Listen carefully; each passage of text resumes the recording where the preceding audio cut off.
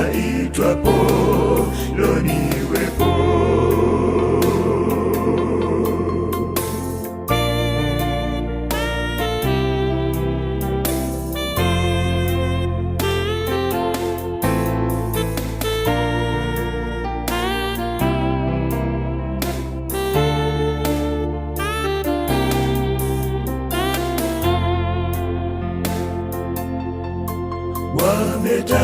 Wametangulia wafu kupimwa kitambo tu, ndipo wahai watapokea neno la mwisho mbele ya hakimu Mungu. Tutajibu nini?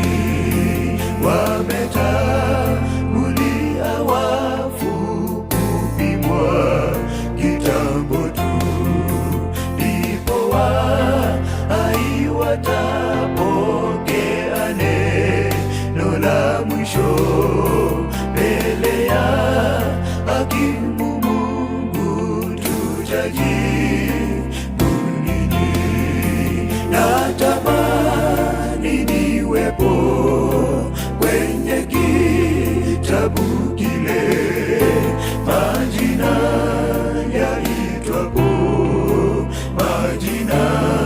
yaitwapo loniwepo.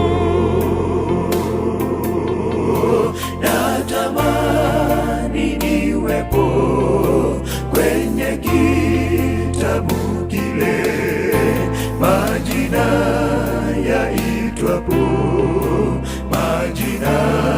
yaitwapo loniwepo.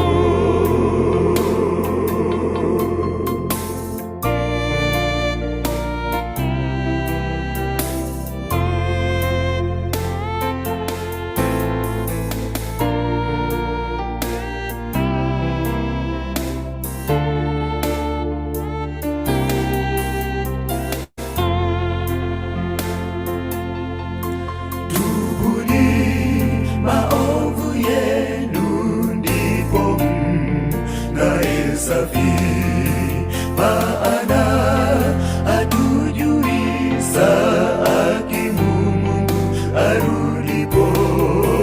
Mungu Mwana wala Roho nasi hatujui. Tubuni maovu yenu ndipo mng'ae safi, maana hatujui saa hakimu Mungu arudipo. Mungu Mwana wala Roho nasi hatujui. Natamani niwepo kwenye kitabu kile, majina yaitwapo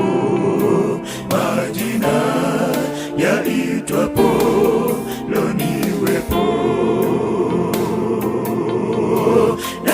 Natamani niwepo kwenye kitabu kile, majina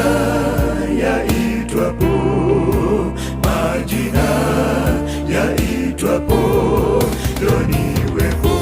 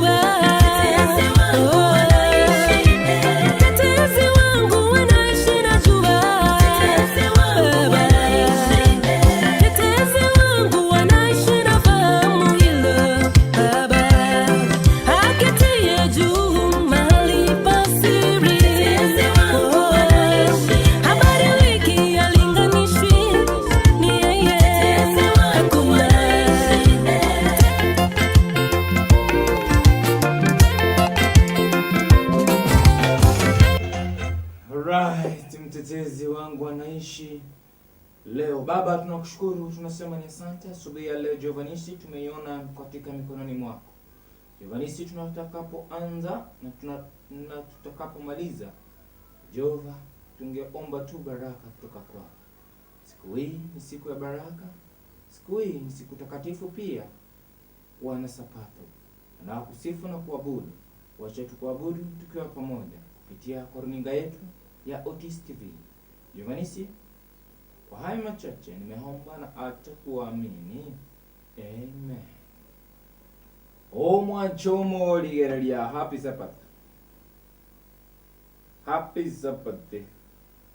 Happy Sabbath. Happy Sabbath. Happy Sabbath. No, creo que lo wangra.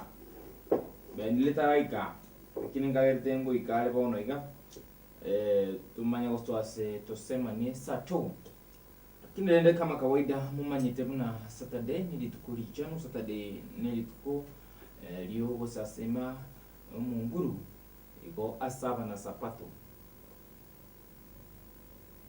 bakolira na nilitukuri gotumoka nentu boigo tuaba chinchira chugo tumoka na bali siko watabwati bakalio kwandeka basi kama kawaida basoimaiga asogo share a link asogo share chi group asogo share chi group Otis TV elinde bamanye ha sapato ya chakire sapato tu chakire asinge jonka gari saa 2:30 tonya minyo kibaka saa 6 kamili goma chomo li Otis TV na kwali ganiri ase sabaten cheno ime Otis TV turanyore nande onye gokuno na bogoswa imengo tomatore chi link ase ogoswa ora turandeli ngana gya Nyasaye igo anene mono litukulia lero amatero namake amarandi abamange n'enchera y'amarandi tari no amarandi medina bomuraka n'gambi mu dali yebu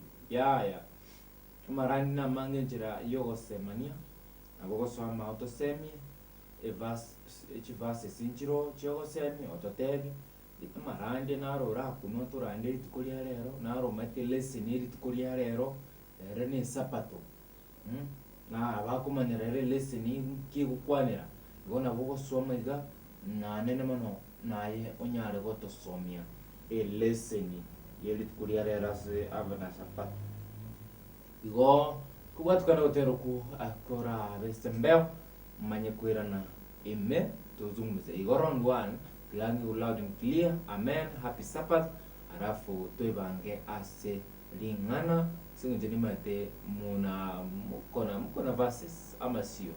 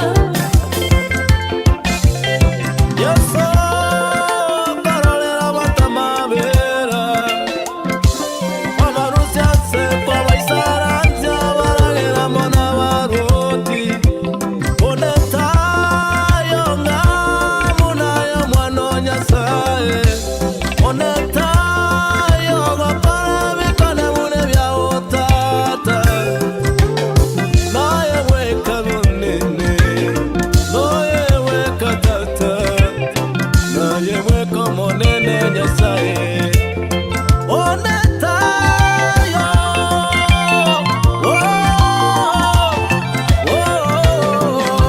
Mtetezi wangu anaishi, mtetezi wangu, mtetezi wangu anaishi.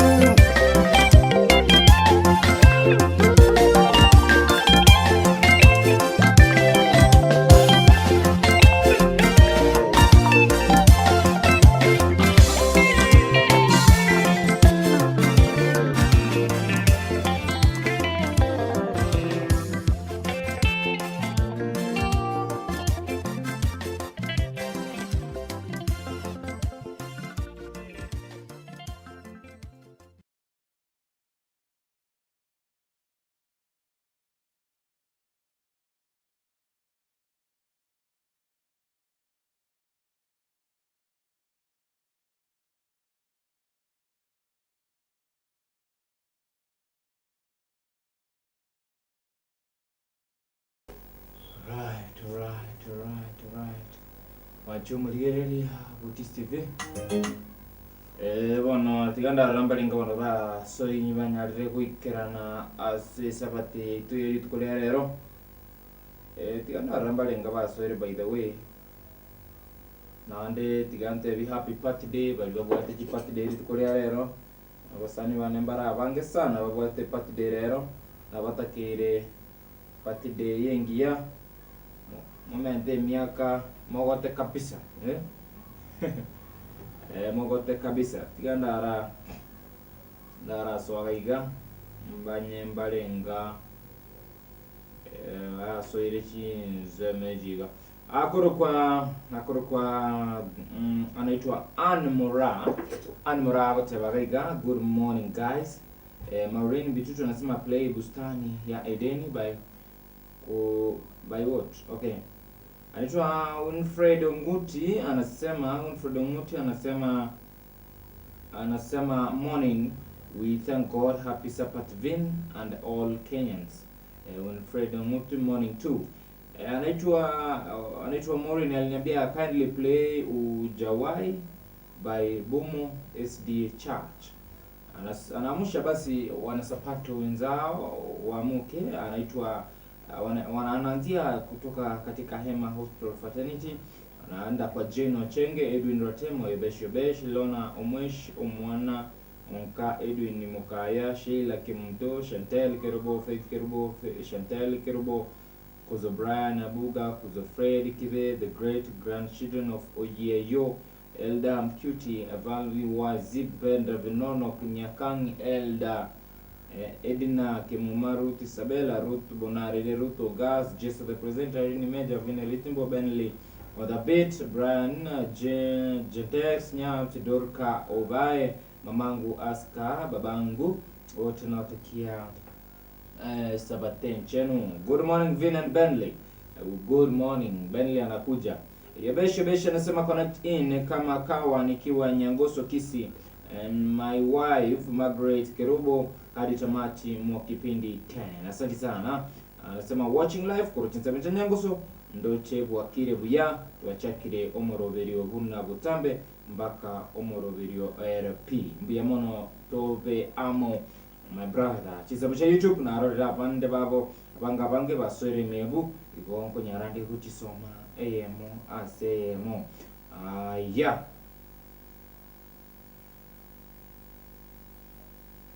Mwachomari wa TV kama kawaida. Basi mvena litimbo apisa pata sebona iga mpaka saa 6 yoyo mito korara bakawe barakini nguchari kikoli tukuria igoronka girete naba minyogete bya high five ono notore maigari tukuria rero nera mudadala no tubate musini within 30 minutes, lakini naga ninyore abarandia naga ninyore chivase naga nitonyore lesson ya rero igongo tumande link wotero kumna kokagendra tumande link elindo soime tunyagosoma tunyagosemania elinde tumanya kubwatike bintu biwo cha baadaye tero kondoku tero gote amna oro ko ruomo noro koro bese ti totega rankiro mineti oro ko ruomo ngento kinoro koro bese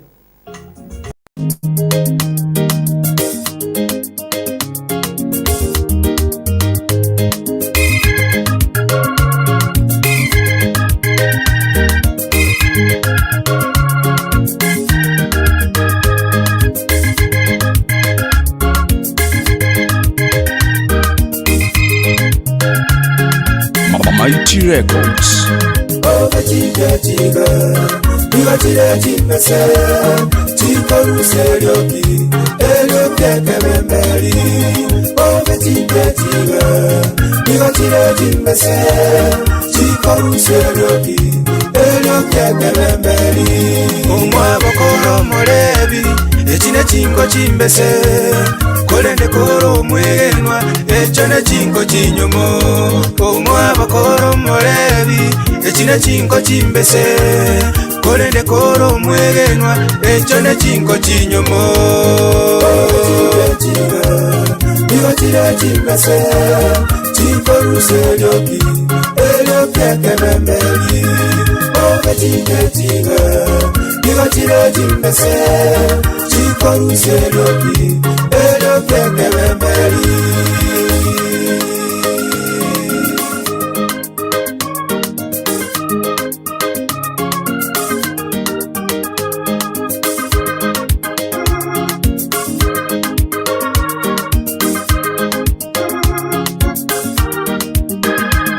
Baba koro morogi echine chingo chimbese kolende koro mwegenwa echone chingo chinyomo Baba koro morogi echine chingo chimbese kolende koro mwegenwa echone chingo chinyomo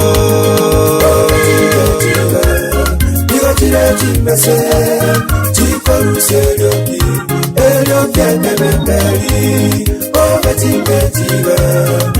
tiga chimbese Tiga ruserioki elioke kememberi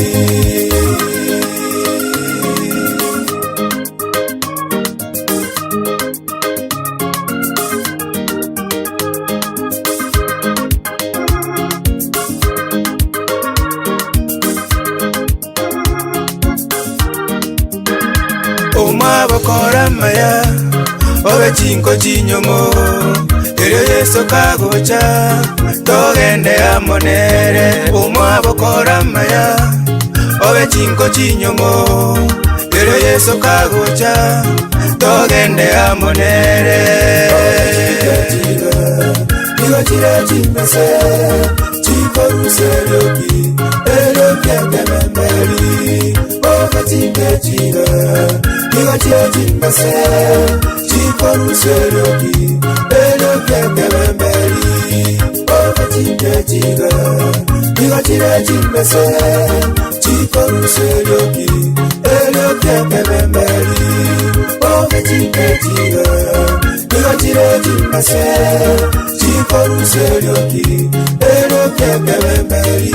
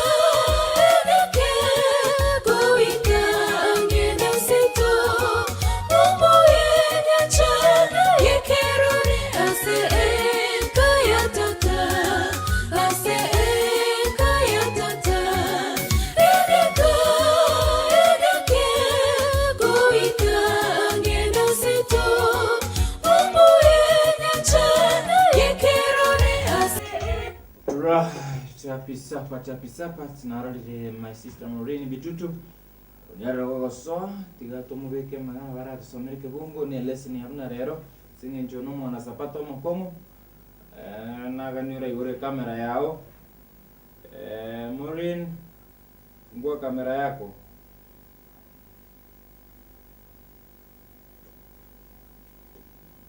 Happy Sabbath.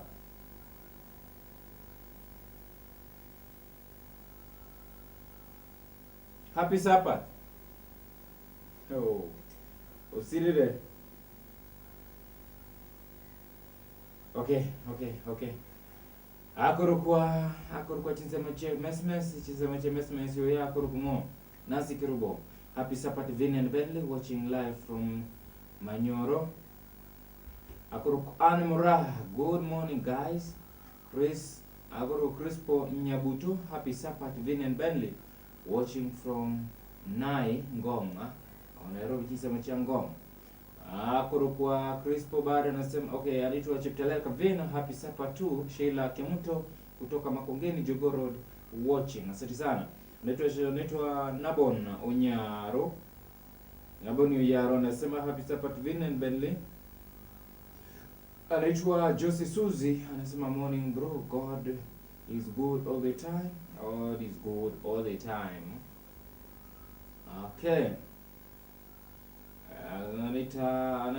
Anaitwa Napenda Piskali anasema kutokana na ustadi.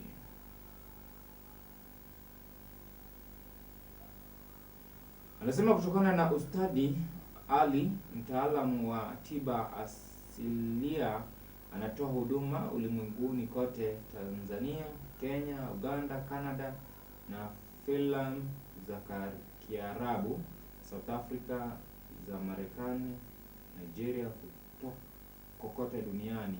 Utapata huduma kupitia visomi vyake vya uhakika.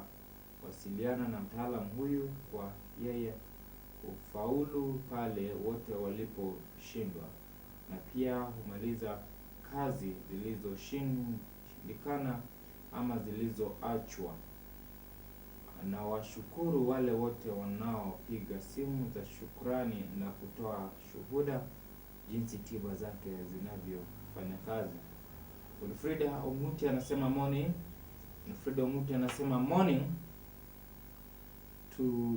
We thank God. Happy Sabbath Vin and all Kenyans. Maslin Bosbori anasema good morning pamoja. Maslin Bosbori anasema Bentley akifika please sing, umefanya mambo ambayo mwanadamu hawezi kufanya. Bentley harakisha ukuje tuimbie, watazamaji, umefanya mambo ambayo wanadamu hawezi kufanya. Christine Kerubo anawapata kutoka Nairobi, happy Sabbath. Thank you Maslin. Umefanya mambo ambayo okay, atakuja basi, naona yuko tayari, ndiye anang'ang'ana hapa kujibodoa kidogo ila yuko area anaigia tuchape hiyo muziki, kwani iko nini. Acha basi niachile kibao kimoja alafu utampata ndani tuchape na yeye ngoma moja.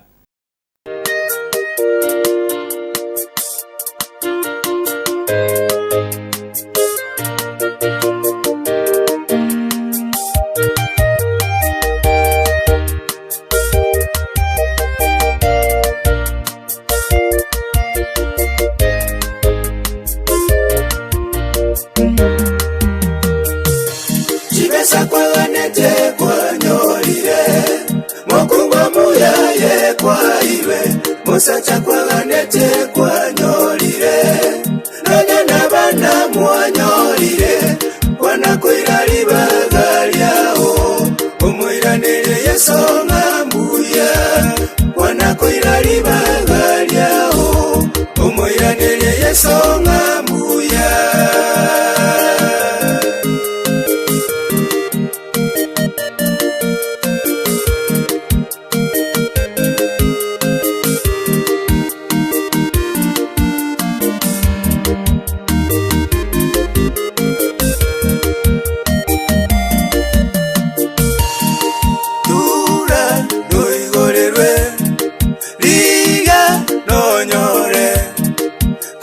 Sabe no kwegena omonene takwanga Kora sabe no kwegena omonene takwanga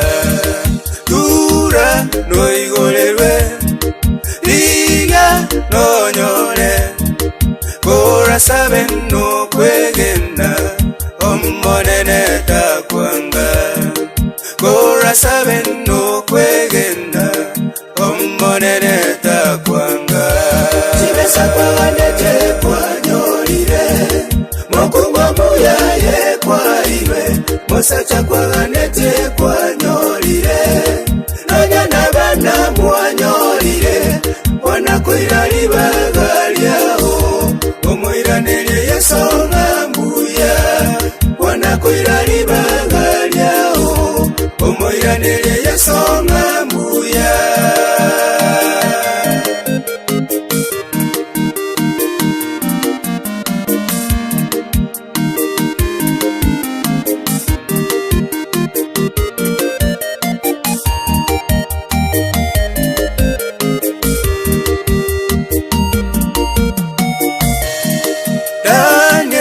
Karutwa asengoro yechisimba agasaba no kwegenda omonena kamuiwa agasaba no kwegenda omonena kamuiwa Daniel yakarutwa asengoro yechisimba agasaba no kwegenda omonena kamuiwa agasaba no kwegenda omonena kamuiwa chibesa kwaganete kwanyorire mokungwa muyaye kwaiwe mosacha kwaganete kwanyorire nonya nabana mwanyorire wanakwira libagaliao omwiranire yesonga mbuya wanakwira libagaliao omwiranire yesonga mbuya chibesa kwaganete kwanyorire mokungwa muyaye kwaiwe mosacha kwaganete kwanyorire nonya nabana mwanyorire wanakwira libagaliao omwiranire yesonga mbuya wanakwira libagaliao omwiranire yesonga mbuya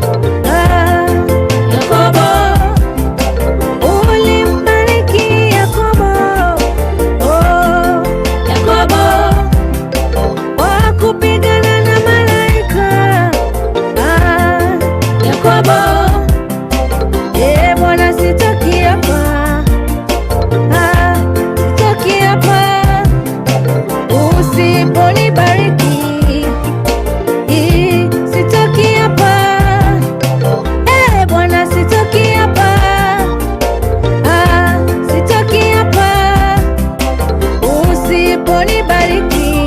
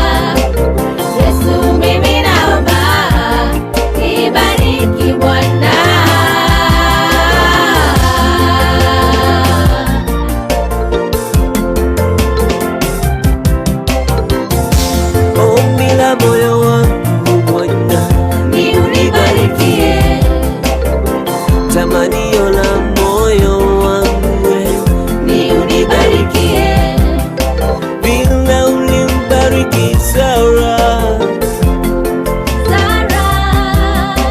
nami nikumbuke, mimi nakulilia, napiga magoti unibarikie, kwako hakuna muda.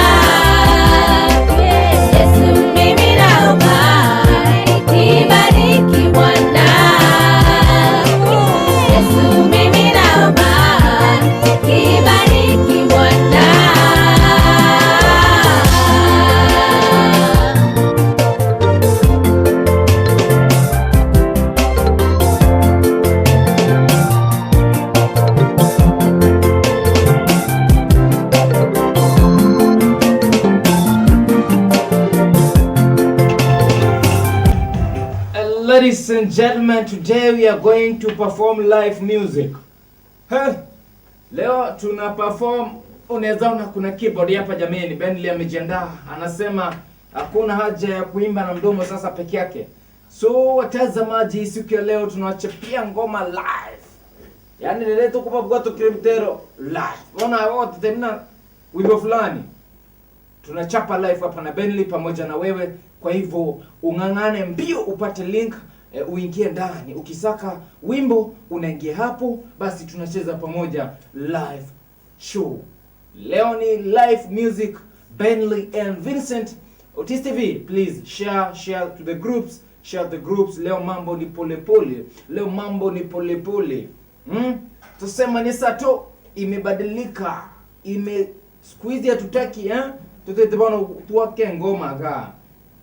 Kama ni yale nyimbo za SDA leo tunazicheza pia, nyimbo za Kikatoliki tunazicheza, nyimbo za kumsifu Yesu baba yetu aliye mbinguni. Leo hapa ndo madhabahu. Hivyo nimekuingisha hapa mpenzi mtazamaji kuwa ready, maana leo tunacheza ngoma live. Ngoma sili ni bosibori bona tu nyakoira tu irare Christine Janet mkwa, msiende mbali. Leo ni Nyabuto, msiende mbali. Chanzo TV wote nawaona ndani. Leo basi tunacheza ngoma live, atunachepeleka vini, msiende mbali. Leo ngoma inachezwa hapa live. Leo tunacheza ngoma live, music live. Wacha nione wengine tuko ndani. Anaitwa nani? Anaitwa Winfrida Omuti. Leo ngoma tunacheza live. Yes, amekuwa ready. Wacha niachilie kibao basi unibariki, kiendelea kuisha basi alafu tuingie. Mimi niko mbele zako, unibariki. Na mimi niko hapa, unibariki.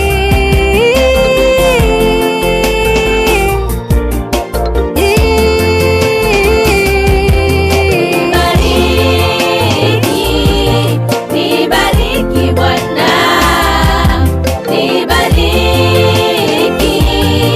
nibariki Bwana. Yesu mimi naomba, nibariki Bwana.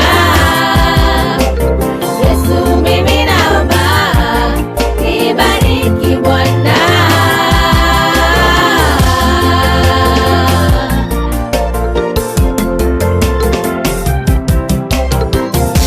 Ombi la moyo wangu Bwana, Ni unibarikie.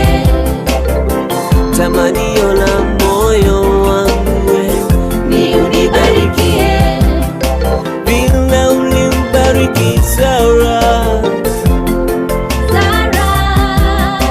nami nikumbuke, Unikumbuke. mimi nakulilia, napiga magoti unibarikie, kwako hakuna muda. Wala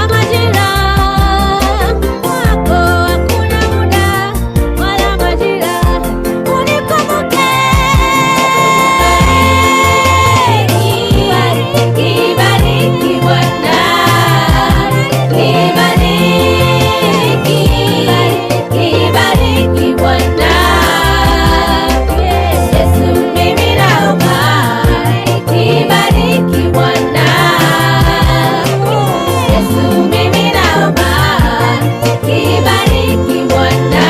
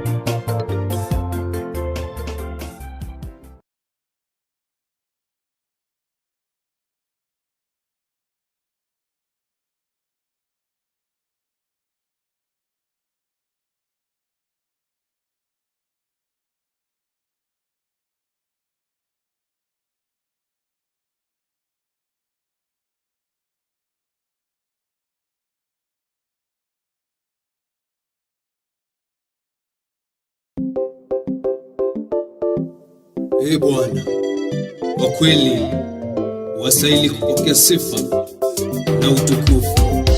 Kwa mengi makuu umetenda. Haleluya, wastahili.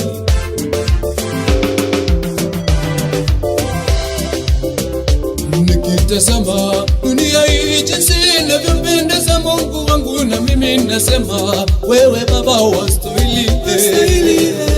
Nikitazama milima hii, milima mirefu jinsi inavyopendeza, Mungu wangu, nasema wewe wastahili.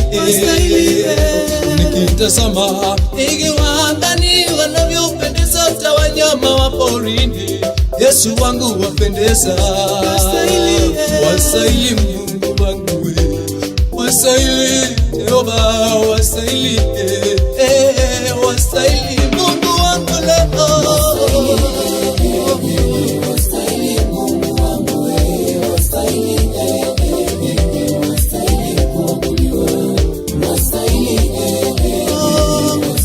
Wewe ni mwingi wa neema, Yesu.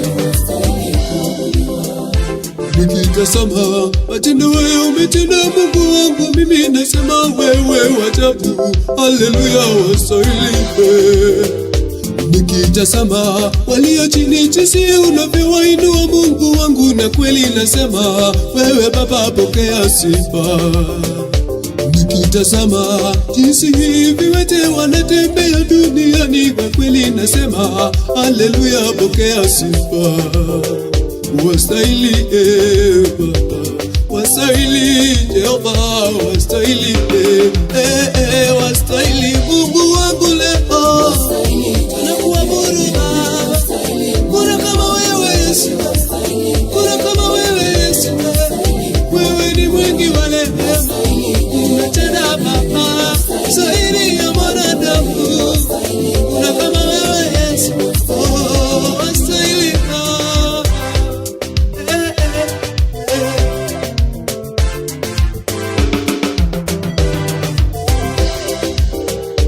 Acha Mungu wewe uitwe Mungu Jehova, acha Mungu wangu wewe uitwe Mungu we. Nikikumbuka umbali umenitoa Baba, na umbali umenileta Baba, nasema wewe uinuliwe. Wastahili Baba, wastahili Jehova, wastahili wastahili Mungu wangu leo. Pokea sifa Yesu, pokea sifa Baba, pokea sifa milele. Ninakupenda Baba, ninakupenda Yesu. Nikitazama jinsi ulivyofanya njia pasipo na njia, Mungu wangu, kweli wewe pokea sifa. Nikitazama jinsi ulivyotoa maji kwenye mwamba, Mungu wangu, haleluya, pokea sifa. Nikikumbuka jinsi ulivyowalisha wana wako mana jangwani, Baba yangu, pokea sifa. Wastahili Baba, wastahili Jehova, wastahili wastahili Mungu wangu leo.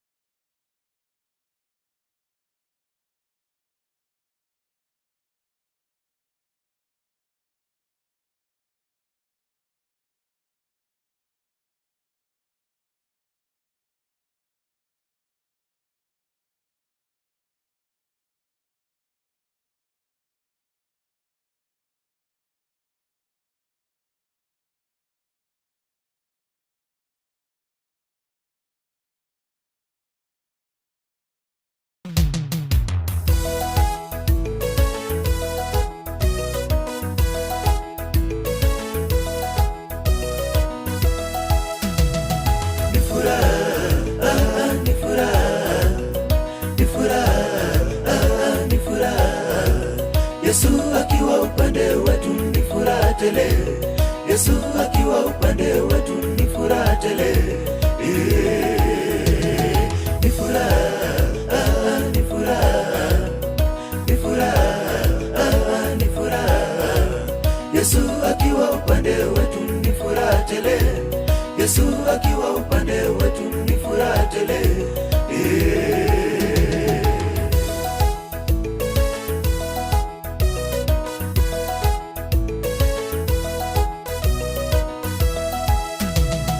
Kuwa na Yesu nyumbani ni furaha tele. Kuwa na Yesu nyumbani ni furaha tele. Furaha tele kwa watoto, furaha tele kwa wazazi. Nyumba yote iko salama, Yesu akiwa nyumbani. Kuwa na Yesu nyumbani ni furaha tele. Kuwa na Yesu nyumbani ni furaha tele. Furaha tele kwa watoto, furaha tele kwa wazazi. Nyumba yote iko salama, Yesu akiwa nyumbani. Ni furaha, ni furaha, ni furaha, ni furaha. Yesu akiwa upande wetu ni furaha tele. Yesu akiwa upande wetu ni furaha tele. Ni furaha, ni furaha, ni furaha, ni furaha. Yesu akiwa upande wetu ni furaha tele. Yesu akiwa upande wetu ni furaha tele.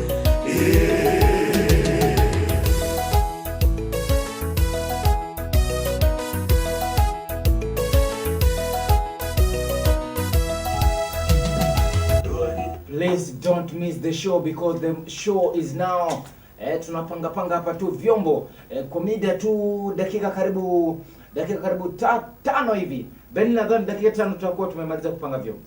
Okay, dakika 5 tumemaliza. Dakika tu 5 please. Hivyo ningependa tu mngekuwa mmejaja hapo. Ma comments hapo, mmekuwa mnaombomba manyimbo hapo, mnaandika nyimbo zenu tunacheza live. Leo tunachapa ngoma live. Anzishwa pale Edeni, iheshimiwe na watu wote. Adamu mama yetu akaanzisha mipango hii, ni agizo toka kwa Mungu, tuitunze tuilinde. Ndoa ni jambo la maana, ikaanzishwa pale Edeni, iheshimiwe na watu wote. Adamu mama yetu akaanzisha mipango hii, ni agizo toka kwa Mungu, tuitunze tuilinde. Ni furaha, ni furaha, ni furaha, ni furaha. Yesu akiwa upande wetu ni furaha tele. Yesu akiwa upande wetu ni furaha tele. Ni furaha, ni furaha, ni furaha, ni furaha. Yesu akiwa upande wetu ni furaha tele. Yesu akiwa upande wetu ni furaha tele.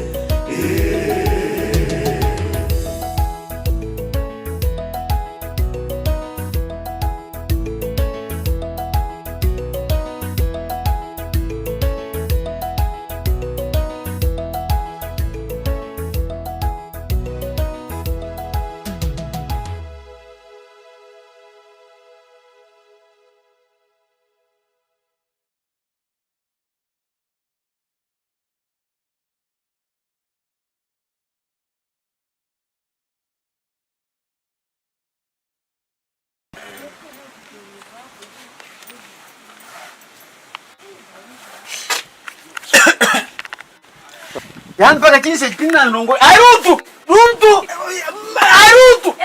baka sai kinna nongo di kinse chiganga yinga yingo ni ana ya sibiti anga no mukoro ziri mu sana pio oni jinji nongo mongo sene na basu. Haleluya haleluya baba nibariki na mimi Yesu usiniache nibariki.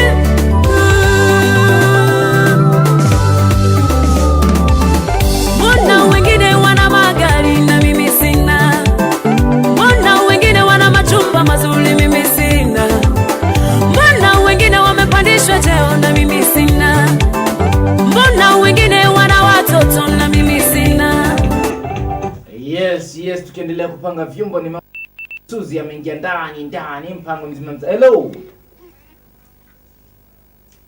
Aya Suzi. Suzi tena ameenda wapi jamani? Suzi ngaikuage ndaga atuse nakaka gwaso ile maiga igaga tunyukwana bendele yako nyakutubangera chikube siga tumago chapege into live. Sawa basi tuachilie wimbo. Tuachilie wimbo tu.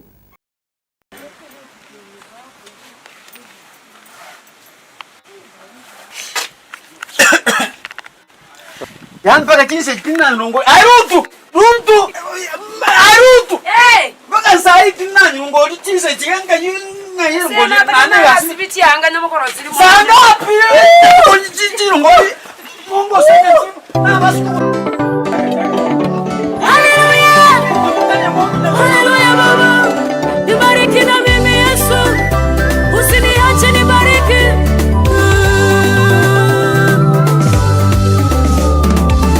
Mbona wengine wana magari na mimi sina? Mbona wengine wana machumba mazuri mimi sina? Mbona wengine wamepandishwa cheo na mimi sina? Mbona wengine wana watoto na mimi sina? Mbona wengine wana magari na mimi sina? Mbona wengine wana wake wema na mimi sina? Mbona wengine wanaume wazuri na mimi sina? Mbona wengine wana nyumba nzuri na mimi sina? Usiniache Yesu, niguse.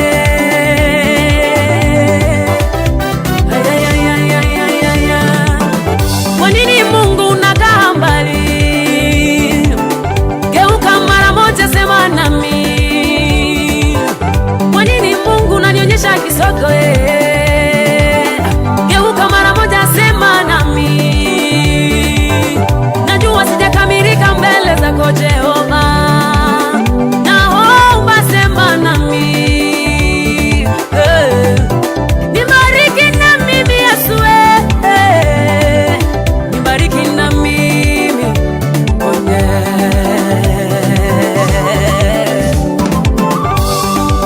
Nibariki na mimi.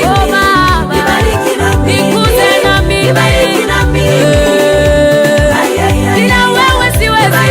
Nibariki Baba. Nikuze tena.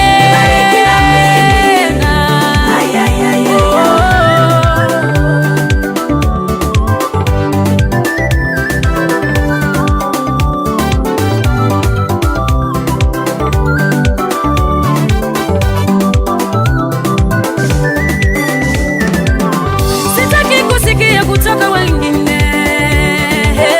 Sitaki kuambiwa na wengine. Nataka kuona kutoka kwako. Nataka kuona kutoka kwako Baba.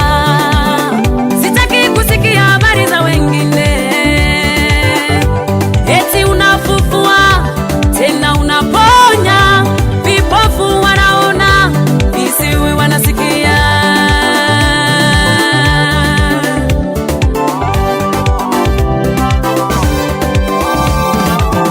Sitoki hapa mpaka unibariki.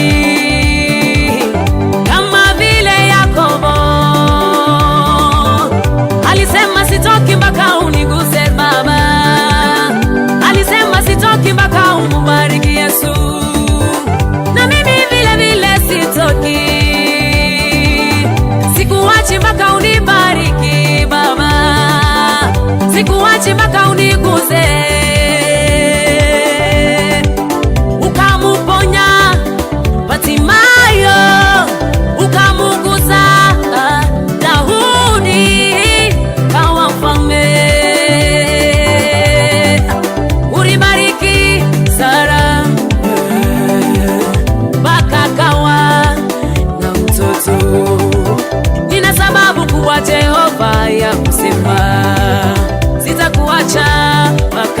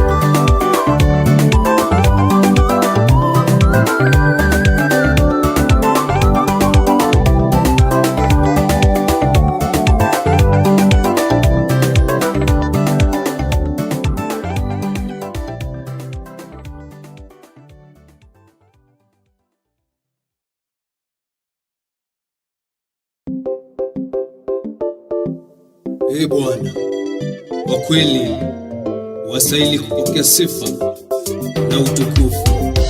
Kwa mengi makuu umetenda. Haleluya, wastahili.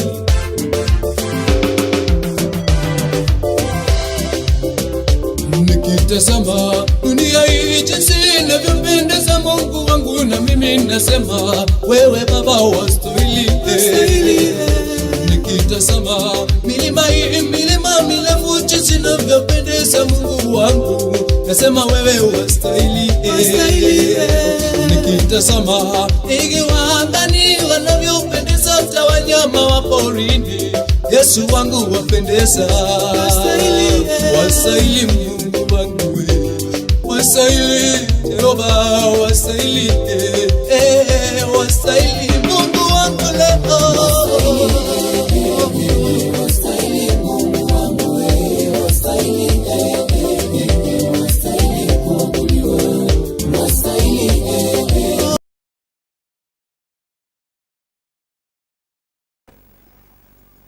We are here, we are ready now. We like tuko karibu kuwa tayari, uacha lakini. Oh. So.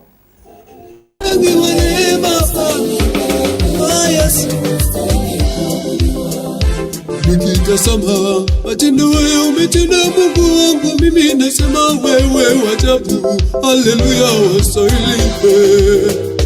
Nikitazama walio chini jinsi unavyowainua, Mungu wangu, na kweli nasema wewe Baba pokea sifa.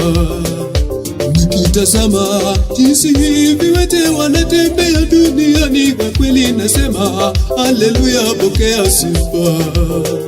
Wastahili Baba, wastahili Jehova, wastahili wastahili Mungu wangu leo.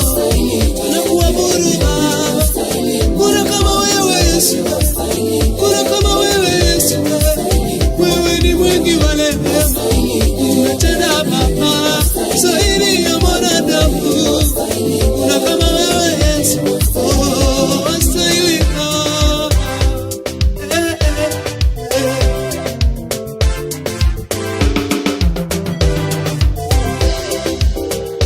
Acha Mungu wewe uitwe Mungu Jehova, acha Mungu wangu wewe uitwe Mungu we. Nikikumbuka umbali umenitoa Baba, na umbali umenileta Baba, nasema wewe uinuliwe. Wastahili Baba, wastahili Jehova, wastahili wastahili Mungu wangu leo. Pokea sifa Yesu, pokea sifa Baba, pokea sifa milele. Ninakupenda Baba, ninakupenda Yesu. Nikitazama jinsi ulivyofanya njia pasipo na njia, Mungu wangu, kweli wewe pokea sifa. Nikitazama jinsi ulivyotoa maji kwenye mwamba, Mungu wangu, haleluya, pokea sifa.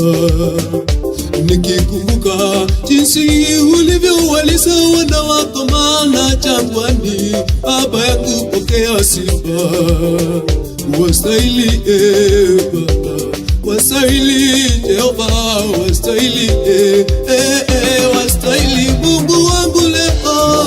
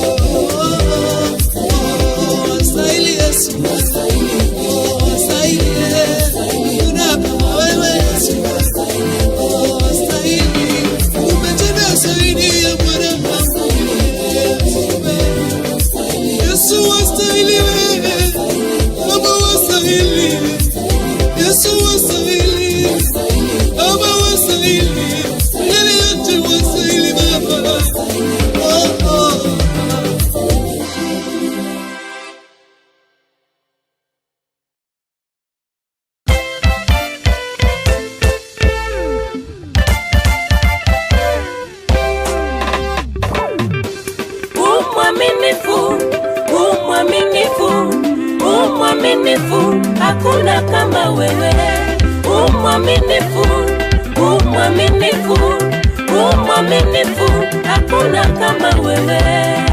Mwaminifu, mwaminifu, mwaminifu, mwaminifu, mwaminifu, mwaminifu, hakuna kama wewe. Haleluya. Mwaminifu, mwaminifu, mwaminifu, mwaminifu, mwaminifu, hakuna kama wewe.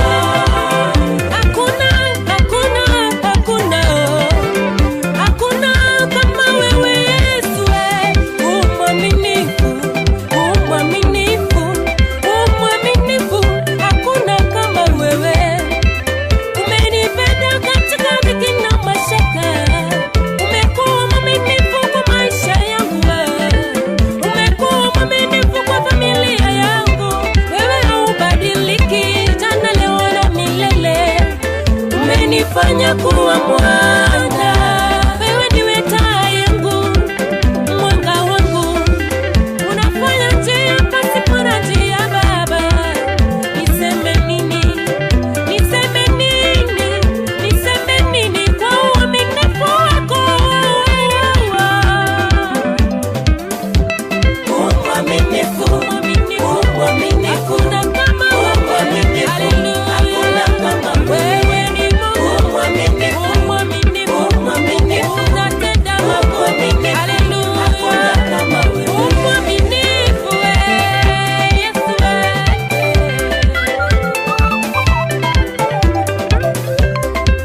Kama vile viumbe wote ulingamana, kuonyesha utukufu wako. Jua, mwezi, nyota ulishuhudia pendo. Niseme nini? Niseme nini? Niseme nini kwa uaminifu wako? Mwaminifu Baba, mwaminifu, mwaminifu Yesu, mwaminifu. Umenitoa gizani Baba, ukanileta kwenye nuru. Yesu mwaminifu, Baba mwaminifu, Yesu mwaminifu, hakuna kama wewe. Mwaminifu, mwaminifu, mwaminifu, Yesu mwaminifu, hakuna kama wewe. Haleluya. Mwaminifu, mwaminifu, mwaminifu, mwaminifu, hakuna kama wewe. Mwaminifu. Kwa yale yote umeyatenda, kwa yale yote umeyatenda maishani mwangu, wewe ni mwaminifu. Maishani mwangu, wewe ni mwaminifu. Haulinganishi Baba, haubadiliki Yesu, wewe ni mwaminifu. Baba ni mwaminifu, wewe ni mwaminifu, hakuna kama wewe. Mwaminifu, mwaminifu, mwaminifu, Yesu mwaminifu, mwaminifu, hakuna kama wewe. Haleluya.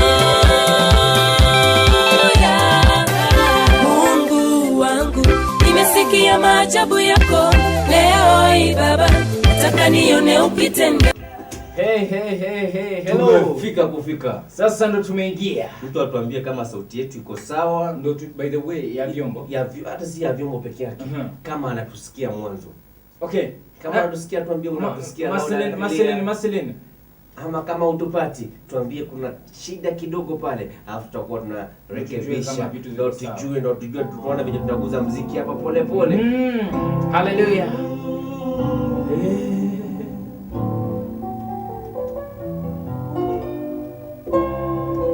Yale umetenda.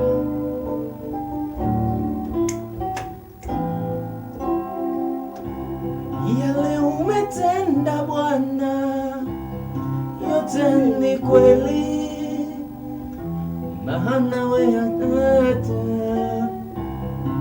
wa upendo. Yale umesema Bwana, yote ni kweli, maana wewe hata wa upendo.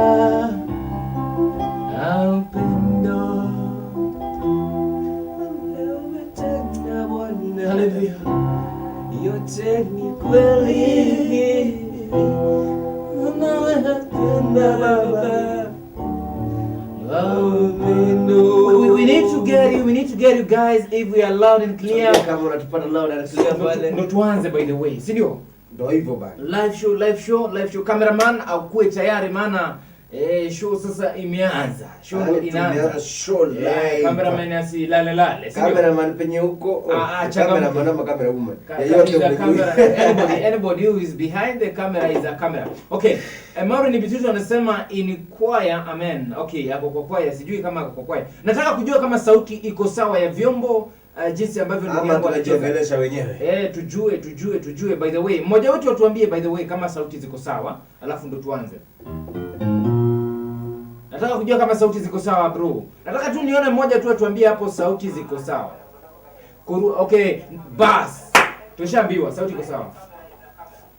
Sauti iko sawa. Nimeambiwa hapa na Maureen Bitutu loud and clear. Good. Hallelujah.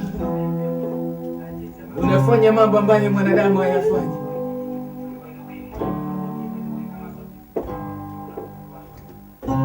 Hallelujah Baba. Hallelujah Baba. Hallelujah Baba. Utamalaki. Hallelujah Bwana.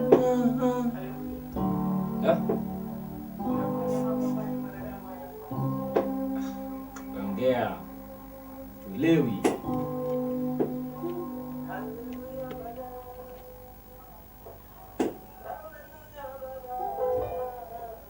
Unasema nini ndugu? Volume kidogo iko chini. Volume kidogo iko chini. Yes, sauti ya keyboard ikoje bana? Sauti ya keyboard. Nitatuambia kama iko sawa. Sauti ya keyboard, sauti ya keyboard iko pale. Iko chini. Naambiwa pale sauti yetu iko chini kidogo, lakini wacha nirekebishe pale. Adjust. Hapa sasa ndio nataka kuona baraka za Mungu. Hapa sasa ndio tunataka kuona. By the way, hii sasa ni madhabahu, Ukis TV imetengeneza madhabahu Van wakiwa na Bentley. Tumeambiwa wanawapata vyema kabisa, basi sijui. Na sauti za keyboard ikicheza wasikie sauti kwaje? Sauti ikoje? Sauti ya keyboard wakati inacheza. Usharekebisha? Nakwambia nimerekebisha mambo. Ambio. Sauti iko poa kabisa. Okay, Maslin anasema sauti iko jwa. Touch. Okay. Haya, cameraman anasema everything is good now. Mimi niko tayari bana kusifu Mungu. Twende. Yale umetenda Bwana. Yote ni kweli. Ama tuanze nini? Unafanya mambo. Angaza wastahili ndo tukuje karibu na Mungu. Alafu twende climax. Unastahili. Haleluya. Ningependa unayotazama chukulia tuko kanisani maana ni madhabahu. Unastahili kuabudiwa. Haleluya. Unastahili ewe Baba. Unastahili kuabudiwa. Unastahili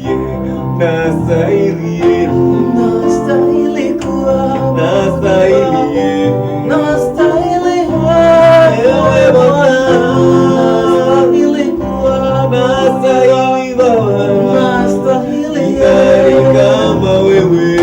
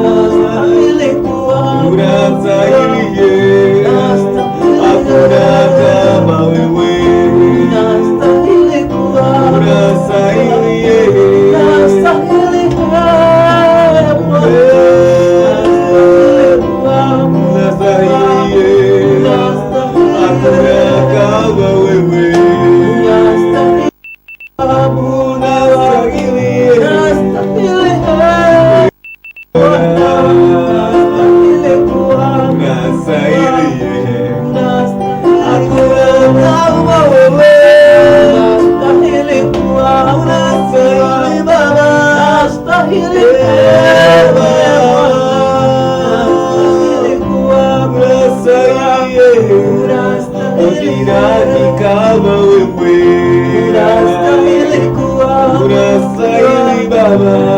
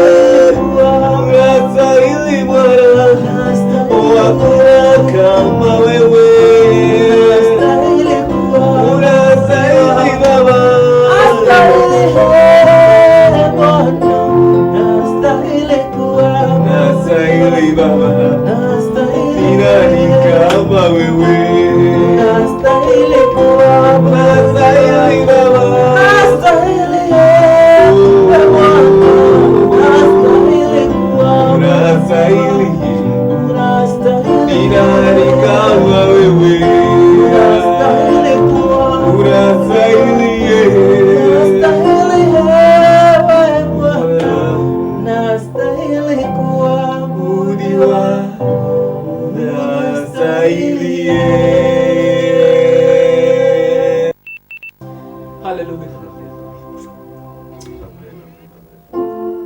Wewe ni Mungu,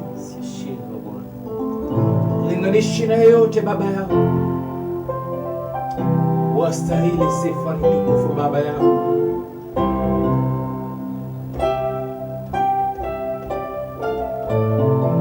Haleluya.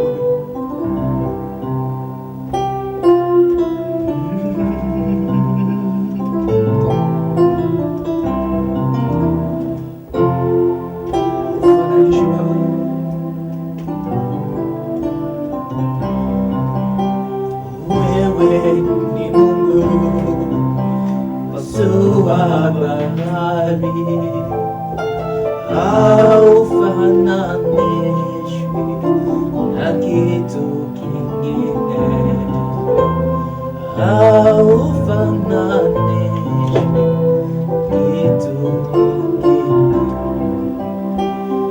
Wewe ni Mungu wasua bahari, haufananishwi kitu kingine, haufananishwi kitu kingine. Wewe ni Mungu.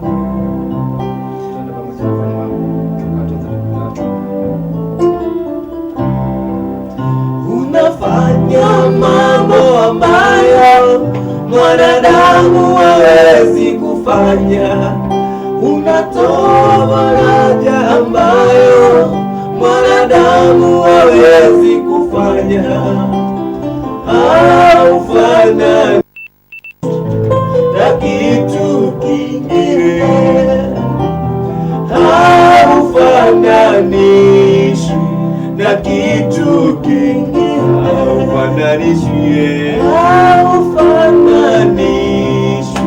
na kitu kingine, haufananishwi na kitu kingine. Katikati ya ajabu umetukuka mawimbi, haufananishwi na kitu kingine, haufananishwi kitu kingine. Baba, tunasema ni asante, maana wewe ni Mungu. Manukato na baraka ni kutoka kwako Jehova. Tunataka kuanza kukusifu na kukuabudu kwa njia speciali, ni kukuinua Jehova Nisi. Tunazungumza kwa ndimi ya kukupa sifa na utukufu. Watazamaji wanaotazama runinga yetu TSTV, Johanesi, wacha kwa sasa tusanyike na kukuabudu na kusifu. Neka ndugu yangu Benly, Brian na wote kupitia TSTV, wacha tupate manukato. Kwa hiyo machache tumeomba na kuamini. Amen. Yaani leo tunaabudu, leo tuko kanisani. Leo tuko kanisani baba. Mtu aseme church. Church. Somebody say we are in church. Hey. Somebody say hallelujah. We need to say something. Bwana sifiwe. Amen. Happy Sabbath. Yeah. Umeweka wimbo kinywani mwangu, nani hime sifa zako. Umeniumba ili kuabudu. Anyway, nyimbo kama hizo zitakuwa zinakuja, tutakuwa tunakuimbia hapa live. By the way, usisahau tuimbe nyimbo ya Kikisii bana. Unajua tumezidi Kiswahili na Kizungu hapa, lakini tujembe lazima tuimbe Kikisii. Yes, we must. Yani kama hujashare, by the way, kama hujashare, hata mimi nimeanza kushare, nilikuwa sitashare. Mimi nimeshashare by the way.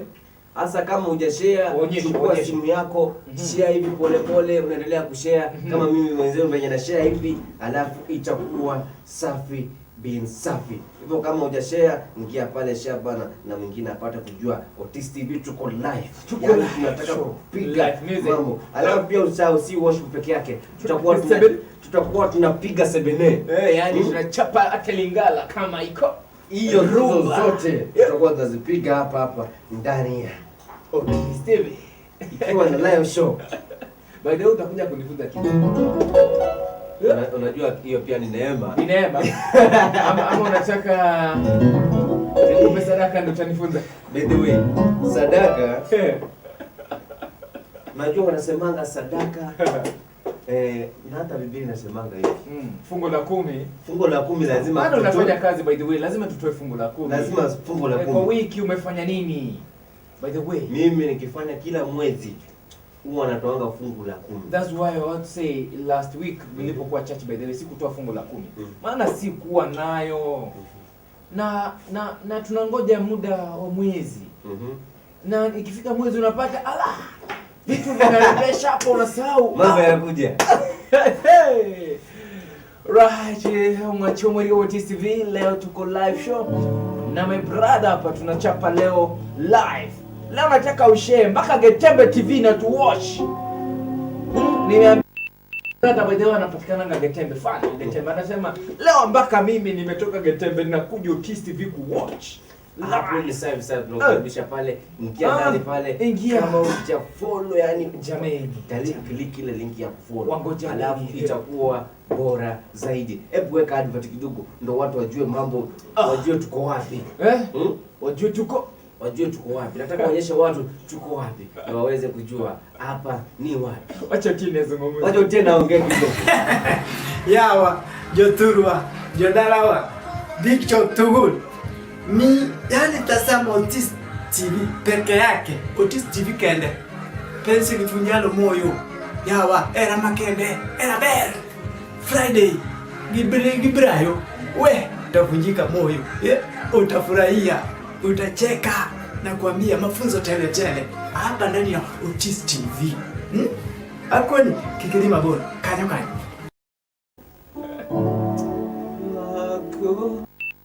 hallelujah. Kwenye sai omunene kwenye sai omunene eroti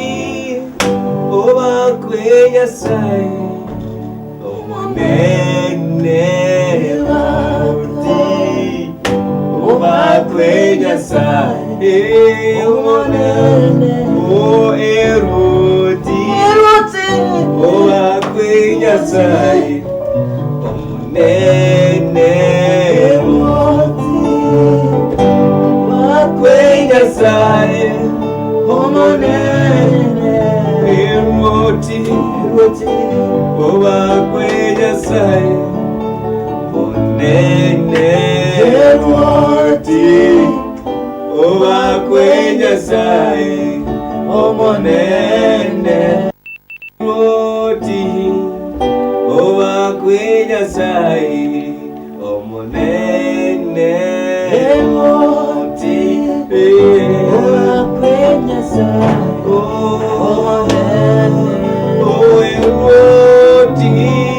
oba kwenye sai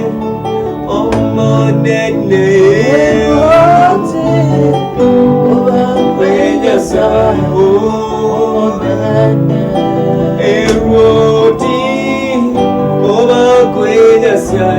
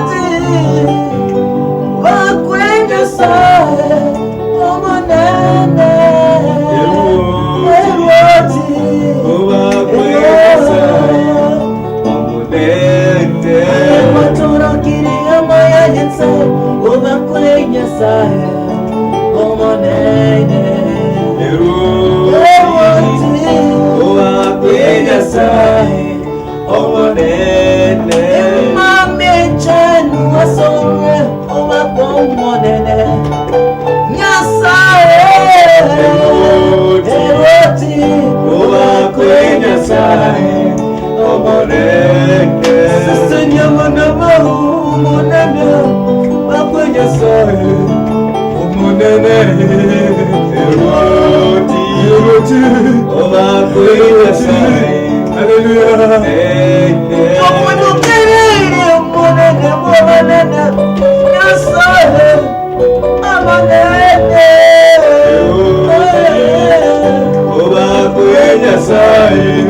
omonene eroti oba kwenye sai omonene.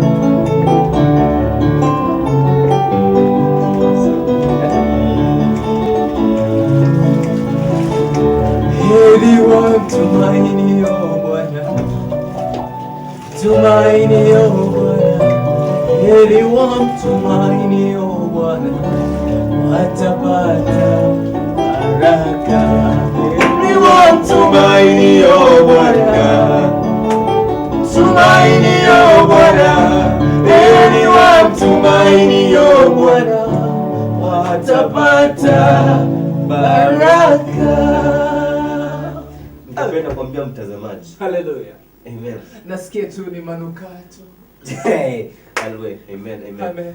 Anyway, kama unataka tuimbe wimbo fulani, utakuwa unaandika hapo kwa comment section. Unatuambia unataka tuimbe wimbo upi, na sisi tutakuwa na budi ila kuimba huo wimbo ili tuweze kubarikiwa kwa pamoja. Ikiwa leo tumeamua live show, ikiwa ni ndani ya Otis TV. Yani ikiwa leo naona ni baraka ndani ya Otis TV. Yeah. Ni baraka tele ndani ya Otis TV. Bro, kuna ile wimbo hata Brian sijui anaujua. Sijui nanyoli na macha maya. Kengia. Hiyo wimbo jameni. Lakini before tuende mbali. Nataka tupige rumba. Hey. Alafu kuje stebe. By the way, we need alafu tutachapa show live our original music. Yeah, tutakuwa tunachapa original music. Alafu pia tuta make a song here. Wanasemaga kucheza ngoma live, tutacheza ngoma live. Kuna ngoma ambayo tulichapa na wewe collab bana. Sijui ulifanya vipi wewe.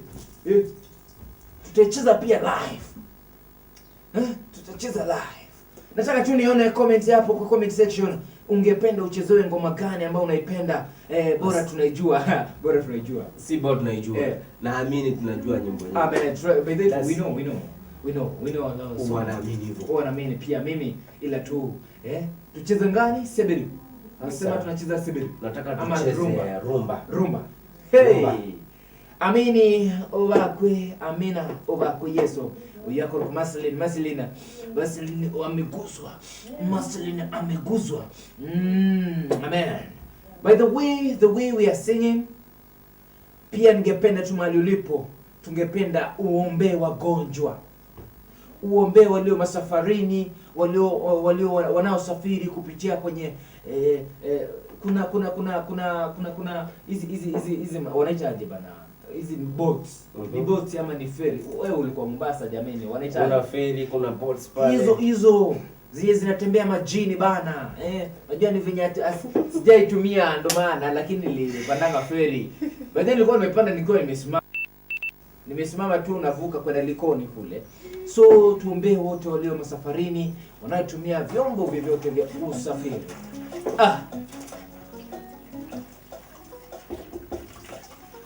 Hiyo uko sawa.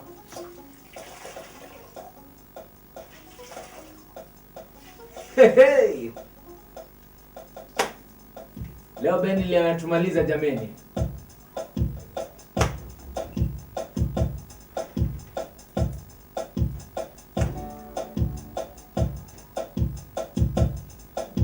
Hey, tiko maneno yako by the way.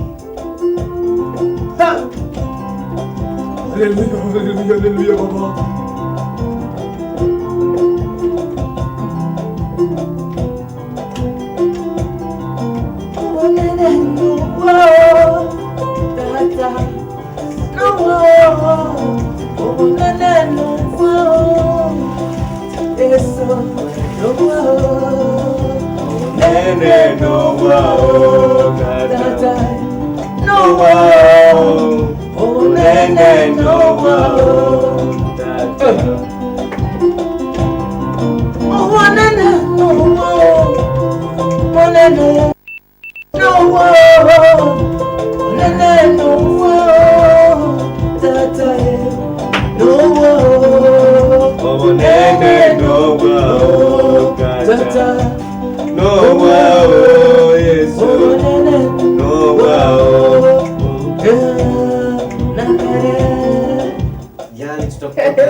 Hiyo lazima. Wewe wimbo ni nani jameni? Unakumbuka? Ja. Wewe wimbo nani ameuchapa? Wimbo kuna. Mimi tujapia. Sevedu ingine kali sana. Wimbo ambao unaguza moyo by the way. That's a nice song. Before to by the way, huo wimbo mimi wanaupenda sana. Huo wimbo unaupenda? Huo wimbo naupenda sana by the way. Hata mtu ukiniambia huo wimbo mimi tu yani nene no wao. By the way, sio umecheza hiyo kitu. Mimi nilicheza hiyo kitu.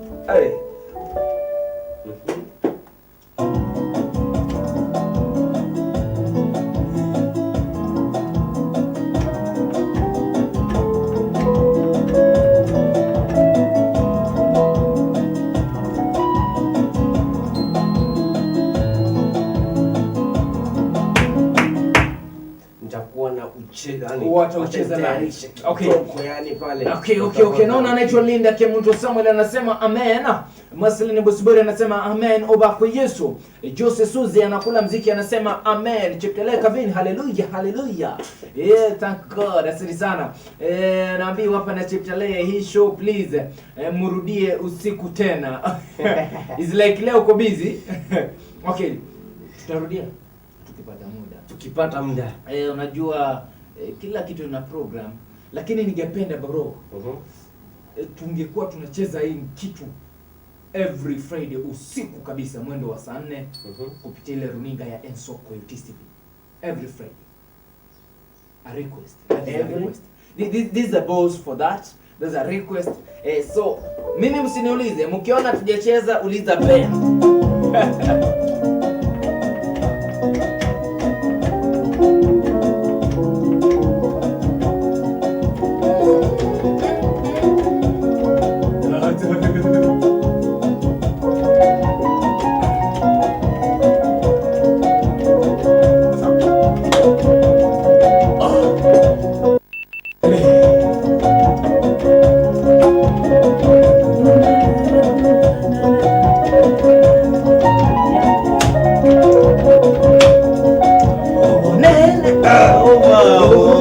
tata, Noa tata, Noa Onyanguru,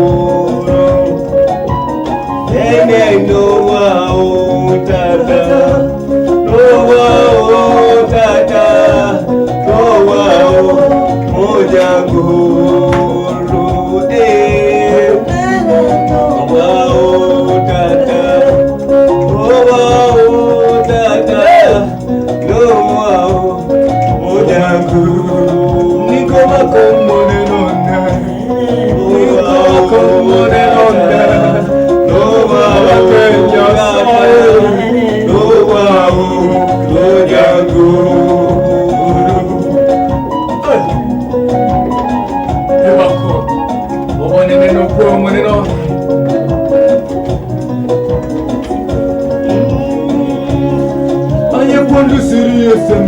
Hakuna wengine tena, ama Baba mbinguni. Hakuna wengine tena, ama Baba mbinguni. Hakuna wengine tena, ama Baba wa mbinguni.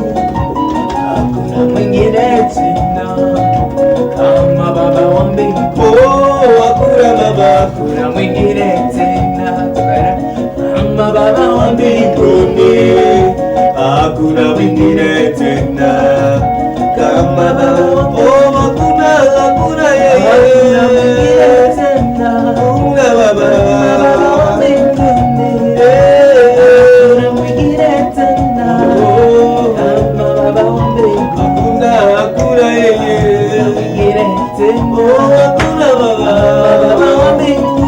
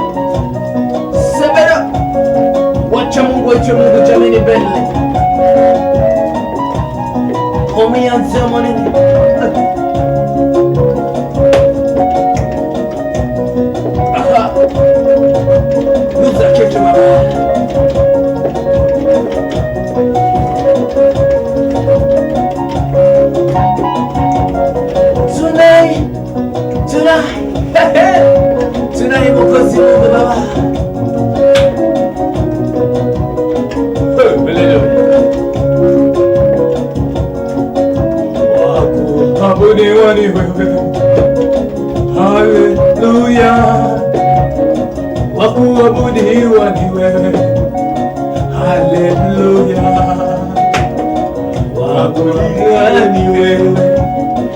haleluya. Wakuabudiwa ni wewe, haleluya. Wakuanziwa ni wewe Baba, haleluya. Wakuanziwa ni wewe, haleluya. Wabudiwa ni wewe, haleluya. Wakuabudiwa ni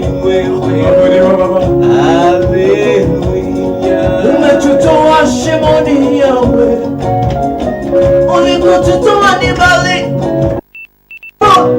iwa ni wewe Baba. Haleluya. Shimoni tulilia sana, umetulinda Baba, hakuamuliwa ni wewe. Haleluya. Hakuamuliwa ni wewe. Haleluya. Hakuamuliwa ni wewe. Haleluya. Nisizame Yesu jamani. Nisizame Yesu uniokoe. Nisizame uniokoe. Nisizame uniokoe. Magonjwa yananiandama. Hospitali zote nimemaliza, kupona sijapona, madaktari wote nimemaliza. Joanaka unisaidie, nisizame. Njoo basi nisaidie, nisizame. Nisizame Yesu uniokoe.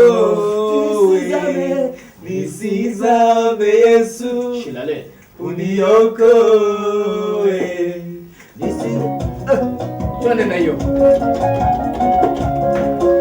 Nisizame Yesu uniokoe. Masini ni masipari tunakuona ndani. Nisizame Yesu Dafinorina uniokoe. India Kemuto. Nisizame uniokoe. Nisizame uniokoe. Magonjwa yameniandama, kupona sijapona, hospitali zote nimemaliza, kupona sijapona. Baba alakato. Nisizame, nisizame Yesu uniokoe. Nisizame Yesu uniokoe. Nisizame Yesu uniokoe. Nisizame Yesu uniokoe. Nisizame uniokoe. Nisizame uniokoe. Ulipako nimeshindwa,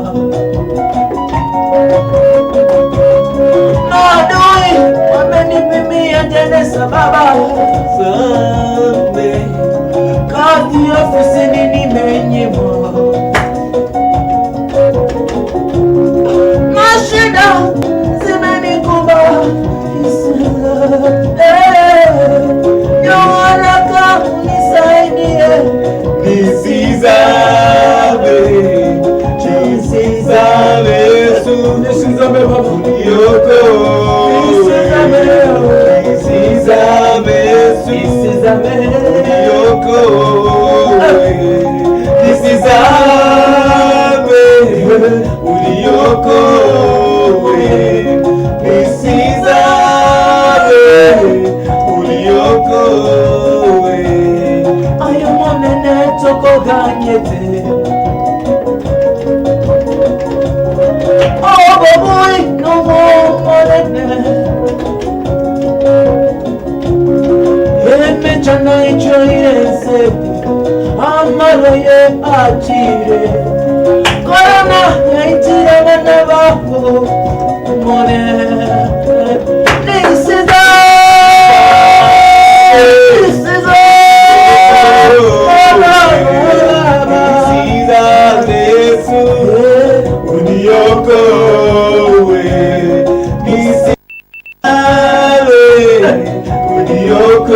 Uniokoe, nisizame,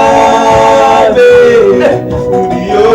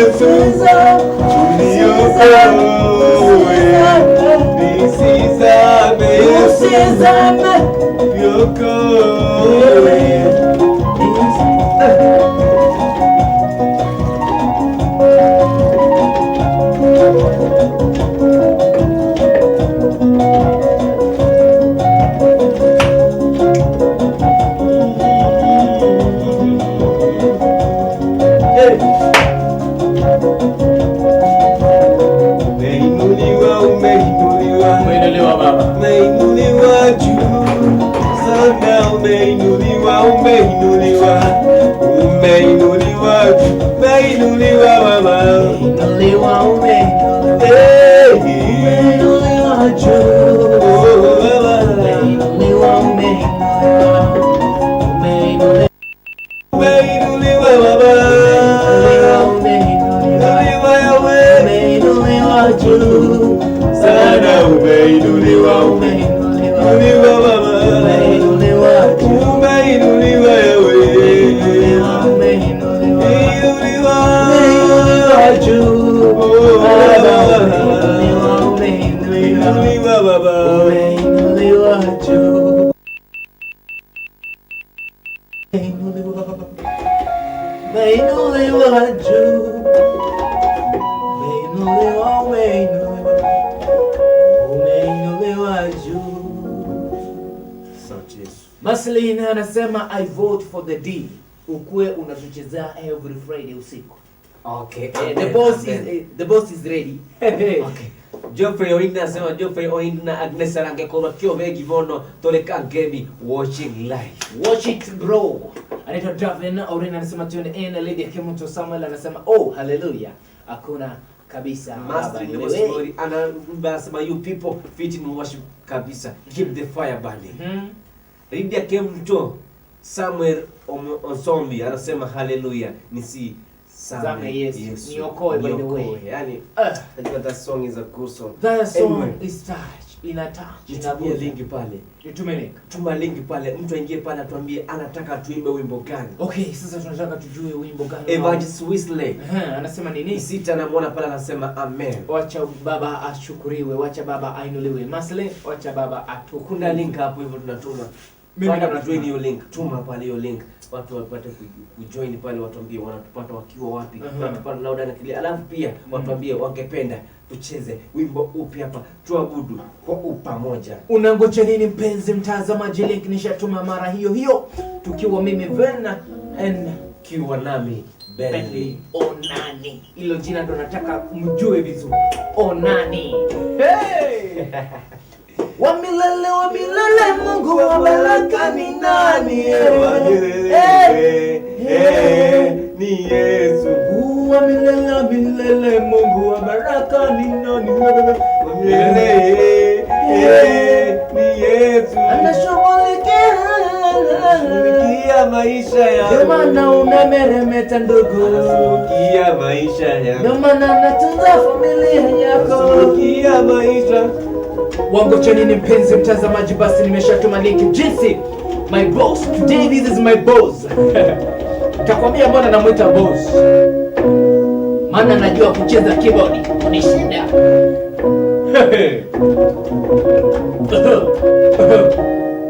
Hakuna Mungu kama wewe nana.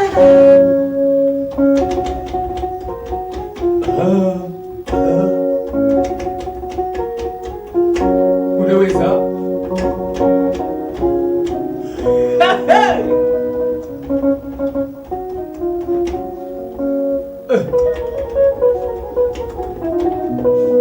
Baba, ngoja.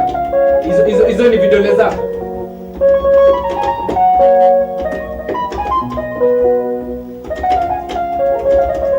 Imela Ironi, Imela Ironi, Imela Ironi. Naona kuna mwenzetu ameingia pale. By the way, unajua tutakuwa tunapiga 7. Nikwambie ndugu, wallahi wakati unashika hiyo keyboard fluid, ninasikia uwepo wa Mungu. Hata nisipo feel kuimba, keyboard tu inaguzika. Keyboard tu inaguzika. Acha nione ni nani ameingia. Ni nani ndugu? Nani alikuwa ameingia hapa? Hebu angalia hapo. Acha nione nani ameingia. Anaitwa Cheptele Kavini, jina la Wakalenjin jameni yako ndani. Tafadhali. Hello. How are you my sister? I'm fine, thank you. Uambaje? Niko salama, nashukuru Mwenyezi Mungu. Wasikizaje gospel to the TV? Unatupata ukiwa wapi? Unatupata vipi? Madhabahu yako vipi jamani? Tuambie tu tusikize. Hii madhabahu iko vizuri, mimi ningeomba hivi. Unajua mmetuchanganya leo asubuhi, sijui kama ni mimi peke yangu unaona Roho Mtakatifu ashuka naweza anguka. Amen. Kwa sababu sioni kama nikifanya kazi vizuri. Wacha Mungu atukuzwe, wacha Baba atukuzwe by the way. Si mungerudia hii kwa usiku. Jamani, naomba tu. Okay. Sasa Cheptelel. Naam. This is my boss today. Okay. Na huyu ndiye ataweza fanya hayo mambo ya happen to life. Okay. Hebu zungumza naye. Okay, Ben. How are you sister? I'm fine, thank you. Unatupata ukiwa wapi mwanzo? Subiri kidogo, nimeweka magoti chini. Na kusii mbele ya Mwenyezi Mungu. So iwe unaweka usiku. Okay. Barikiwe sana. Alafu yaani wakati tumetulia hatuna stress. Unajua ni kitambo sana tulisikia thought.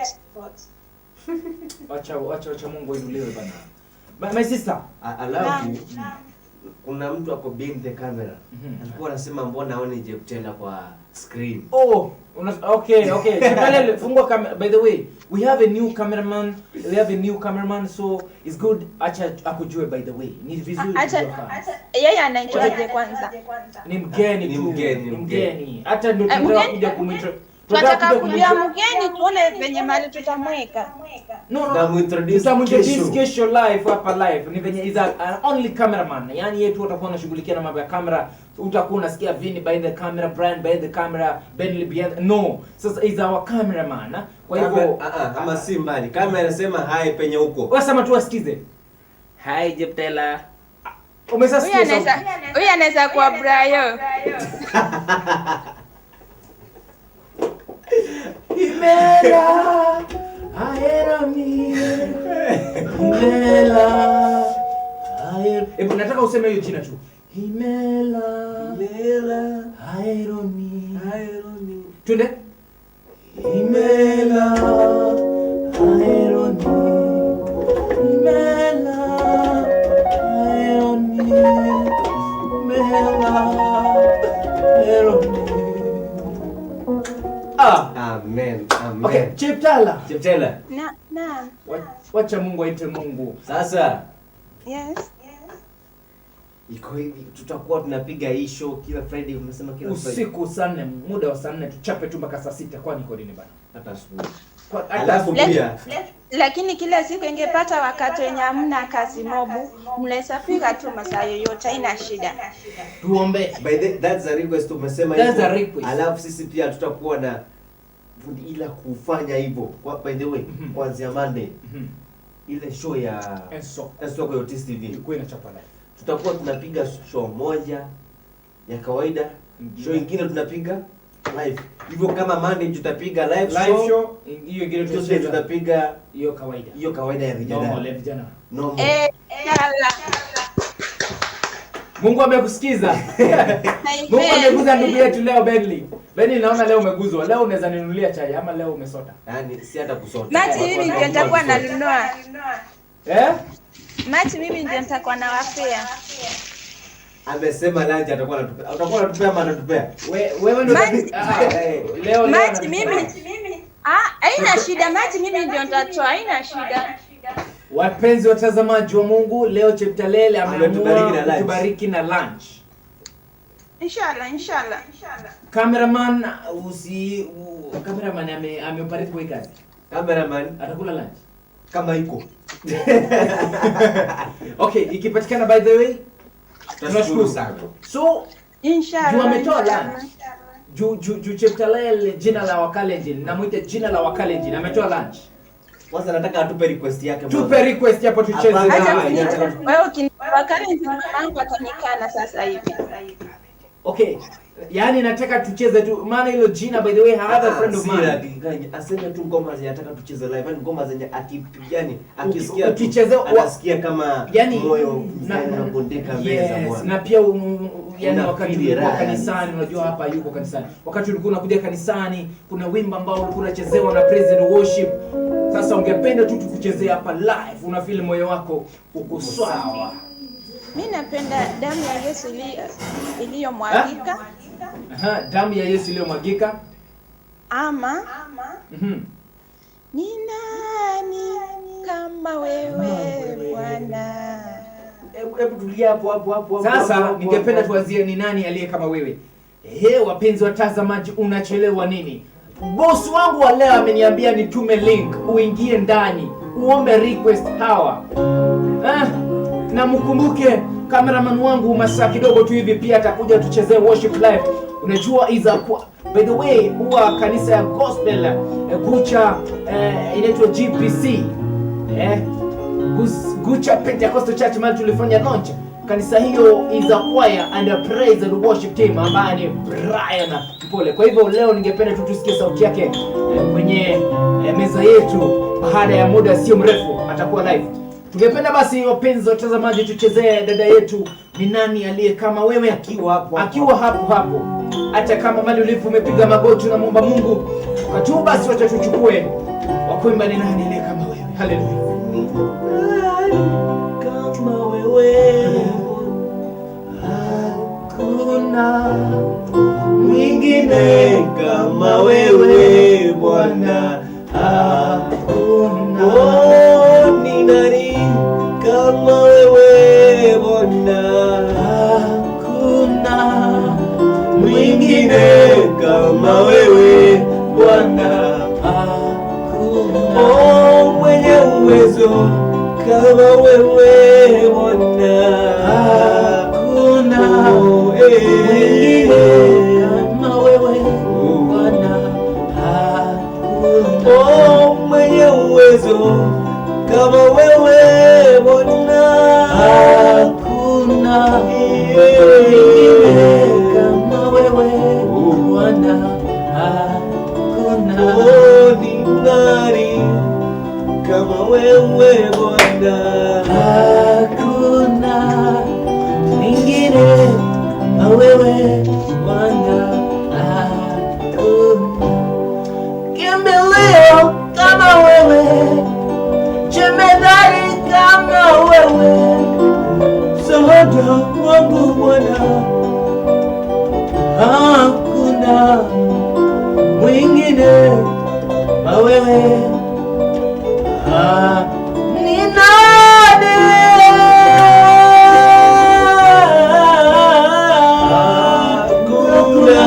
kama wengine kama wewe Bwana, hakuna kama wewe Baba, kama wewe Bwana, hakuna mwingine kama wewe Baba, hakuna mwenye upendo kama wewe Bwana, hakuna mwingine kama wewe,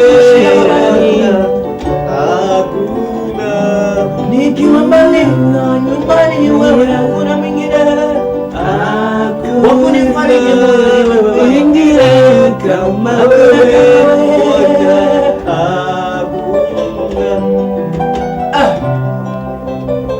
hakuna kama wewe.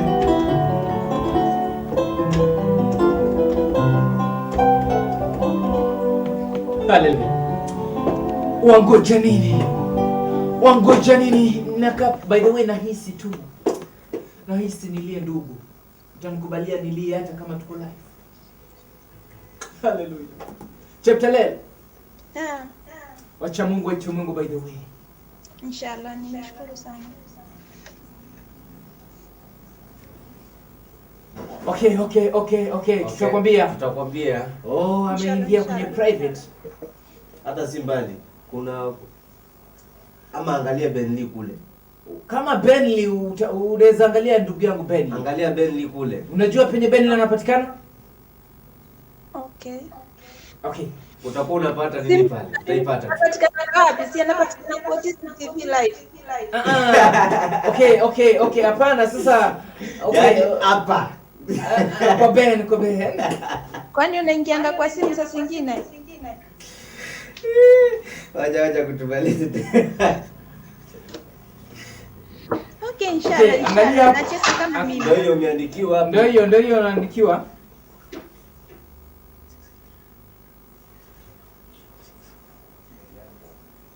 Okay, unaandikiwa pale. Unaandikiwa hapo utapata kuiona. Yaani siku hizi watu tumesahau hata nini zetu. Okay, safi. Kwanza Brian ilikuwa area bana. Lakini okay. Alafu Cheptelen. Naam. Your wish is already granted. Imekuwa granted, umeipata pale. Yeah, thank you so much. And my umepata?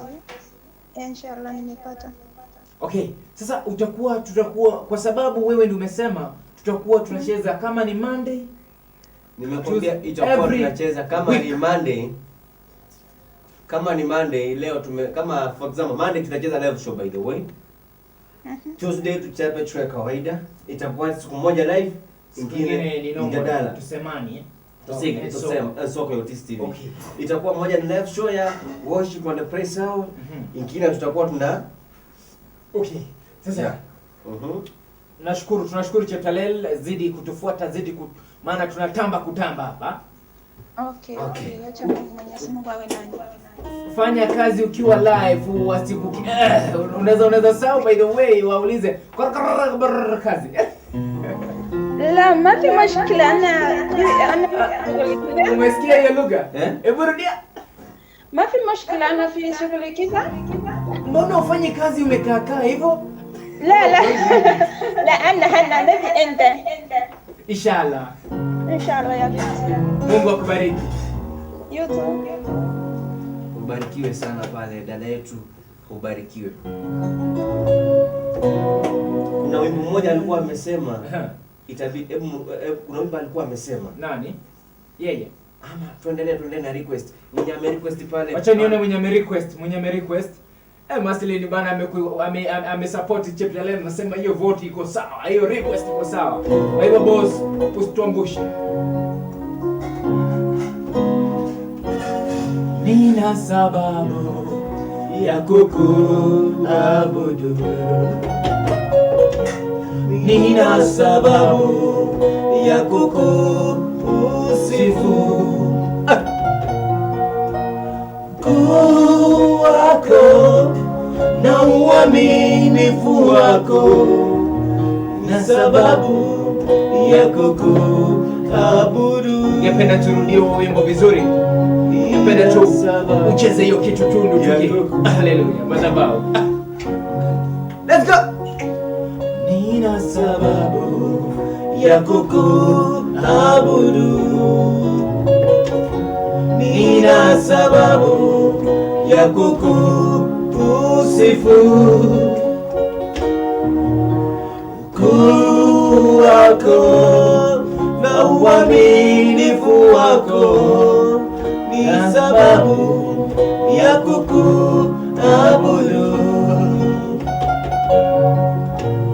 Ukuu wako na uaminifu wako, ni sababu ya kukuabudu.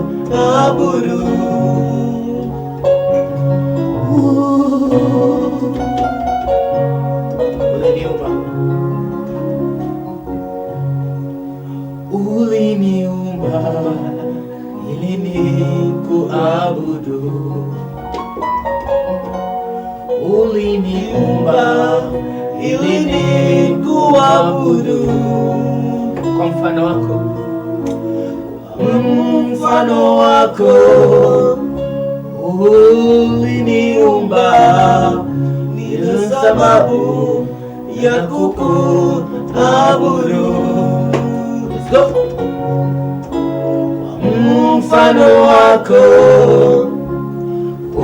uliniumba, sababu ya kukuabudu. Nina sababu ya kukuabudu. Nina sababu ya kukuabudu.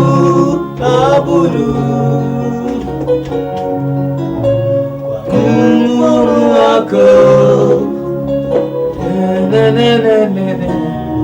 nina sababu ya kukuabudu.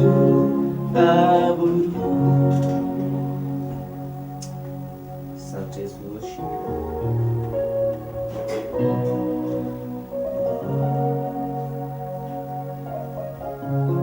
Haleluya. Kuna wimbo dada yangu nakumbuka marehemu anaitwa Angela Chibalonza. Pamoja na wimbo ambao ningependa tuwimbe wa Christian Shusho, unikumbuke. Pia na wimbo ambao unasema nipe macho nione. Nikumbuke. Ama ni gani huo? Nikumbuke. Kiko chini. Chifene.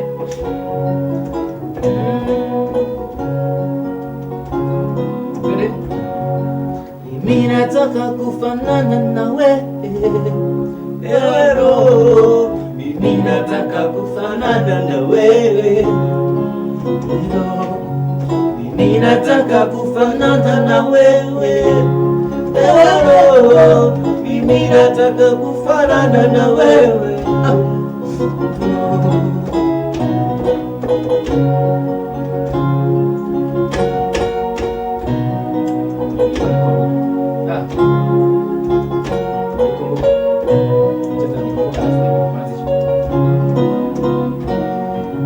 Nikumbuke Baba, unapowazuru wengine, naomba unikumbuke.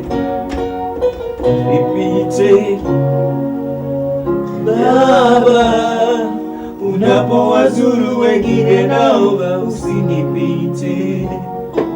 Usinipite Baba, unapowazuru wengine, naomba unikumbuke.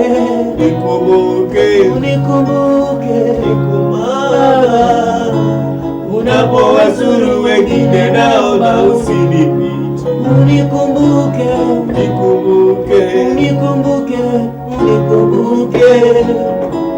Baba, unikumbuke.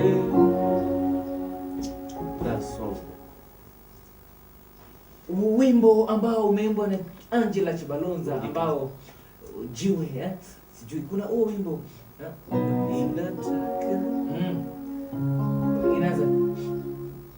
inaanzaje jamani? Nani atatukumbusha? Mtatukumbusha yani, hata nikushukisha kidogo. Nani atatukumbusha huo wimbo? Mbali tumetoka na mahali tumefika, ndio maana ninatambua. Hey, Marceline anasema nina sababu ya kukuabudu Yesu. Jacqueline Kemuto, asante sana Jacqueline Kemuto to the inner. Hapa ni uwepo wa Mungu unashuka. Tafadhali tengeneza madhabahu. Connect with God. Penina Nyabonye anasema Yesu, naomba unikumbuke. It's my prayer this morning. Tene. Mbali tumetoka na mahali nimefika, ndio maana ninasema wewe ni Ebeneza. Sio kwa uwezo wangu, bali kwa uwezo wako, ndio maana ninatambua wewe ni Ebeneza. Bwana, umenisaidia nifike mahali nimefika, sio kwa uwezo wangu, kwa uwezo wako. Ninataka Ebeneza uchangwe juu yangu. Ninataka Ebeneza uchangwe juu yangu.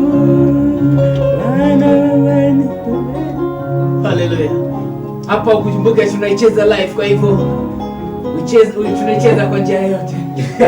Bora icheze. Lakini huo wimbo Brian anaupenda sana by the way. That song. Then Brian alikuwa amerequest. Huo wimbo Brian alikuwa amerequest.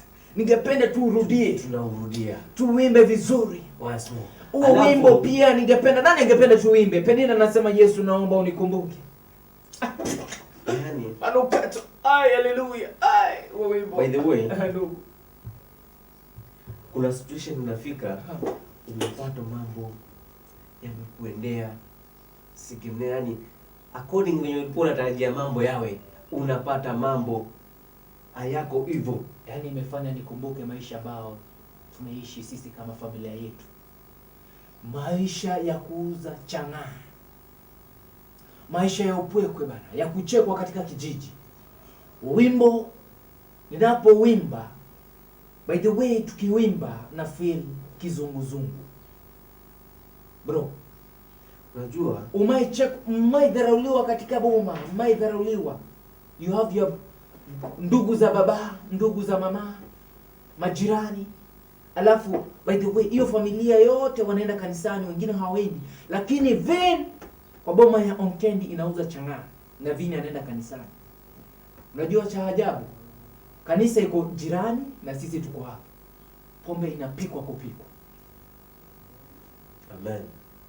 Wimbo ningependa ndugu tu unichezee tu wimbe. Please. Please.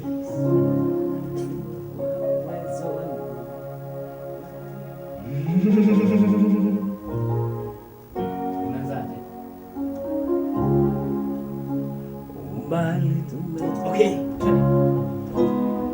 Mbali tumetoka na mahali tumefika, sio kwa uwezo wangu, ila ni kwa uwezo wako. Mbali tumetoka, mahali tumefika, Ndio maana ninatambua kwamba wewe ni Ebeneza, sio kwa uwezo wangu, bali ni kwa uwezo wako. Mahali nimefika Baba, wacha nikushukuru.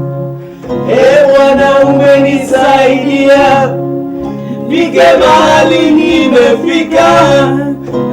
ni wa uwezo wako Bwana, wewe ninataka Ebeneza ujengwe juu yangu, ninataka Ebeneza nijengwe juu yako, maana wewe ni sauti yangu, wewe ni uzima wangu. Nyumba zilizojengwa juu yako Baba hazivunjiki kamwe, ndoa zilizojengwa juu yako Yawe hazivunjiki kamwe, maana wewe ni sauti yangu, wewe ni uzima wangu. Ninataka Ebeneza nijengwe juu yako, ninataka Ebeneza ujengwe juu yako, maana wewe ni sauti yangu, wewe uzima wangu. Haleluya. Wewe ni Mungu. You are highly lifted up, Jesus, Jesus. You are highly lifted up, Jesus.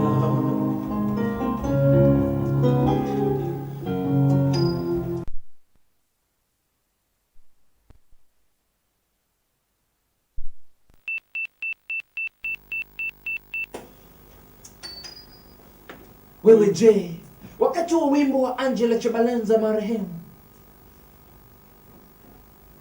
wewe tu ndio unayefanya nimefika mahali nilipo. Ningependa tu maisha ya ndoa zetu zijengwe mahali ulipo Baba. Tunaomba naomba msamaha. Pende ndugu yangu. Ndio baba.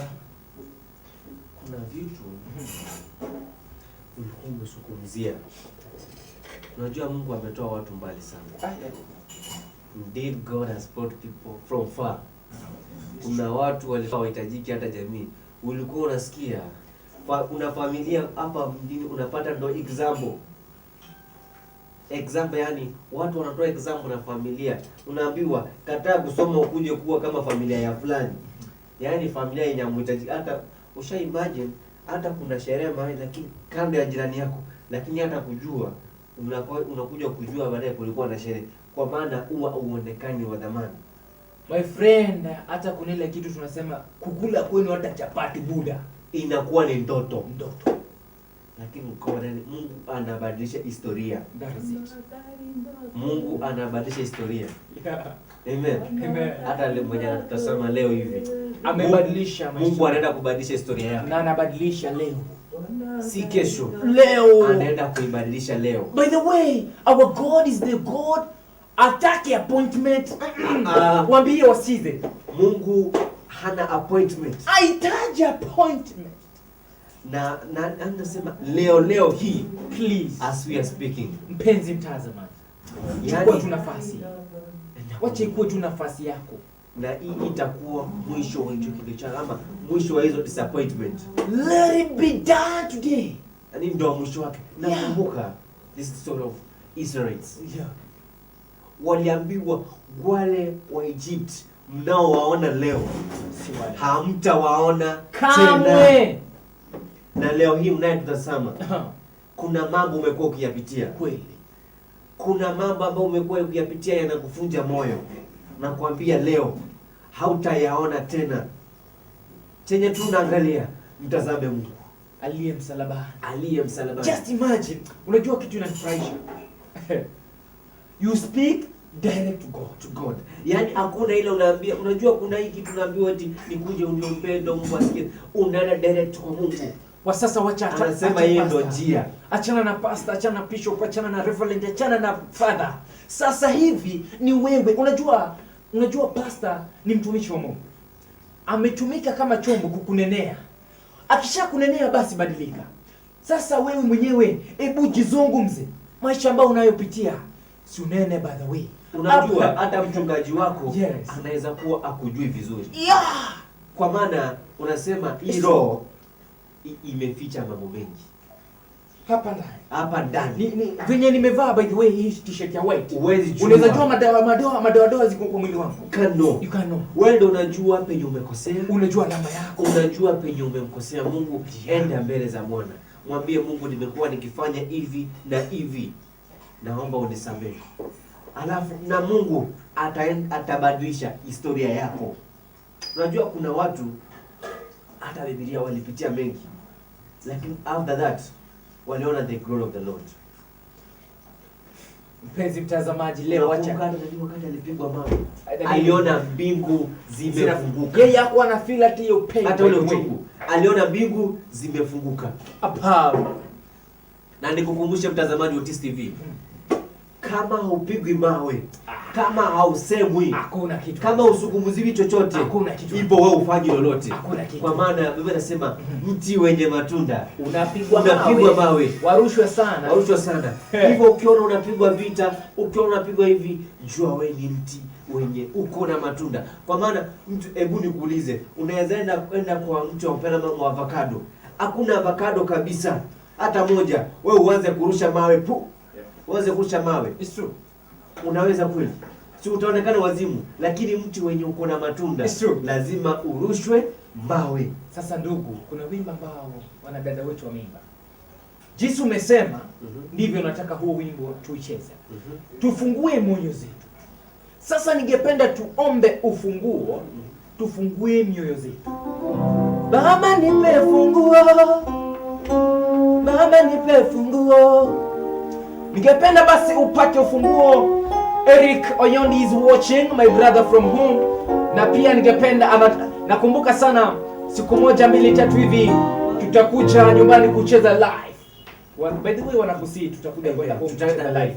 tukimaliza huo wimbo Baba nipe funguo, kuna wimbo wa Angela kwa sababu unasema inua moyo wangu ili mimi nisimfuze nawe. Mama inua moyo wangu ili mimi nisimfuze nawe. Mama inua moyo wangu ili mimi nisimfuze nawe. Baba inua moyo wangu ili mimi nizungumze nawe. Chekalela amesema hivi, mimi mwenyewe ndio nitafungua moyo wangu. Si pastor atafungua moyo wako, si wewe. Bro. Mungu ametoa watu. Kuna watu saizi kango baro kirua bana. Wangekuwa wameitwa watoto. Lakini kwa neema ya Mungu. Unajua kuna ile neema Mungu ametuneneshia tena. Ndio kweli. Yaani kuna ile grace na ile the love of Lord. Kuna wengine hata saizi ingekuwa wamesaulika, lakini kwa ile neema ya Bwana yenye Paulo Zedekia anatuambia ni neema ambayo inafanya tunaishi moyoni. Acha ukiguza sana baba. Nimempata Yesu. Kidogo tu twende break. Kidogo tu. Abantu baminto abagusiba ali mwanje tabagusi kakige tona ba request so ase channel ye ku Otis TV. Otis TV nigebwate bite binge byogosemia amangani yesukuru amangani yechi family na amangani yo ubukristo abantu baminto ryo tara subscribe so aso TV galia obatekengera kuko batekengera kwa support ro musadi tuchenge usani pamoja mbia mono yako kupapa antivirus. Tutaacha mmoja basi. Amen. Cheza nipe funguo kwanza. Baba nipe funguo. Baba nipe funguo wa maisha yangu. Baba nipe funguo. Baba nipe funguo ya maisha yangu. Baba nipe funguo.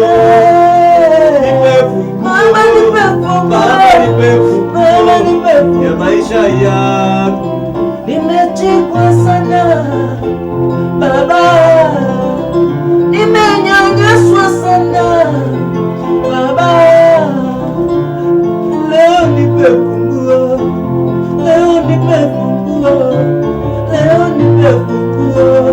ya maisha yangu. Nipe funguo Baba, nipe funguo Baba, nipe funguo ya maisha yangu. Baba nipe funguo. Baba nipe funguo maisha yangu. Baba nipe funguo. Yesu nipe funguo. Baba nipe funguo na maisha yangu. Baba nipe funguo. Baba nipe funguo. Baba nipe funguo ya maisha yangu.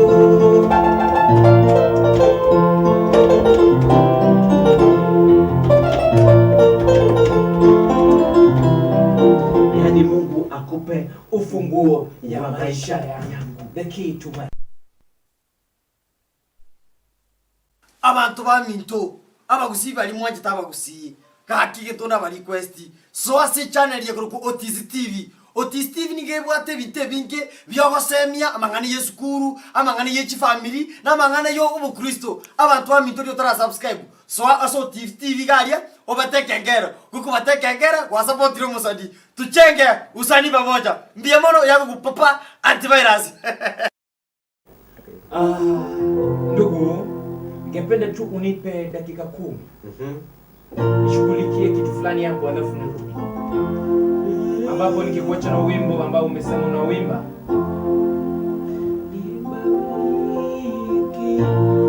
Nibariki Baba.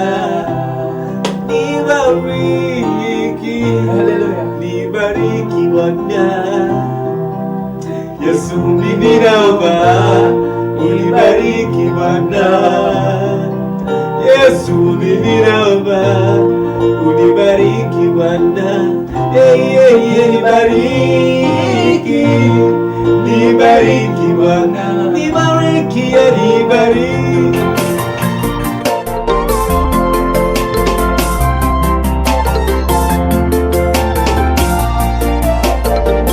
It's been lit on the beats.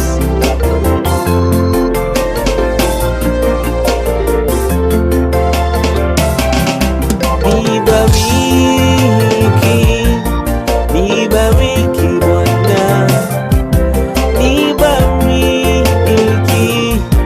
nibariki Bwana.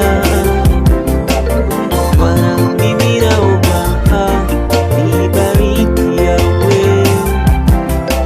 Yesu mimi naomba nibariki Bwana. Nibariki Bwana, nibariki Bwana. Yesu mimi naomba nibariki Bwana. Yesu mimi naomba nibariki Bwana.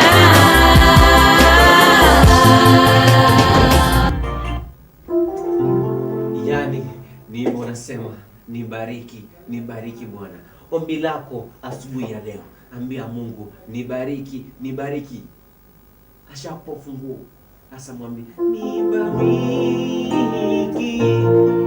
nibariki Bwana, nibariki Bwana, nibariki Bwana. Yesu mimi naomba unibariki Bwana. Yesu mimi naomba unibariki Bwana. Nibariki, nibariki Bwana. Nibariki, nibariki Bwana. Yesu mimi naomba unibariki Bwana. Yesu mimi naomba unibariki Bwana. Amen, amen.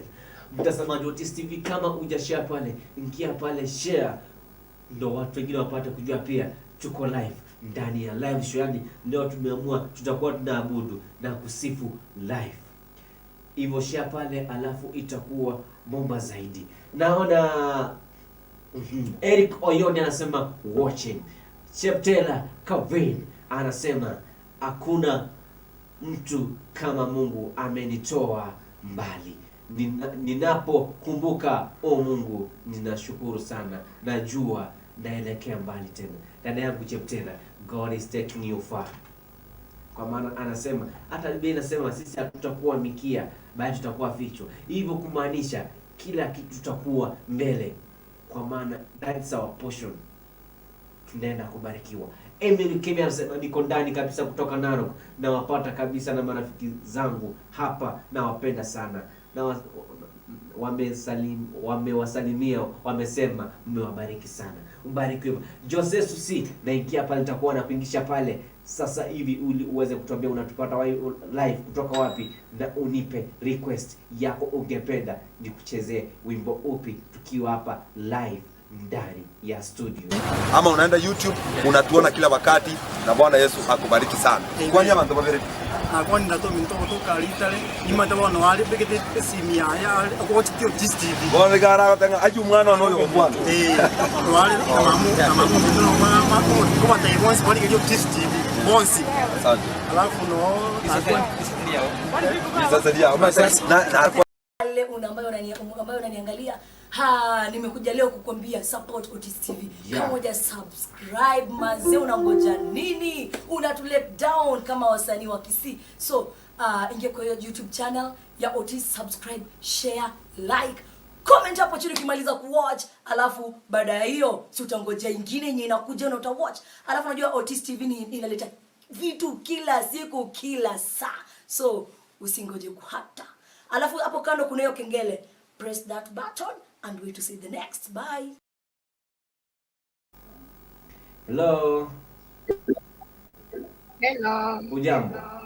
Ujambo. Niwe. Amen. How are you, sister? I'm fine, thank you. Unatupata ukiwa wapi? Napata nikiwa Nairobi. Amen. Unatupata ukiwa Nairobi. Umeamkaje? Yeah. Nimeamka poa, maybe nyinyi naona mtaishine network. Tuko salama kabisa. Leo hii tumeona tuabudu na kusifu, kwa maana tumeumbwa ili tumwabudu na kusifu Mungu. Amen.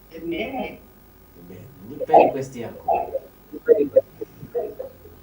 Naomba nicheze moyo wangu. Naimba na Patrick. Moyo wangu ya nani? Ya Patrick.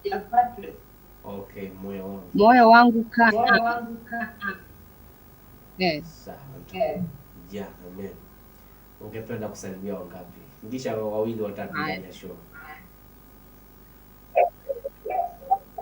Naingiza brother yangu anaitwa Tena, yuko Nairobi.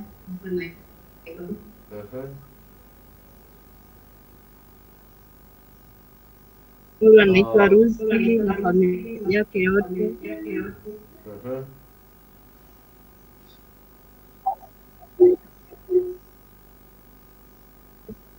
Pamoja na wazazi wakiwa naambia wapendo kaa.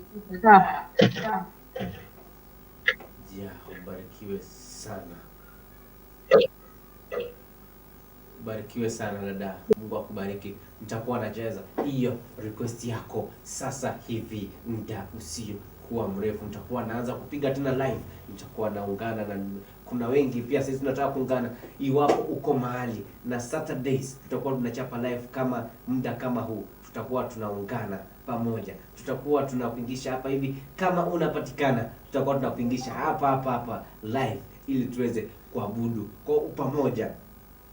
Kama ungependa kufika marapa ili uabudu nasi, kuna hiyo fursa tutakupea, utaweza kufika hapa ili tuweze kuabudu kwa pamoja. Before tuende mbali, wacha niende break, alafu narudi na live. Tutakuwa tunapiga live, wacha niende break ndogo tu, alafu nitakuwa narudi hapa ndani ya Otis TV. Sasa hivi wacha tupale dada yetu Dorothy anayetuambia maneno mazuri, ama atumbie wimbo mmoja ambao unapendeza sana.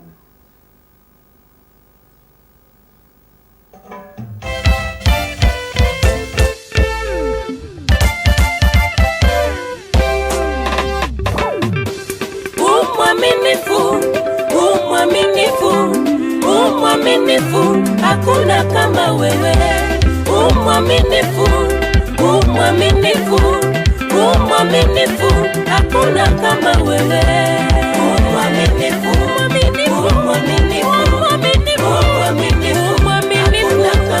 Hallelujah. Umwaminifu,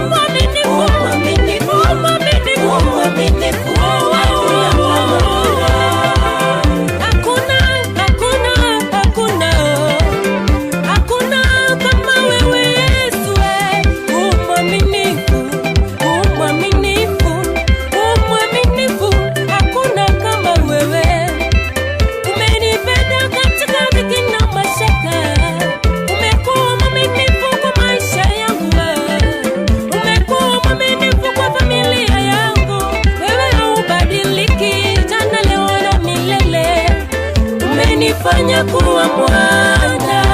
Wewe ndiwe taa yangu, mwanga wangu.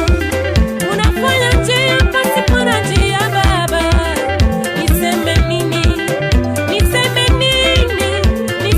nini kwa uaminifu wako.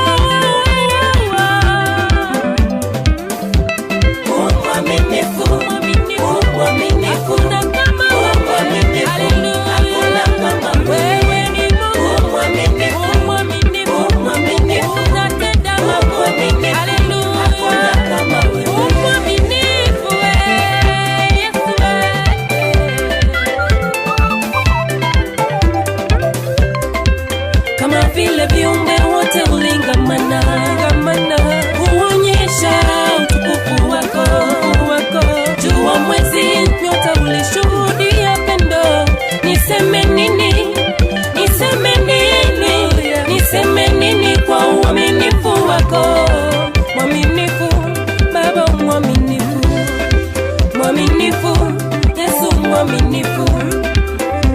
ulinitoa gizani Baba, ukanileta kwenye nuru.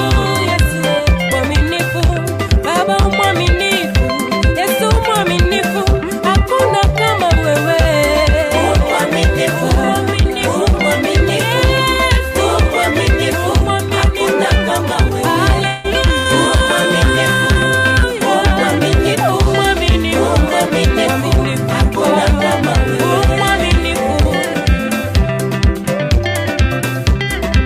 Kwa yale yote umeyatenda, kwa yale yote umeyatenda maishani mwangu, wewe ni mwaminifu. Maishani mwangu, wewe ni mwaminifu. Haulinganishi Baba, haubadiliki Yesu, wewe ni mwaminifu. Baba ni mwaminifu, wewe ni mwaminifu, hakuna kama wewe. Mwaminifu, mwaminifu, mwaminifu, Yesu mwaminifu, hakuna kama wewe. Haleluya. Mungu wangu, nimesikia maajabu yako leo hii Baba, nataka nione ukitenda. Mungu Baba, nimesikia maajabu yako leo hii Daddy, nataka nione ukitenda. Nataka nione ukitenda Baba, nataka nione ukitenda. Nataka nione ukitenda, nataka nione ukitenda. Familia yangu nione ukitenda. Nataka nione ukitenda, nataka nione ukitenda. Nataka nione ukitenda, nataka nione ukitenda Baba, nataka nione ukitenda. Biashara zangu ukitenda Yesu, nataka nione ukitenda. Wakati letu ukitenda Baba, nataka nione ukitenda.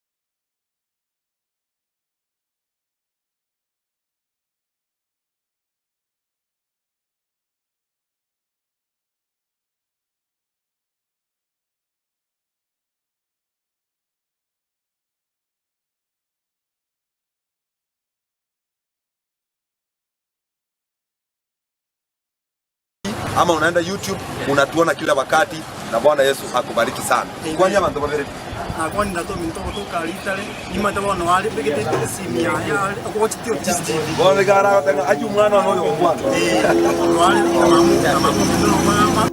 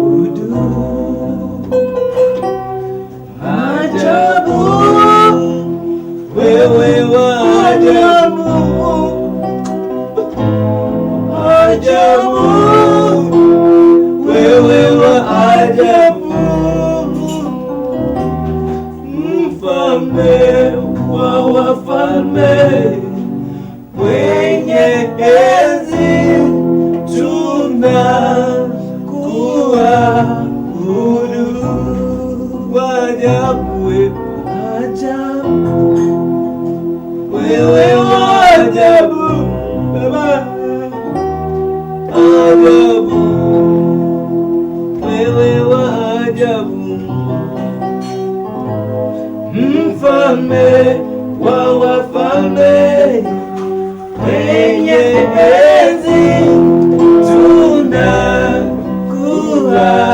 tunakuabudu. Have you read the comments? Comments nimesoma kidogo, lakini Jeptela nilikuwa nimesahau. Jeptela, thanks sana. Tushukuru. Jeptela, tunashukuru sana, Mungu akubariki sana. Emily Nyao anasema niko ndani kabisa kutoka Narok. Ningependa tuimbe wimbo.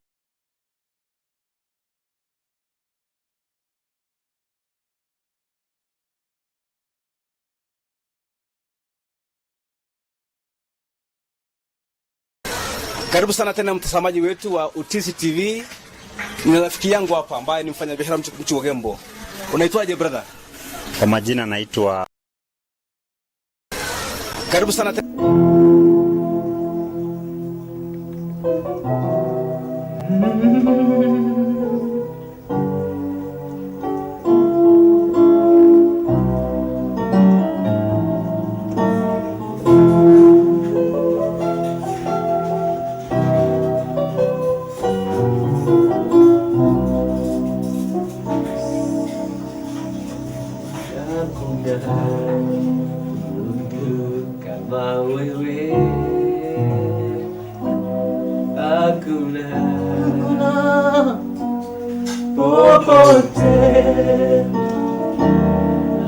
Hakuna mwenye ishara kubwa kama wewe Mungu. Hakuna mwenye ishara kubwa kama wewe Mungu. Si kwa majeshi wala silaha, ni kwa Roho Mtakatifu. Si kwa majeshi wala silaha, ni kwa Roho Mtakatifu. Si kwa majeshi wala silaha, ni kwa Roho Mtakatifu. Nguvu za giza zimeshindwa kwa jina la Bwana Yesu. Nguvu za giza zimeshindwa kwa jina la Bwana Bwana Yesu. Haleluya.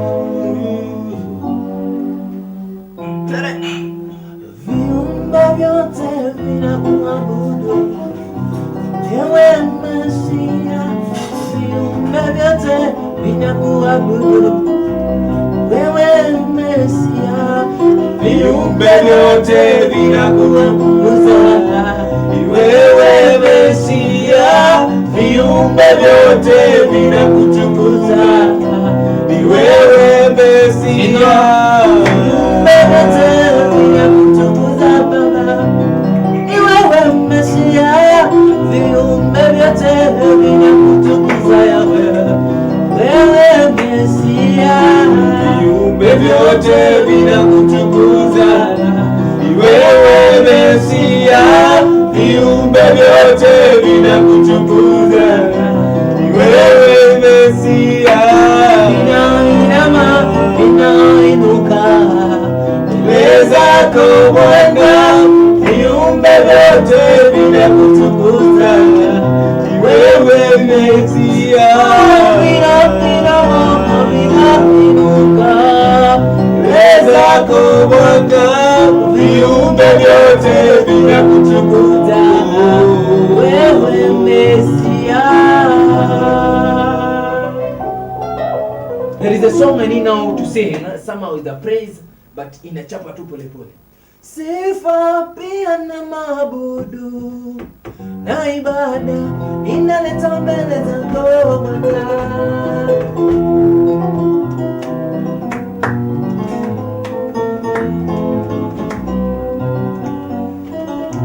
Sifa pia na maabudu na ibada inaleta mbele zako Bwana.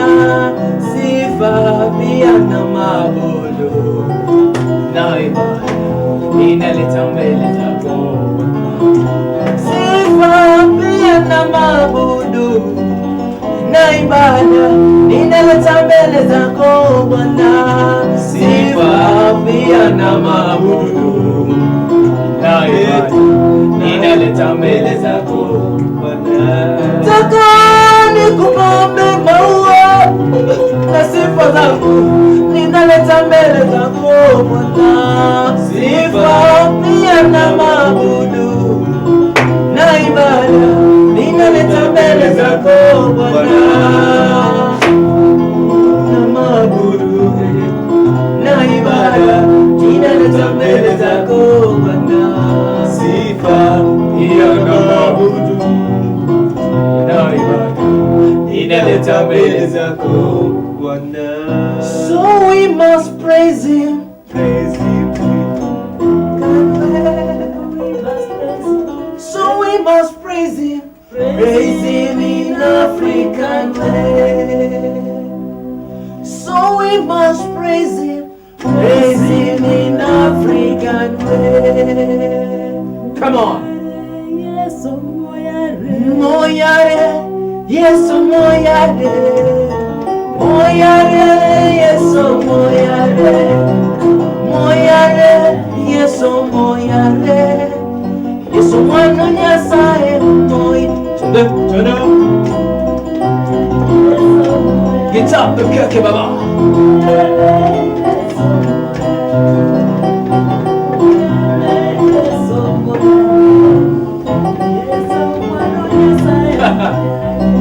Wamugula, Yesu, wamugula, wamugula, Yesu, wamugula, wamugula, Yesu, wamugula, Yesu, mwana nyasaye wamugula.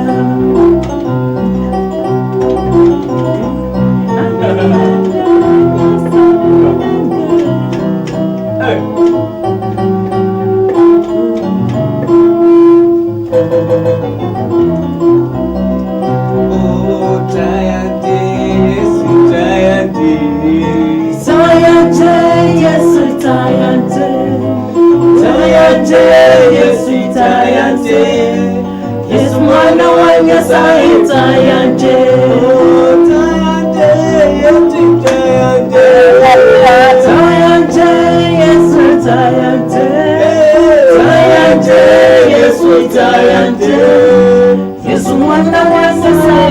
yanje mulira wanje Yesu mulira wanje mulira wanje Yesu mulira wanje mulira wanje Yesu mulira wanje Yesu mwana wa Nyasaye mulira wanje anaweza Yesu anaweza anaweza Yesu anaweza anaweza Yesu anaweza Yesu mwana wa Nyasaye anaweza anaweza Yesu anaweza anaweza Yesu anaweza anaweza anaweza Yesu anaweza anaweza Yesu mwana wa Mungu anaweza.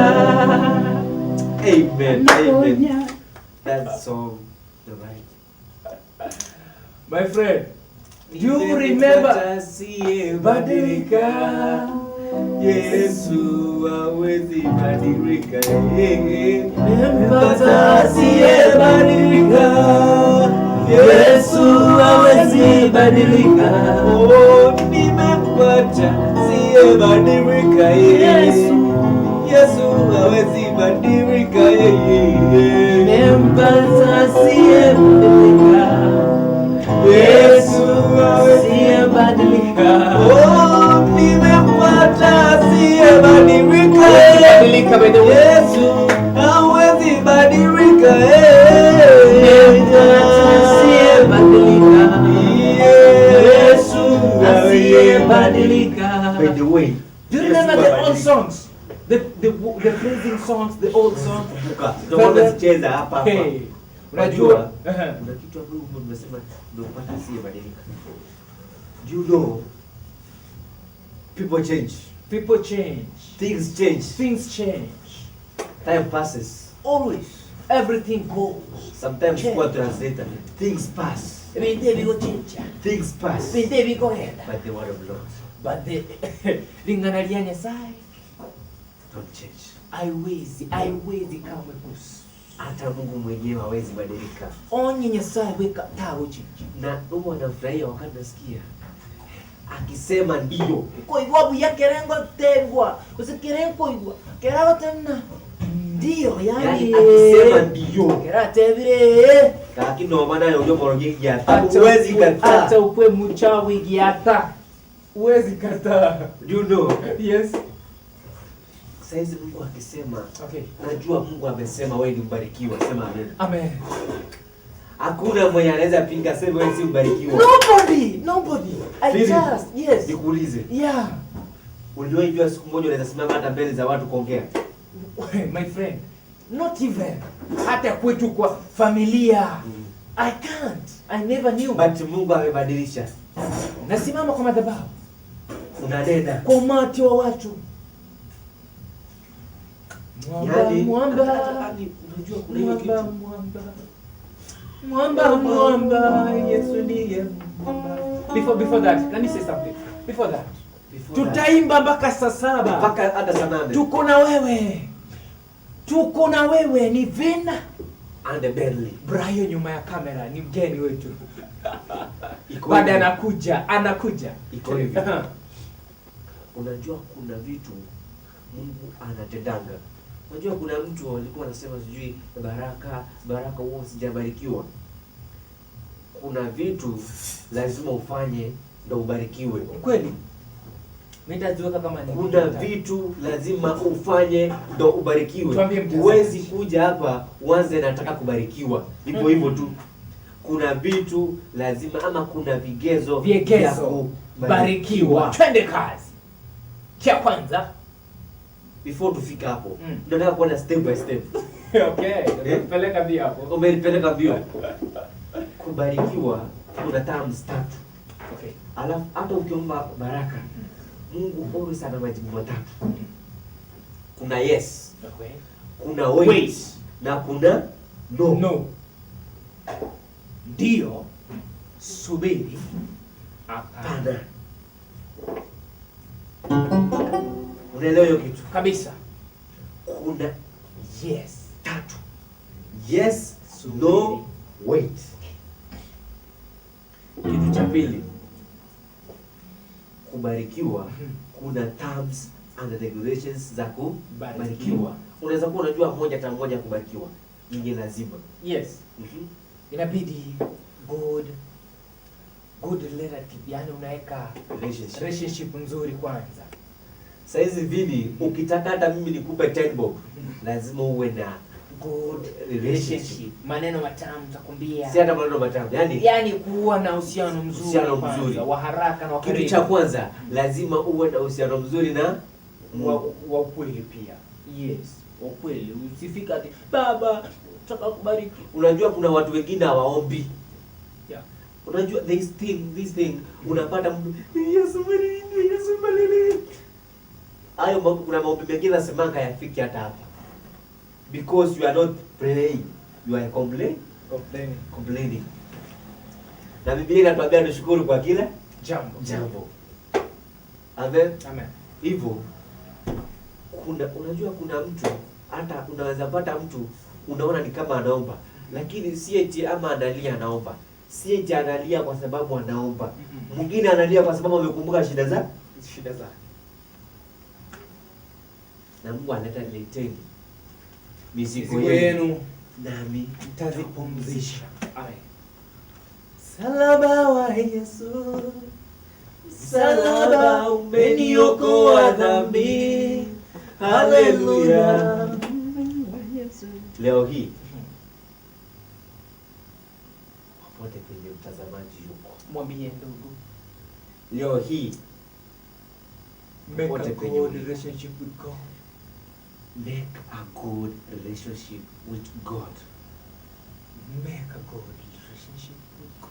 Inaweza kuwa umekuwa ukifanya mambo mengi mabaya. Hayafurahishi Mungu. Hata hauna haja hata ya kutubu. Yaani wewe unaonanga vitu ordinary, unaona kuamka na kulala ni normal.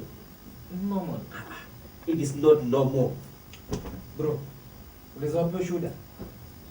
What happened in Kisii when you were coming? Accident of 2 cases as students, pupils. Na mbele yangu hivi. Alikuwa anatoka kuwa anakuja. Alionyesha picha, my friend, ilisema this life is not normal. Alafu usiende bali. There was a time nitoa ushuhuda. Unajua Mungu ametoa watu mbali. Kuamka ama kutoka utoke barabarani na kuhama kurudi nyumbani ni neema. Bro, there was a time nikiwa nashuka. Nilikuwa dereva wa tuktuku. Ulikuwa unaisha kule Mombasa. Nilikuwa dereva wa tuktuku Mombasa Ukunda. Kweli. Nilikuwa dereva wa tuktuku. Hiyo time mambo hayakuwa mazuri vile. Sasa nilikuwa nasoma, naenda studio, narudi. Sasa inabidi mimi dereva, kulikuwa na dereva mwingine. Kuna dereva mwenzangu pale, rafiki yangu. Ananiambia kwa sababu wewe mchana unafaa kwenda shule. Kimbia shuleni.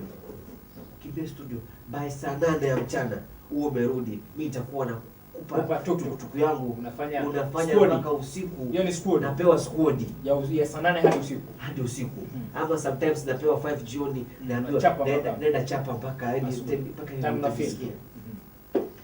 Ndugu yangu, haya mambo yalikuwa yanipaswa kwa maana ilikuwa ni gumu.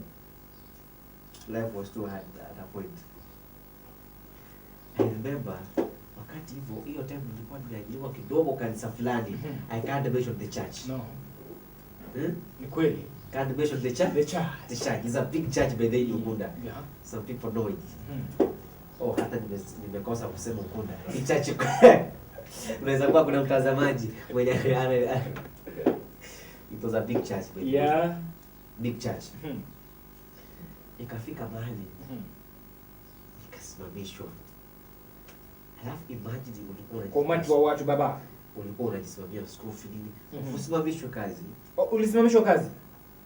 Yaani ilikuwa walipunguza salary. Sasa wakapunguza salary na wakapunguza watu. Ama vipi? Hata si kupunguza watu.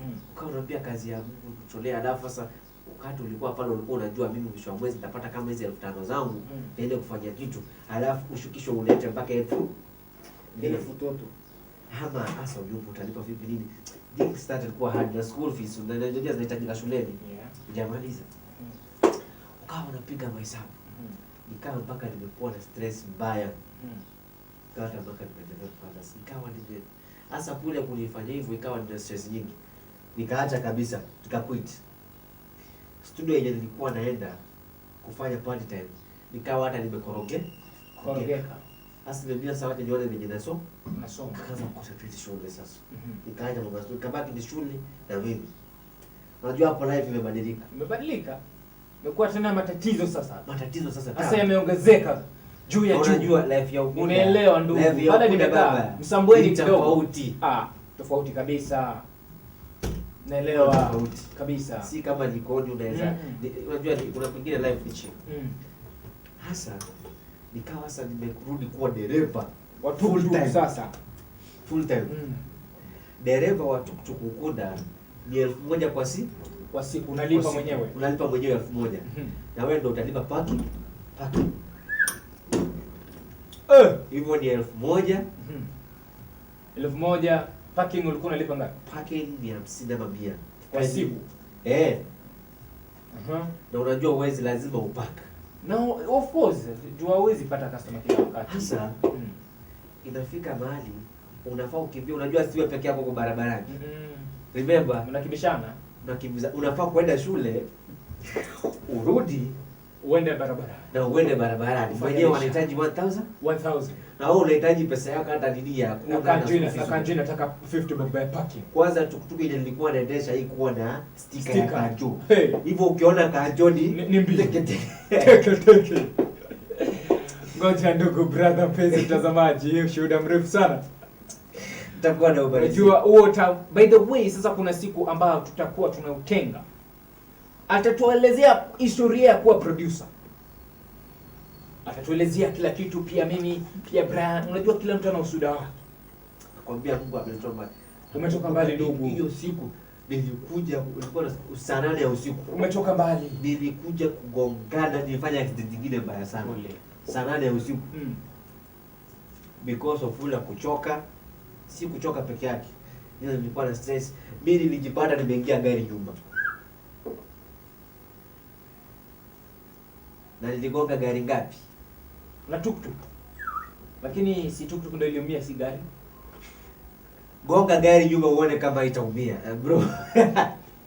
Ugonge yangu utakuwa chero na niletea mpya ndogo. Nikatoka pale, mkono wangu ukataa kufanya kazi karibu miezi mbili. Huu ama huu? The right hand. The right hand side. Ikawa vidole zangu ziko hivi. Zimeshika hivi. Nimeweka kwa plaster. Nikawa hasa hivyo nikagongana. Hivyo hizo miezi mbili nilikuwa sijamaliza. Na shule naenda bado. Lazima uende kwa maana ndo unamaliza. Alafu sasa the funding ilibidi niendelee kuenda kwa sababu na barabarani wakati nilifanya hivyo siligongana. Baada ya wiki 2-3 ndani nirudi barabarani hivyo nikiwa nayo nikiwa nachukua mkono wangu nafunika kitambara. Koda sport to from far. Nakwambia ukiamka uko salama, ulale ukiwa salama. Brother, ni neema ya Mungu. Historia yangu sasa imebadilishwa. Kwa Yesu imebadilishwa. Imebadilishwa na Yesu imebadilishwa. Historia yangu mimi imebadilishwa. Historia yangu sasa imebadilishwa. Historia imebadilishwa. Imebadilishwa. Baba, historia imebadilishwa. Usinyenywa na watu mimi imebadilishwa.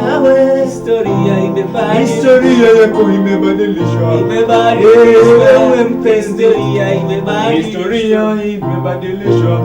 Historia yako imebadilishwa. Yangu pia imebadilishwa. Historia imebadilishwa baba. Historia imebadilishwa. Biango. Si tuende break kidogo turudi. Tupate wimbo. Nimeona tu machozi, Tuende break ndo turudi. Ngoja. Mungependa tuende break? Maslin, text hapo mbio mbio. Cheptelel, mungependa tuende break kweli? Mimi si feel tuende break, lakini nimeona tu machozi ya ndugu yangu anataka tu tuende break. Acha tu. Alafu lakini siendi break ya mbali. siendi bule. Na mtazamaji wa Otis TV, ni mara nyingine tena umekuja kupata Brown Pole hapa hivi. Abantu ba minto abagusi bali mwaje tabagusi kakige tona ba request so ase channel ye kuruku Otis TV. Otis TV ningebwate bite binke byogosemia amangani yesukuru amangani yechi family na amangani yo ubukristo abantu ba minto ryo tara subscribe so aso Otis TV garia obatekengera kuko batekengera kwa support ro musadi tuchenge usani pamoja mbia mono yangu papa antivirus. Yes. Nilikwambia tu ndugu yangu machunzi tu imemtoka, ndio maana tumeenda break kidogo. Hallelujah.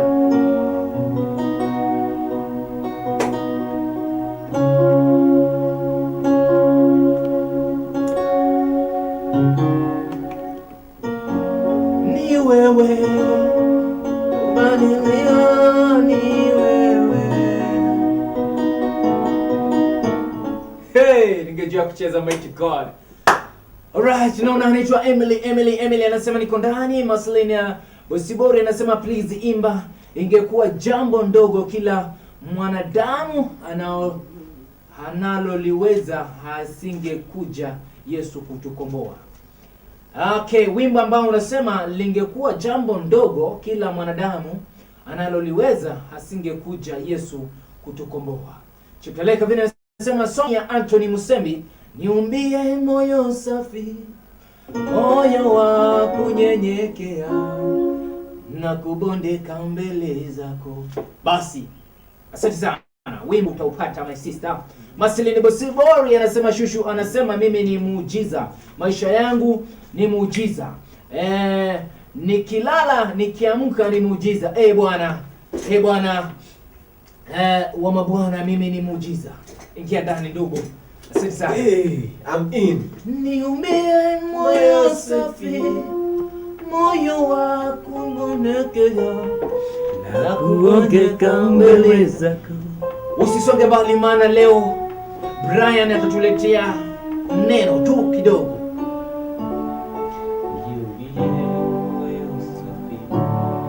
Niumbie moyo mpya, moyo wa kunyenyekea na kubondeka mbele zako. Niumbie Baba, niumbie moyo safi, niumbie moyo mpya, moyo wa kunyenyekea na kubondeka mbele. Niumbie Baba, niumbie moyo safi, niumbie Baba, moyo mpya, moyo wa kunyenyekea kubondeka mbele. Niumbie Baba, niumbie moyo mpya, niumbie moyo mpya, moyo wa kunyenyekea na kubondeka mbele zako. Ndugu yangu, hata Biblia inasema ataondoa roho ya jiwe,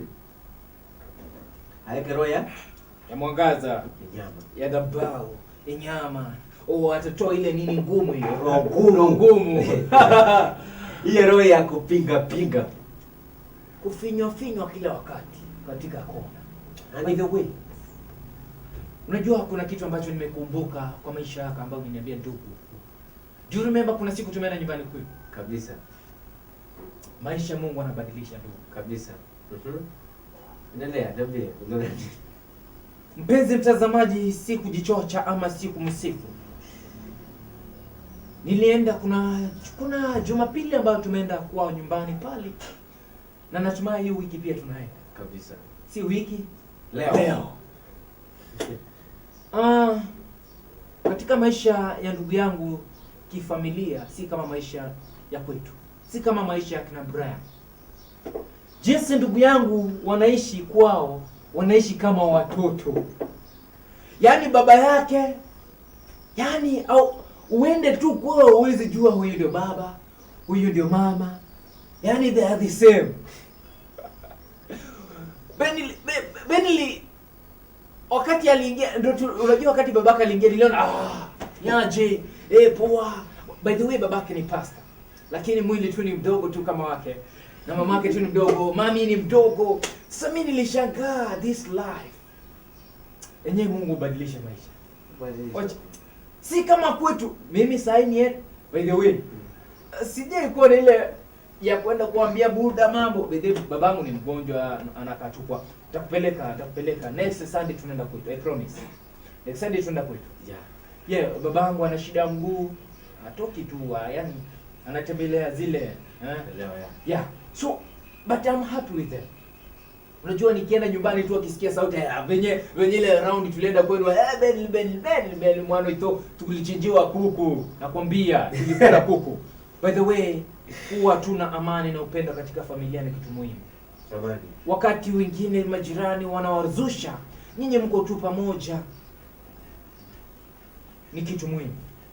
Wanyako by the way, mubwati mwalembe minu dio mana chidada chidugu chisister na isiku nilio mana lilo, yani mnarushiwa maneno nje na ndani ni vita. Umeona hiyo life kabisa. Do you know wakati by the way, do you know things huwa ziko yani maneno ya Mungu ni tofauti. You know kuna time watu mnaona everything is gone, everything is past. I remember there was a time I was calling somebody na call hata mzee, things are not okay. Things are not okay. Things are not okay. Thank you. Tumeletewa kikombe cha chai. Barikiwe sana. Kitaka hapa. Unaambiwa things are not okay. Okay. Lakini suddenly from nowhere things start to work in the might of God. Ndo ukawa unaniambia historia kubadilika. Hakika historia kubadilika. Kuna watu hata kwao. Yeah. Unajua kuna hiki kitu, wacha nirudie tena. Acha niweke simu yangu chini niseme nirudie vizuri. Kuna watu hata kuna dada unaweza pata yuko huko nje, hata yuko maybe alikuwa ametoka nje ya Kenya, ama kuna ndugu ametoka nje ya Kenya, alikuwa kwao. Ni wale watu wanapeanwa example.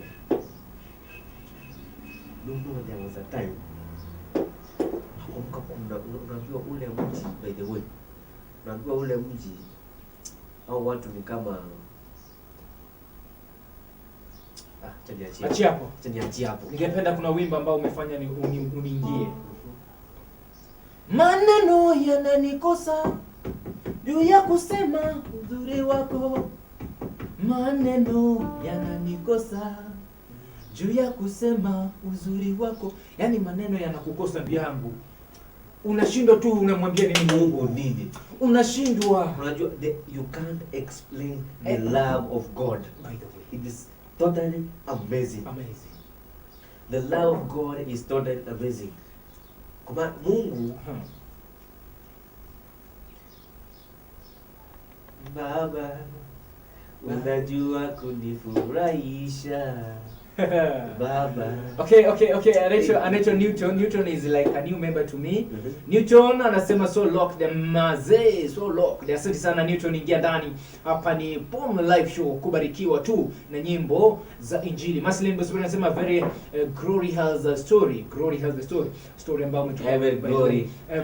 Yes, every glory has a story. Yeah. Jinsi umetupa story ya kidogo. Anaitwa Maslin bado anasema imebadilishwa na Yesu. Historia yangu yako ndugu imebadilishwa. Kama haijabadilishwa, inabadilishwa leo.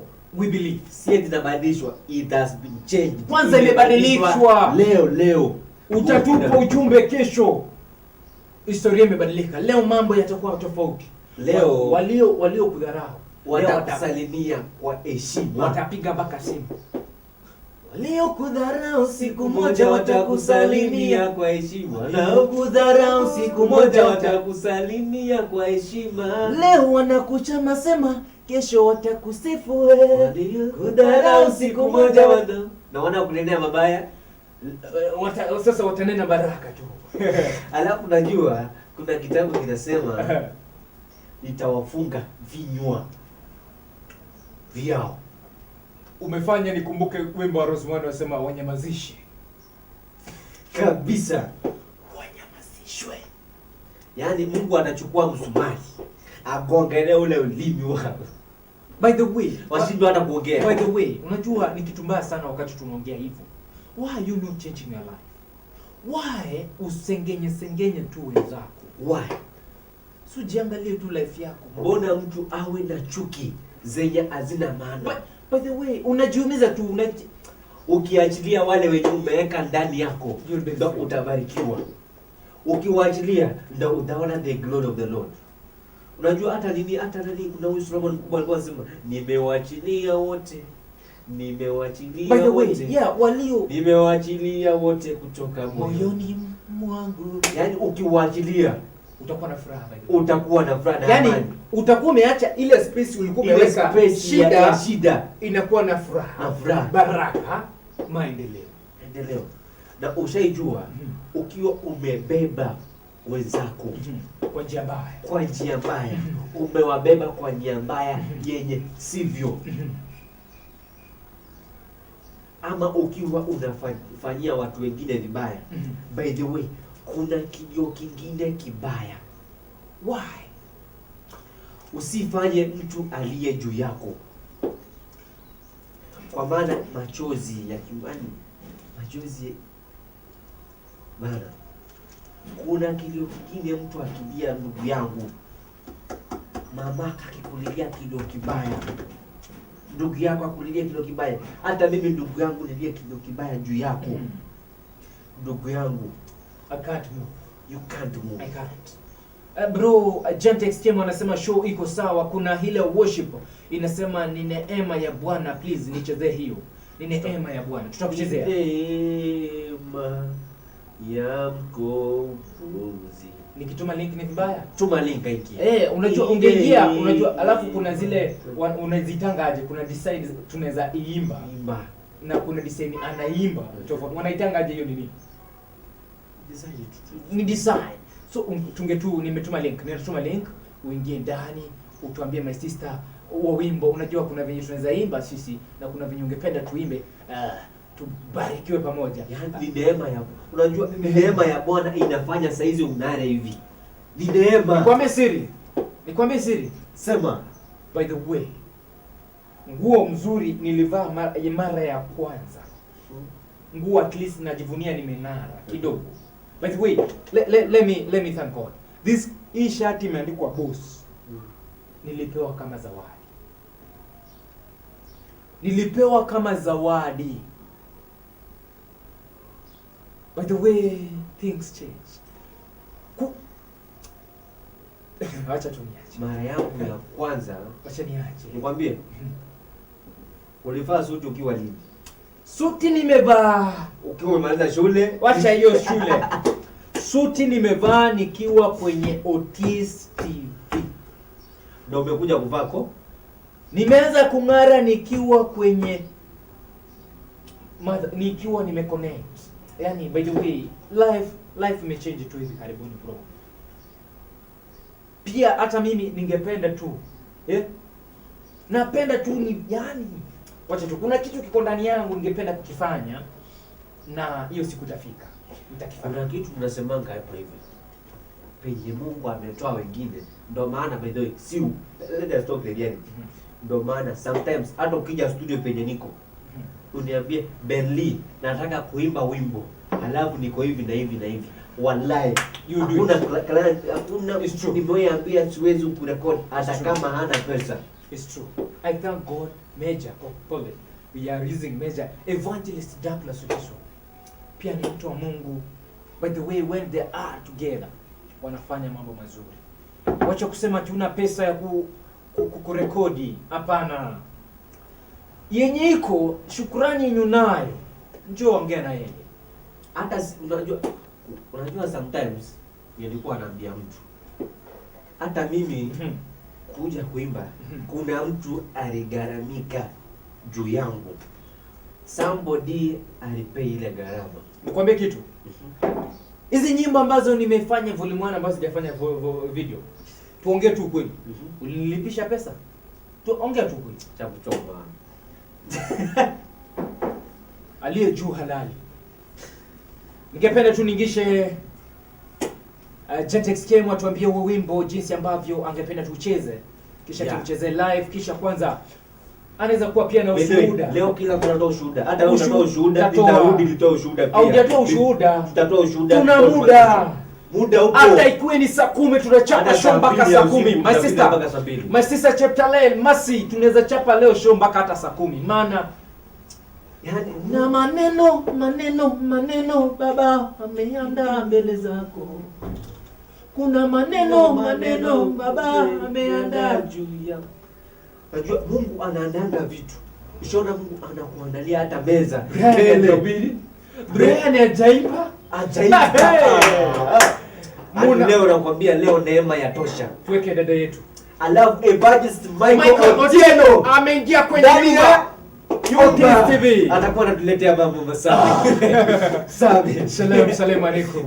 Ndugu yetu pia naye atatuingia tucheze wimbo live umasikini mbaya. Hebu guza hiyo kitu kama unaweza cheza umasikini. Hey. Maskini mbaya, maskini unaweza. Hata kama hujawahi kuiba umaskini unaweza kuitwa jambazi. Hata kama hujawahi kuwa mtu. Umaskini mbaya wapendwa. Umaskini mbaya. Stop bro, stop. Jantex Kemo shida nini anaitwa? Chantel Kiruba anasema Jude Marceline, Bosibora anasema Tore Jigurume. Tole anasema nini jamani Kiswahili? Soma. Tole Chigurube. Tole Chigurube. Hadi Jantex Kemo ingia ndani. The Bible says. Alafu ningependa tu kidogo tu bro. Ukiingia unaweza tupa ushuhuda kidogo ya maisha yako. Pia utapeana full. Wewe nataka kupeana full. Leo nitapeana ushuhuda wangu. Mimi next weekend napeana full. Leo nitapeana ushuhuda wangu. Na pia mhubiri wa siku ya leo atapeana ushuhuda wake. Atatupa ushuhuda wake leo full. Ningependa tu watu wawili kwenye studio zetu mtupe ushuhuda zenu. Leo napeana ushuhuda full. Ben and Brian, please. Penye Mungu amenitoa. Unajua kidogo baada muda nitawaambia nisichome. Brian alikuwa anauza mafuta ya nini? Ya petrol. Kabla hajapata hiyo mafuta, hajaanza kuuza hapo. Kuna life alipitia. Nimeguzia tu ni venye ako kidogo mbali. So, nikwambie kitu. Niambie ndugu. You know, there was a time when we used mayai. Ile mayai boilo. Moto. Jantex Kemo, good morning. Good morning. Unatupata ukiwa wapi jamii? Sasa nikiwa sasa. Mungu ni mkuu. God is great. Na apewe sifa. Tuambie dada yetu, madhabahu yako vipi? Leo wenyewe leo unasikia tu Jantex is like ndio umeingia sasa hivi, si ndio? Nilikuwa participant hapo nikipata. Okay.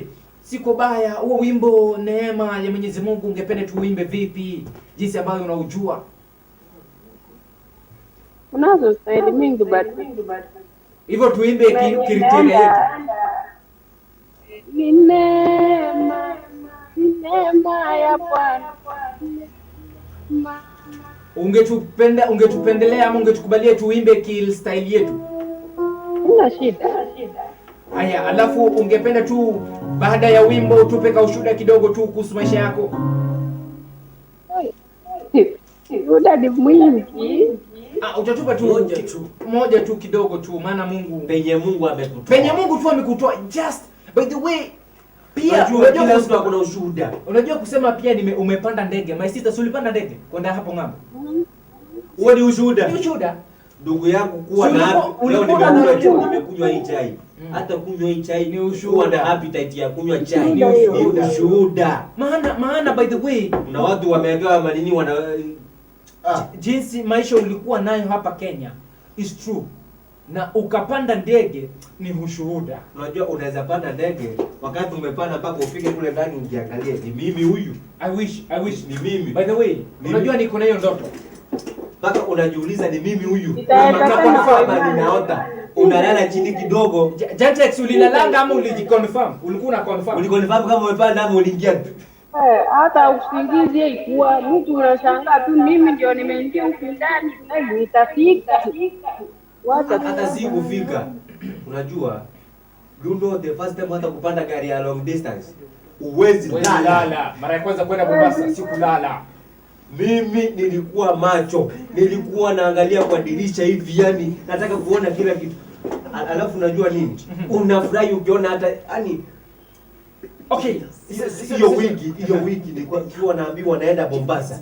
Hiyo wiki brother sikulala. Mara ya kwanza kupanda private car ya mtu silali, sikulala. Nakumbuka kuna siku tulienda na ndugu yangu mahali ilibidi atoe mkono hivi nje ndo aonekane. By the way, niliweka mkono hivi nikasema ni baraka na neema ya Mungu. Aliweka mkono hivi. Ni kweli? Mara ya kwanza kupanda private, the cool one. Sivyo tu. Mara ya kwanza vini kuendesha gari, alifungua vioo chini. By the way, nilikuwa na Michael Lechena na wewe. By the way ni kwa neema. Neema. Ni kwa neema, vitu zote tu zenye tunaanza ni kwa maisha ya Mungu. Imagine naendesha gari tu, hata si yako. Si yangu, lakini kule kushika gari ni ushuhuda. Ni ushuhuda. Wacha basi tuchapilie huo wimbo kwa Kistolgo yetu. Ni kwa neema ya Mwenyezi Mungu. Tucheze tuka worship tu. Ni neema ile kanisa. Alafu tukimaliza ujue wimbo, kuna wimbo inasema, kuna jimba hata mimi ndio imba mahali. Neema ya Bwana imenitosha, neema ya Bwana imenitosha, yeye neema ya Bwana imenitosha, neema ya Bwana imenitosha, mbali nimetoka ni kwa neema yako, neema ya Bwana imenitosha, yeye neema ya Bwana imenitosha, neema ya Bwana imenitosha. Ndio hivyo sasa, twende kazi. Neema ya Bwana imenitosha, neema ya Bwana imenitosha, neema ya Bwana imenitosha, neema ya Bwana imenitosha, mbali nimetoka ni kwa neema yako, neema ya Bwana imenitosha, neema ya Bwana neema imenitosha, neema ya Bwana imenitosha. Niliyekuwa sina thamani umenipa thamani, neema ya Bwana imenitosha, neema ya Bwana imenitosha, neema ya Bwana.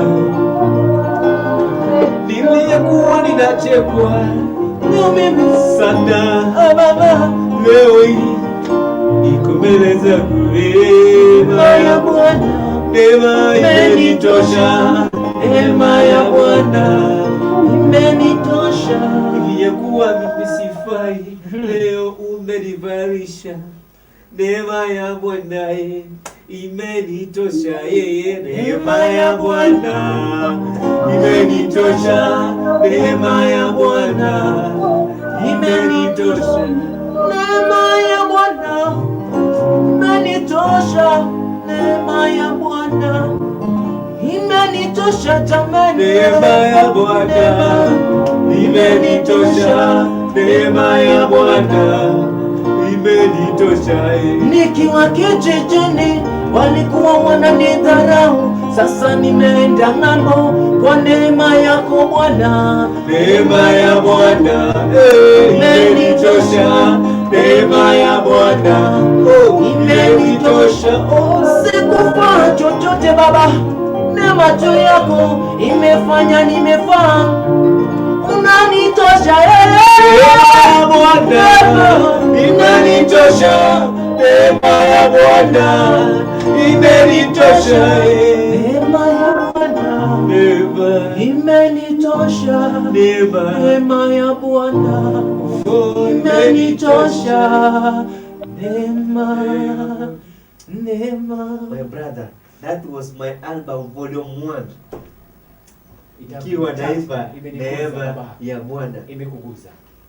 Hiyo hadi neema. Nimeona tu ni kama ni historia yako ulikuwa umeimba vipi baba?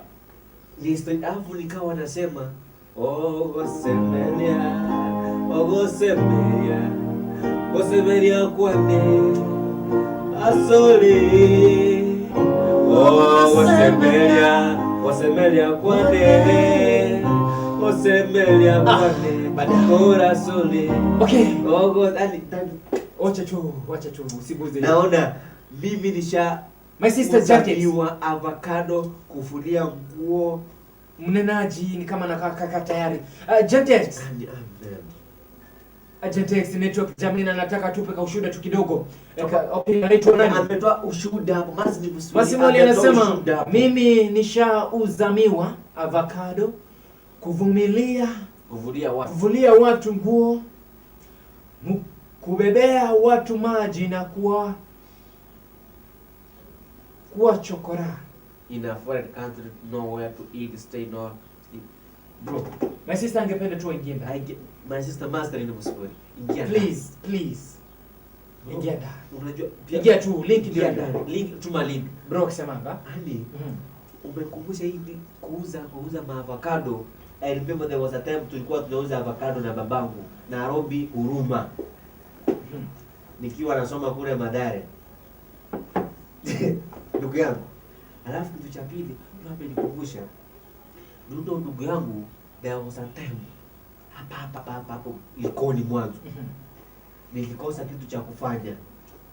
Nikawa hadi kuna issues zilifanyika mpaka studio yani. Nikawa nimechoka na muziki, nikawa nimegive up mambo na muziki. Nikasema nimeacha muziki kabisa. Fanya hivi. Third day. Fanya hivi. Yacheni nimbe, yacheni nicheze, Yesu mwana wa Mungu amejibu maombi yangu. Bro, hiyo siku nilichukua pikipiki kule shilingi 400. Nikasema sasa nimeacha mambo ya ilikuwa nilianza tu kwanza. Wakati nilimaliza alikuwa tunasema nimeacha mambo ya muziki. Bro, nilikuja Likoni, nikaanza kutoka Ukunda nikakuja Likoni. Likoni tena nikapata ndugu yangu tena akaanza kuniingisha tena kwa dereva. Wakati nimekacha mambo na muziki nimeacha kabisa, sitaki kusikia mtu ananiambia muziki. Nikawa nasema hata kanisani naacha hata kupiga keyboard kwa maana kinanikumbusha muziki.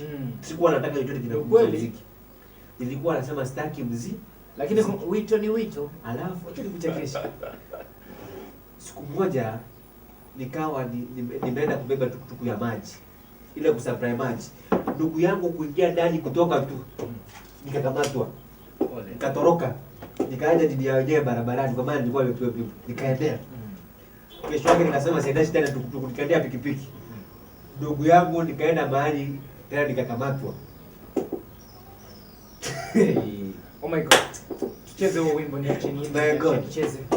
Yesu mwana wa Mungu amejibu maombi. Niacheni niimbe. Niacheni nicheze.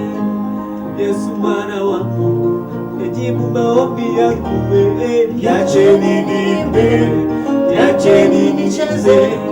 Yesu mwana wa Mungu amejibu maombi yangu. Niacheni niimbe. Niacheni niimbe. Yesu mwana wa Mungu amejibu maombi yangu. Niacheni niimbe. Niacheni nicheze. Yesu mwana wa Mungu amejibu maombi yangu. Niacheni niimbe. Niacheni nicheze. Yesu mwana wa Mungu maombi yangu. Niacheni niimbe. Niacheni nicheze. Yesu mwana wa Mungu amejibu maombi yangu. Niacheni niimbe. Niacheni nisifu. Yesu mwana wa Mungu amejibu maombi yangu. Niacheni niimbe. Niacheni nicheze. Yesu mwana wa Mungu amejibu maombi yangu. Niacheni niimbe. Yesu mwana wa Mungu amejibu maombi yangu. Niacheni niimbe. Niacheni nicheze. Yesu mwana wa Mungu amejibu maombi yangu, amejibu maombi yangu, amejibu maombi yangu. Yesu Bwana wa Mungu amejibu maombi yangu, amejibu maombi yangu, amejibu maombi yangu. Yesu Bwana wa Mungu amejibu maombi yangu, oh, amejibu maombi yangu, amejibu maombi yangu. Yesu Bwana wa Mungu amejibu maombi yangu. Niacheni niimbe, niacheni nicheze. Yesu Bwana wa Mungu amejibu maombi yangu. Oh, niacheni niimbe, niacheni nicheze. Yesu Bwana wa Mungu amejibu maombi yangu. Niacheni niimbe, niacheni nicheze. Yesu Bwana wa Mungu amejibu maombi yangu, amejibu maombi yangu, amejibu maombi yangu. Yesu Bwana wa Mungu amejibu maombi yangu, amejibu maombi yangu, amejibu maombi yangu. Yesu Bwana wa Mungu amejibu maombi yangu. Bro, Mungu anajibu. Unajua, unaweza fikiri si Mungu ashuke kutoka juu akwambie nimejibu maombi yako. No. Kuna mambo amekutendea maishani mwako mpaka unaangalia hivi unasema Mungu amejibu. Mimi chefini bono. Okoreli obetekoreli kuna it's barely on the beat. Tena kuboli. Na hiyo kuna asili kidogo. Ngoboli geto. Ngoboli. Kile kwa lengo mwana. Mko imagine team na noro kana no etiki. Bro. Mko heavy. No kwa imagine. Oje imagination. Imagination tiare ngoro. Gatagege. Yes. No mambo mitona bako ba umshahidi witness. Na rekoli my man. Nchikinda kole. Kole. Kwa maana okolege tokia tokora. Lakini okolege ntekebe. Imaras bubaje kana. Katema kingo kora kiri muntu atara kole kibe. Wito muntu abantu bayitire. Yende go goita go chulio go chimwa. Ege ntekebe. Gokora watu so igore yeza abande bakorire. Lakini atako kwane njira yete utume so igore no yemenyama. Abantu batumire. Lakini nyasaye mama gatena yaya. Ko injora tu agenda asegete tu arenge no muntu ukujese the presenter. Omongi no ndaka atara kurwa saga tebaga kimondo le balimo. Tigana asaba tumeko gendera yande. Alafu ndugu itimia hapo saa 6 na dakika 5 tungependa tuachilie neno kwa dakika 10 tu tuendelee na kusifu mpaka saa 8. Kwani kwa nini bro? Si tumenunuliwa lunch kabisa. Sasa unataka tena uende lunch? Chetalel tunachapa hapa mpaka saa kwanza saa 10 bro. Kuna mambo yenye Mungu ametenda, maana nataka mtoe historia zenu in our lives bro. Saizi surely kuna watu walikuwa wakati walikuwa nasikia, hata wewe unaweza kuwa shahidi. Sema ushaenda nyumbani, kuna watu ukiwa walikuwa wanasikia huyo believe produce, walikuwa wanajua huyo ni chokora wa town. Atakunda huko kuudhamiwa jamani. Wengine walikuja mpaka hapa Otis TV huko okay. Kuna swali ninalo ndugu, sipo baya. Uliza. Kabla haujampokea huyu Yesu, umeelewa? Mimi in my life sielewa. Ujaelewa? Kabisa. Lakini the life cause changes. Nikwambie kitu. Mimi nimekunywa. Hiyo wakati nimekunywa. Yeah. Kwa hivyo mpendwa, tungependa tena tuachilie hicho kibao ambacho mwenzetu hapa ameomba, niacheni niimbe. Yes.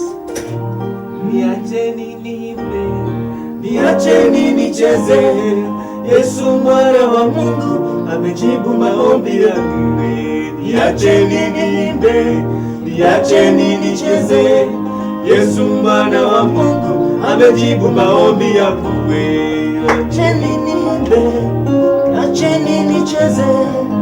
Yesu mwana wa Mungu amejibu maombi yangu. Niacheni niimbe, niacheni nicheze. Yesu mwana wa Mungu amejibu maombi yangu. Niacheni niimbe, niacheni niimbe. Yesu mwana wa Mungu amejibu maombi yangu. Niacheni niimbe, niacheni nicheze. Yesu mwana wa Mungu amejibu maombi yangu. Niacheni niringe, niacheni niringe. Yesu mwana wa Mungu amejibu maombi yangu. Niacheni niimbe, niacheni nicheze. Yesu mwana wa Mungu amejibu maombi yangu. Amejibu maombi yangu, amejibu maombi yangu. Yesu mwana wa Mungu amejibu maombi yangu. Niacheni niimbe, niacheni niimbe. Yesu mwana wa Mungu amejibu maombi yangu. Maselini anasema wallahi mnanikumbusha tu mali Mungu amenitoa. Chepteleka vile anasema nikikumbuka wakati babangu alipofariki maisha ilikuwa magumu jameni. Mwaka moja ndugu yangu baba yangu walikuja na watu watatu walipiga mamangu mpaka hali yake ilikuwa mbaya. Nikaona ufanya nini? Atamfuta babake, lakini leo anasema nini? Atamfuata baba. Lakini leo hii hata mama yangu ako kwa amani, afanyi kazi ya kufulia watu manguo na ako kwake, alipi nyumba, thank God. Na mahali popote anko huko, mimi nilikusamehe, sina ubaya na wewe, lakini ukijua ulifanyia bibi ya ndugu yako vibaya, si sahihi, tungebaki mayatima. Dada yangu iko hivi, hata Daniel anasema uachilie wote kutoka moyoni mwako. Uachilie. Stefano akipigwa mawe hakuona yale mawe alipigwa, aliona mbingu zikifunguka. Ni kweli hivyo dadangu. Hayo mambo usione, uachilie kutoka moyoni kabisa. Mwingine anasema jamani, mngependa tu mniimbie wimbo, anasema mwamba mwamba Yesu ndio mwamba. Mwamba mwamba Yesu ndio mwamba. Mwamba mwamba mwamba mwamba mwamba mwamba Yesu ndiye mwamba. Mwamba mwamba. Ukikaribisha mnenaji siku ya leo. Mwamba mwamba Yesu ndiye mwamba. Mwamba mwamba mwamba mwamba mwamba mwamba Yesu ndiye mwamba. Mwamba mwamba mwamba mwamba mwamba Yesu ndiye mwamba. Mwamba unamaanisha nini? Mwamba unamaanisha nini ndugu yangu? Mwamba. Unajua mwamba, the first thing before tuende mwamba, ili tuende mambo mengi. Mwamba ni kitu yenye hata kuvunja is a hard thing. Example, unaona mwamba unavunjwa siku ngapi? Miezi, miaka. Hii daraja hapa ilikuwa na mwamba imejengwa siku ngapi? Kuvunja mwamba ni kazi ngumu, lakini kujenga lakini na ikiwa hivi mwamba wa Yesu unajengwa na ukiwa mwamba akiwa Yesu haivunjiki kamwe. Ndio maana huo wimbo wa anaitwa Jela cha Balonza, nyumba zilizojengwa juu yako hazivunjiki kamwe, kwa maana ziko juu ya mwamba. Ni kweli. Anaitwa Marceline Bosibori anasema, you know what, I have been receiving many prophecy since I was a kid that I am good singer and I have testified that but ule umasikini wa kukosa hata nguo ya kuimba pale Sunday school hakuna. Marceline anasema bado, but for now God is faithful, looking forward to visit Otis Production. Karibu sana Otis Production, we love people. You just can't. Njoo, tunawakaribisha sana. By the way, we have every humble beginning. Hata Mungu anasema anaheshimu the humble beginning. Usitake uanze na mwanzo mkubwa. Alafu kitu cha pili, before kwanza unaona mnenaji ako karibu kuingia. Iko hivi. For God to raise you to higher levels, you must go down to your knees. I need to bow down. You must go down to your knees. Hata ghorofa ikijengwa, wakati unataka iende juu zaidi lazima uende kwenda chini. Kwenda chini? Kwenda chini. Nikwambia hivyo. Sema kwanza. Nakumbuka tu, kuna kitu nakumbuka Sema tu ndo mnenaji aje. Tungependa kumtengenezea madhabahu kwa wimbo ambao unasema you raise me up when I'm down. You raise me up. Mnenaji tafadhali, popote ulipo, ningependa sasa ujiandae. Andaa moyo wako, mtazamaji wa TTV. Maana haujui, usimwone ni yule yule. Usione Vini ni yule yule ambaye anakuambia high five. Usione Benny ni yule yule anakuchezea keyboard. Hallelujah. When I am down and all my soul's so weary, and I am sad, Lord, I should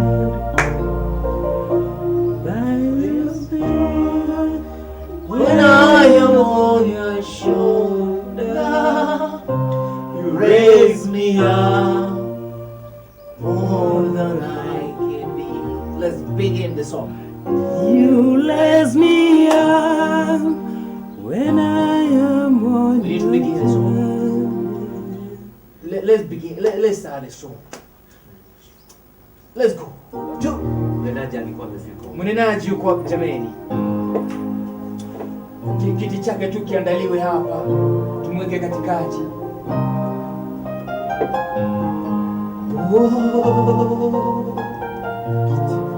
Let's go. When I am down and all my soul's so weary, when I am strong more than I am weak, but I am still waiting in the silence. Raise me up. Hallelujah. When I'm on your shoulder, I think, okay. You raise me up so I can climb the mountain. You raise me up to walk on broken feet.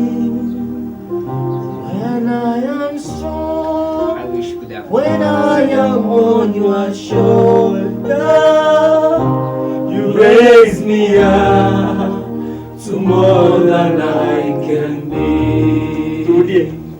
You raise me up to the mountain. You raise me up to more than I can see. I am strong when I am on your shoulder. You raise me up to more than I can be. Thank you so much, brothers. Akika, I feel it. I feel it. Thank you, my viewer, wherever you are, wherever you are watching from. Akika, to thank God because this is the great gift of life that God has given us. Ni hakika ni kwa neema, si kwa mapenzi tu tumefika hapa, si kwa njia zetu ama kwa nguvu zetu tumefika siku ya leo. Hakika kama unamtazama ndugu brother yangu mpenzi mtazamaji, ni kwa neema tu. Kwa neema. It is by the grace. Thank you my brother. Thank you. May God bless you. Welcome bro. Welcome. Leo tumemwoa wacha Mungu aitwe Mungu. Amen. Thank you my brother Benny. Because kama kuna corona, we believe in God. We believe in God. I need that camera to be balanced a bit. Yeah. So that ningependa kukuachilia tu uinene tu kwa dakika 10 basi bro, tutaingia hewani. Usisonge kwanza kidogo. Okay. Kabla hujasonga kidogo, this song I wish to imbe pamoja na wewe. Okay, tunaweza alafu kidogo tu then utanisomea neno kidogo tu, alafu kidogo tu kabla Vini hajaondoka atanisomea neno kidogo tu, alafu ataondoka.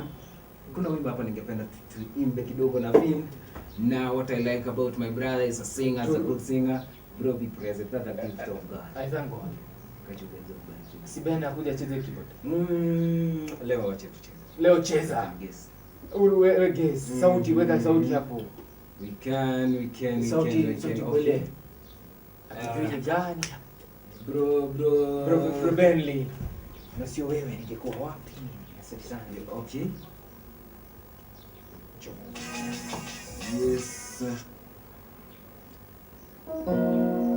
Yes, you. John 15. Okay. Kabla tujaimba huo wimbo, ningependa tu ufungue Biblia yako mnenaji atakapoanza kusema neno. Inatoka leo, the big verse come from the book of John 15, 1 to 17. Hallelujah. Okay, I'm not sijakuwa vyema sana kucheza hii keyboard. Twende tu. Tunaweza, we can sing. Yes. Twende. Kama siyo wewe ningekuwa wapi mimi? Kama siyo wewe ningekuwa wapi mimi? Umetawa na lema tele, umetawa na rehema na neema tele. Kama siyo Baba, kama siyo wewe ningekuwa wapi mimi? Kama siyo wewe ningekuwa wapi mimi? Umejawa na rehema tele, yelele. Umejawa na rehema tele. Tunajaribu kucheza hicho kitu. Kisoma hiki tutakuja kuambia Ben siku moja anifunze. Lakini kwa hakika kwa leo, ndugu mpenzi mtazamaji na mtazama kutoka Otis TV, asante sana, maana umekuwa na ndugu zangu tangu asubuhi, wamekukulipea, umekuwa at least leo umefeel you are in church. Barikiwa sana. Ni wakati mwingine sasa wa kukula mkate wa kiroho. Yes. Sijui unatazama kutoka wapi, sijui unaniona kutoka wapi, na natarajia kwamba ndugu yangu amekupa mahali ambapo leo tutasoma neno. Yeah. Leo nitasoma neno nitasoma kutoka vitabu viwili tu. Lakini hichi cha kwanza ni historia, ningependa uishike vizuri na hakika itakubariki. Tutasoma historia kidogo tu, ni vifungu karibu 17 peke yake. Alafu tutasoma kitabu cha pili ambacho kitakuwa na kifungu kimoja, na hakika utabarikiwa. Hakika kumbuka, Otis TV tuko hapa ili tukaweze kukupata wewe kiroho, tukaweze kukuinua wewe kiroho, tukaweze kubadilisha maisha yako, si kwa uwezo wetu bali ni kwa uwezo wa Mwokozi aliyeishi, anayeishi na atakayeishi milele. Bwana Yesu asifiwe. Amen. Asifiwe tena. Ndugu yangu, sijui ni mangapi umeyapitia, sijui ni yapi umeyaona, sijui ni wapi ambako umefila, ambako ukafika ukasema nimefika mwisho. Sijui ni ukuta upi ambao umeangalia uko mbele yako, umeangalia pande zote, umeona milima mikubwa. Kumbuka hata wana wa Israeli walipofika pale jangwani, sehemu walipoangalia nyuma waliona ni majeshi ya Farao, mbele yao ilikuwa ni bahari, kando kulikuwa ni milima ambayo hawangeiweza kuipanda, lakini ilikuwa ni ishara tu ili Mungu akajitihirishe kwamba yeye ni yule mwenye nguvu na uwezo. Bwana Yesu asifiwe. Amen. Brother, ndugu yangu, sijui chizu unavyomtazama pale, sijui maisha yako umeyaweka wapi, sijui mzingi wa maisha yako uko pande gani, lakini haya ndiyo Yesu anatuambia katika hichi kitabu cha John 15 tuanzie 1 hadi 17. Brother yangu, ningependa tusome tukienda pole hadi tumalize. Na naona ni fupi sana. Ni fupi sana, maana yake ni maandiko meusi tu. Okay, yeah, that's why nimesema hivyo. Ni fupi sana, si refu. Alafu cha pili tutasoma kutoka kitabu cha Warumi, Kitabu cha Warumi 8 na 18. Some 8. 18 some 8. The book of John 15 1 to 17. Yes. The Bible say it's about the true vine. Yaani ni kwa Biblia inasema ni kuhusu tu mzabibu. Mzabibu, na hapa ndipo tutajua mzabibu unamaanisha nini katika maandiko. I am the true vine. Yes. And my Father is the husbandman. Every branch in me that bears no fruit, yes, takes away he, and every branch that bears fruits, he purges it, Bwana Yesu asifiwe. Ndugu yangu na nitazama dadangu. Biblia inasema kwamba mimi ndimi mzabibu wa kweli. Mimi ndiye mzabibu wa kweli, mzabibu ambao unaishi, mzabibu wenye maisha, yani internal life. Na mzabibu wenyewe si mimi Bram Paul ambao nimesimama kwenye madhabahu haya. Mzabibu wa kweli si ndugu yangu Vina ambaye analisoma neno. Mzabibu wa kweli si Belly ambaye ametoka kucheza hapa kibodi. Mzabibu wa kweli Biblia inasema ni Yesu Kristo ambaye ametukomboa, ambaye ametuosha akatufanya viumbe vipya. Bwana Yesu asifiwe. Biblia inasema kwamba mimi ndimi mzabibu wa kweli na Baba yangu yeye ndiye anayekuza mzabibu. Yani na another phrase inasema is the fine dresser. Yani yeye ndiye anayekuza mzabibu. Kwa maana bila Baba yangu, bila Mungu, bila Mungu mwenyewe ambaye alituumba, huu mzabibu hauwezi ukaishi. Na pia bila huu mzabibu basi Baba hana kazi nyingine ila kazi yake. Biblia inasema kwamba yeye ni fine dresser. Yeye ndiye ametupa Yesu mwana wa Mungu. Amen. That is may bring forth more fruits. Now you can claim, though the word which I have spoken unto you abide in me. Biblia inasema kwamba basi kama babangu yeye ndiye anayekuza mimi mzabibu, basi nyinyi ndiye mulie wanasema nyinyi ndiye mulie matawi katika mzabibu huu. And I in you. Na basi ukiwa katika matawi katika mzabibu huu, basi mimi niko ndani yenu, chinzi nyinyi mulivyo ndani yetu. Ama ndani. That is it. As the branch cannot bear fruits of itself except it abide in the vine, no more can you expect you abide in me. Ningependa kuwafungua hapa kidogo. Ndugu wangu, brother yangu na nitazama kutoka zile sehemu ulipo. Kumbuka Yesu amesema yeye ndiye mzabibu wa kweli na Babaye ndiye anayeubalilia huu mzabibu. Kwenye huu mzabibu unao matawi. Matawi ni those branches. For example, wacha nilete example mzuri. Kisii tunazo avocado mingi sana. Basi wewe mkulima, wewe ambao ulipanda ule avocado, wewe ndiye baba wenye wa huo mzabibu. Basi na mti wa avocado basi unao mimea, yani those branches ambao hizo branches ndio uzaa matunda. Basi katika zile matawi wewe ndiwe matawi yake. Ndugu naye nitazama, wewe you are those branches. You are the one that must produce fruits. Ndugu brother mpenzi, kuna mahali nilisikia Beni akiuliza kwamba je, mti ambao hauna matunda unaweza ukarusha mawe? Ukweli kabisa, hauwezi ukarusha. Basi kama wewe uliye matawi, kama wewe you are the branch katika ule mti, basi chenye ambacho unafaa kufanya ni uzae matunda. Bwana Yesu asifiwe. Unafaa ku give your fruits. Maana yake Biblia kwa chini inasema, brother yangu akienda kwa chini, kuna mahali Biblia inasema kwamba lile tawi lilipozaa matunda, basi haya si maneno yangu. Ndugu soma. I am the vine, he who is abiding in me. I am a vine, yes. You are the branches. Yeah. He who abides in me, and I in him, yes, the same brings forth much fruit. Hallelujah. For without me, you can do nothing.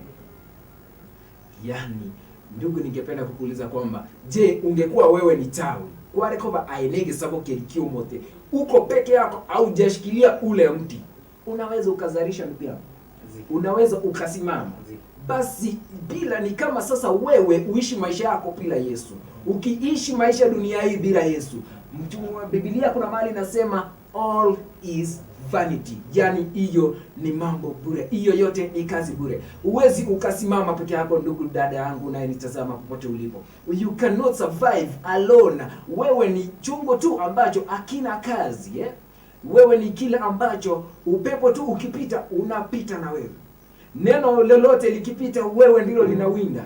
Magonjwa yote yakikuja wewe ndio ya kwanza. Manake uko peke yako. Bwana Yesu asifiwe. Manake wewe haujashikiliwa kwenye mti.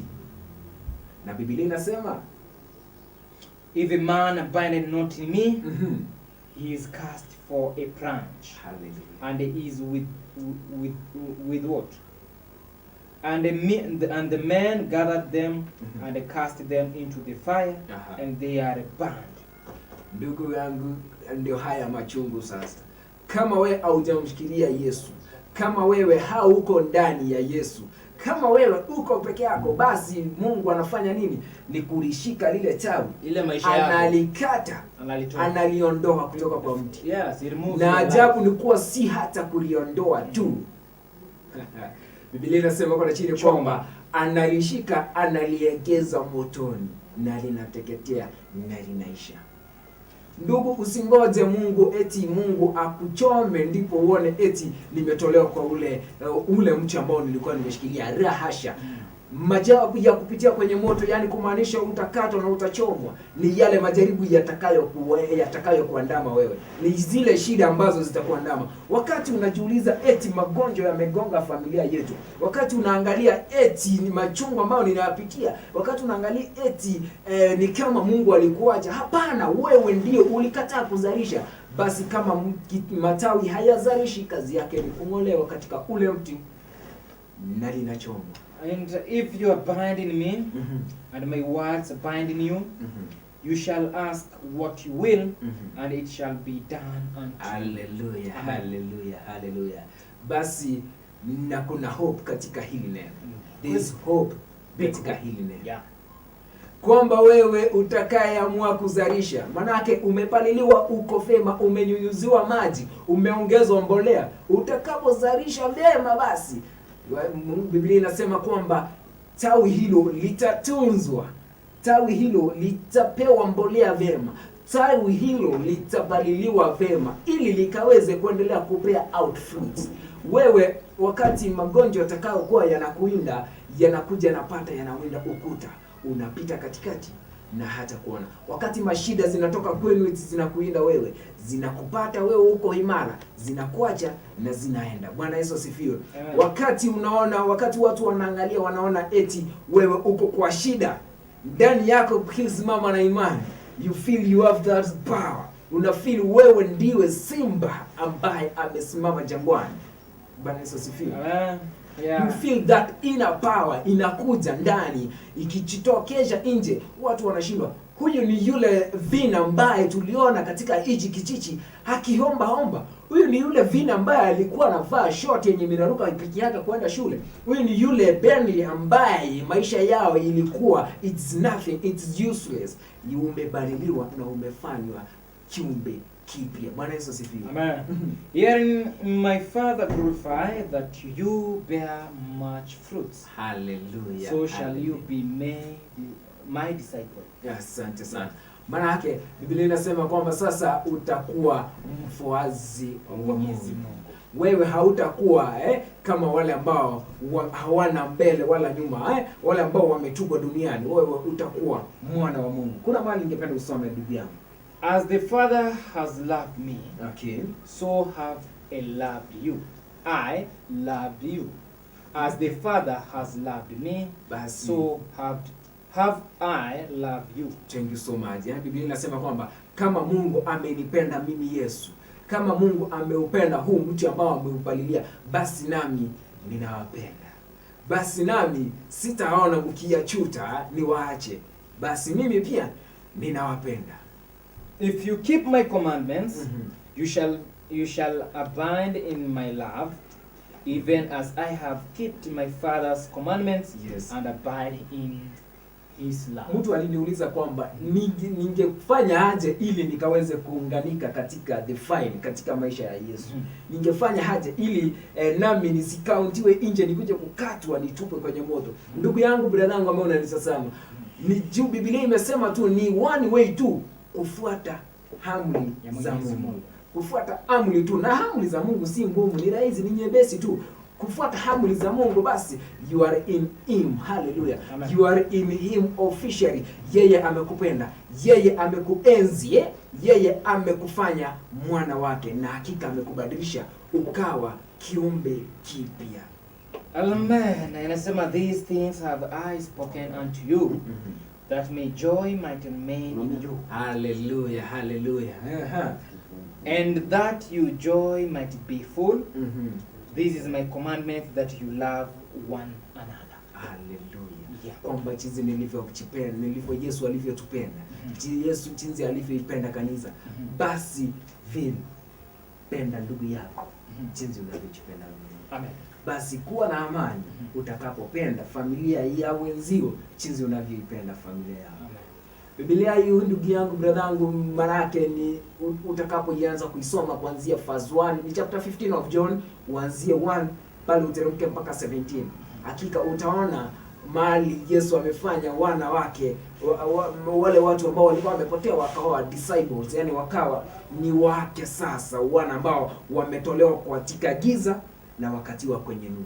Basi ningependa manake singependa tumalize pale chini, ndio hili wewe mtazamaji uende kuisoma. Basi ningependa ndugu yangu uweze kukimbia katika kitabu cha Romans pale. Romans usome 18, Warumi 18 uanzie 8. Kiwa ni kitabu changu cha mwisho pale kabisa kabla sijaondoka kwenye matangazo.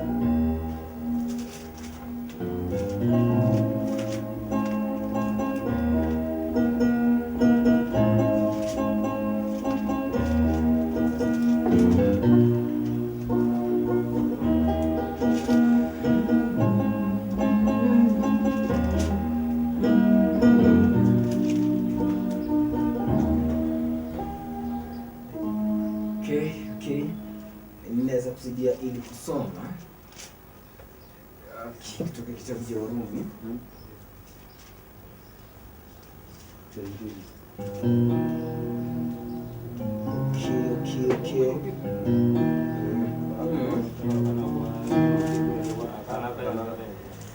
Okay, mtazamaji wangu, usisonge mbali. Hope ungekuwa na Biblia yako pale ukaweze kusoma nami kutoka kitabu cha Warumi. Mnenaji akiendelea kutafuta basi. Naona anaitwa Jantex Kima anasema asante sana. Amen. Christian na Keruba anasema amen. Marcelin Bosbori ametupa wimbo tutawimba pamoja, you raise me up. Anaitwa anasema you high Jehovah, you high milele, mataifa yote tumsifu. You high Jehovah, you high milele, mataifa tumsifu. Yesu yu sema you high Jehovah, you high Jehovah, you high Jehovah, you high milele, mataifa tumsifu. Yesu yu high. Hallelujah. Romans 18 inasema for I reckon that the suffering of this present time. Bro, nataka usome hayo maandiko pole pole, maana ndio ninayotaka kuyamalizia sasa hivi. This is it talks about deliverance. Basi ni kutoka kitabu cha Warumi 8 mstari wake wa 18. Ndugu brother wangu unanitazama, I hope you could have wrote this down ili ukaweze kuwa unayasoma haya maandiko kila siku, kila wakati, yakaweze kukutia moyo. Katika kitabu cha Warumi 8 mstari wake ni 18. Maandiko yanasema hivi. Biblia inasema takatifu kutoka katika Biblia yetu inasema na ukumbuke, inasema juu ya deliverance. Yes. Kombolewa. For I reckon that the suffering of this present time. Hallelujah. Maandiko yanasema kwa haya majaribu ambayo unayapitia sasa hivi, wakati kwa hizi matezo ambazo unazifeza, those challenges unazozikutana mara hii ya leo,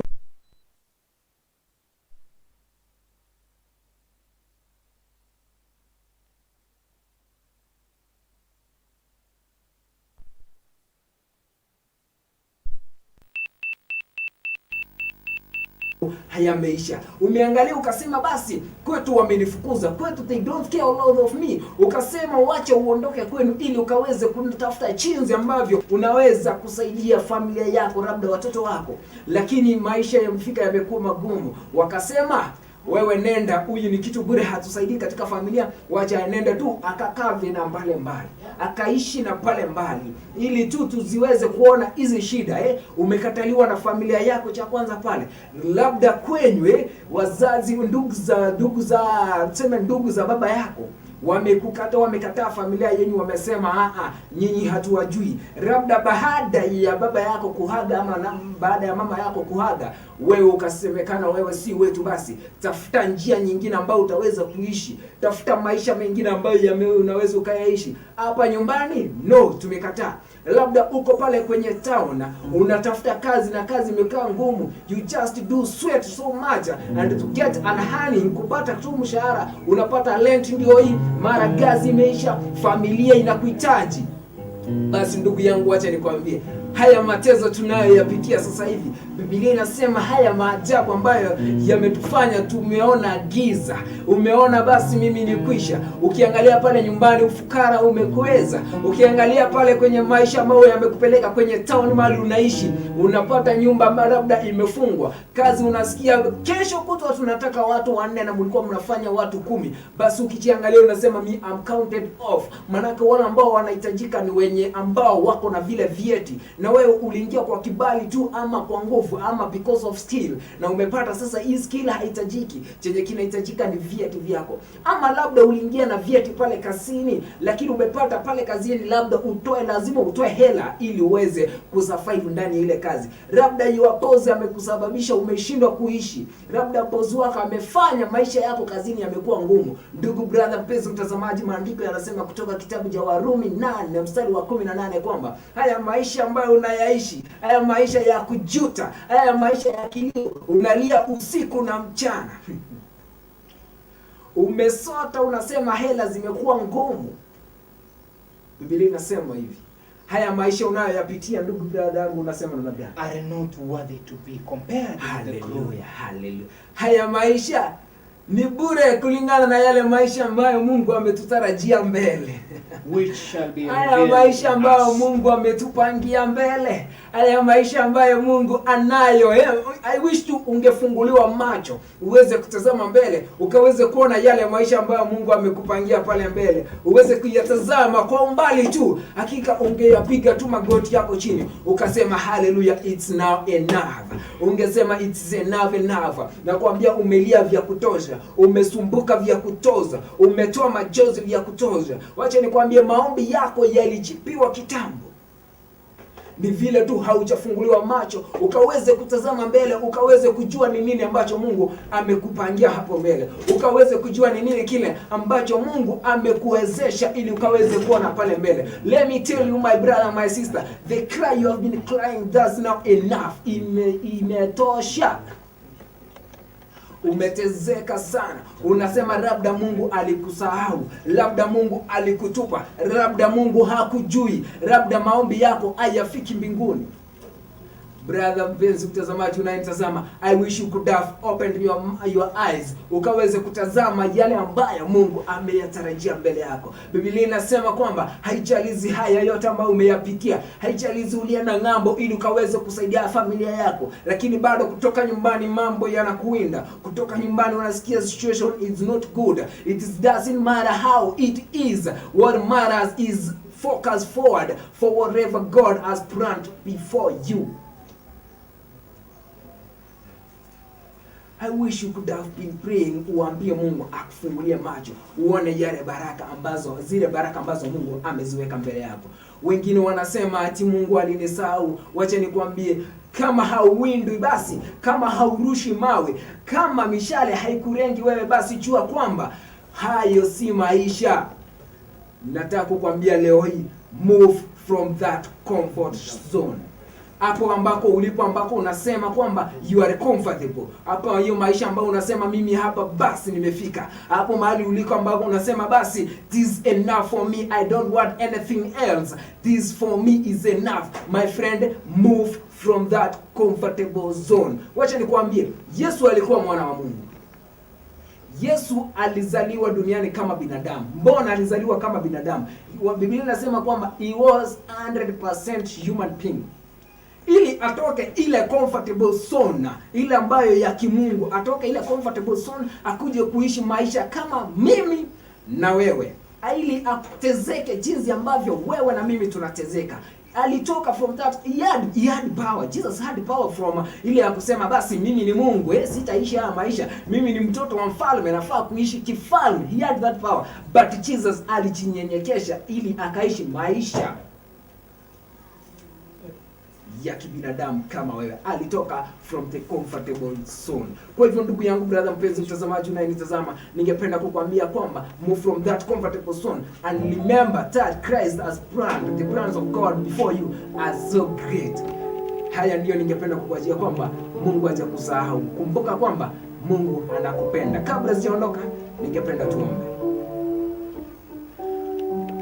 Mtakatifu, mtakatifu uliyeishi, unaishi na utakayeishi milele. Baba, tuje mbele zako tunasema ni asante, maana umetusafisha, umetujuliza kwamba tutaunganika pamoja nawe tukawe chombo kipya. Na umetufahamisha kwamba maisha ambayo ambayo yako mbele yetu ni neema kushinda ambayo tunayapitia sasa hivi. Mfalme, tuondolee nuru, tuangazie nuru, tukaweze kutazama mbele. Mfalme, ukaweze kuungana pamoja nasi kwa kila njia na kwa kila neno. Tembea pamoja nasi, tembea na katika TV yetu. Mfalme, tuunganishe na wana wako ili neno likaweze kuwafikia kila mara. Mfalme, kuwa na ndugu yangu Benly. Mfalme, watu kaweze kumguza. Mfalme, muinue kutoka kiwango hadi kingine ili akaweze kusema hakika wewe ni Mungu. Mfalme, nakumbuka my brother Mfalme Vincent ni mikononi mwako. Mfalme, yeye ni mwana wako. Mfalme, wache ukamfanye jinsi wewe upendavyo. Ni kwa jina safi la Yesu Kristo naomba na kushukuru. Amen. Amen. Wanipenda, wanipenda, Mungu wa agano, wewe wanipenda, wanipenda, wanipenda, Mungu wa agano, wewe wanipenda. Barikiwa kwa neno baba. Thank you. Barikiwe sana. Alikuwa mnenaji wa siku ya leo.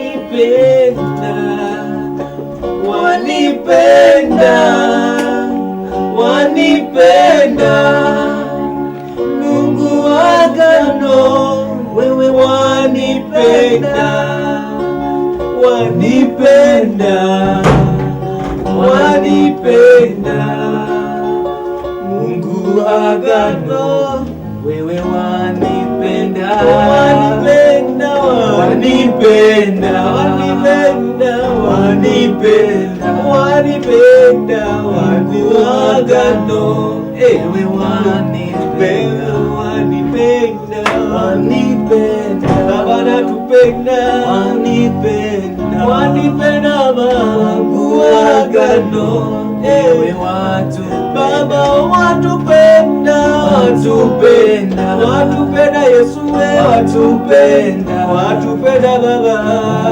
wa agano, watupenda Baba, watupenda, watupenda, watupenda, watupenda, watupenda wa agano, watupenda.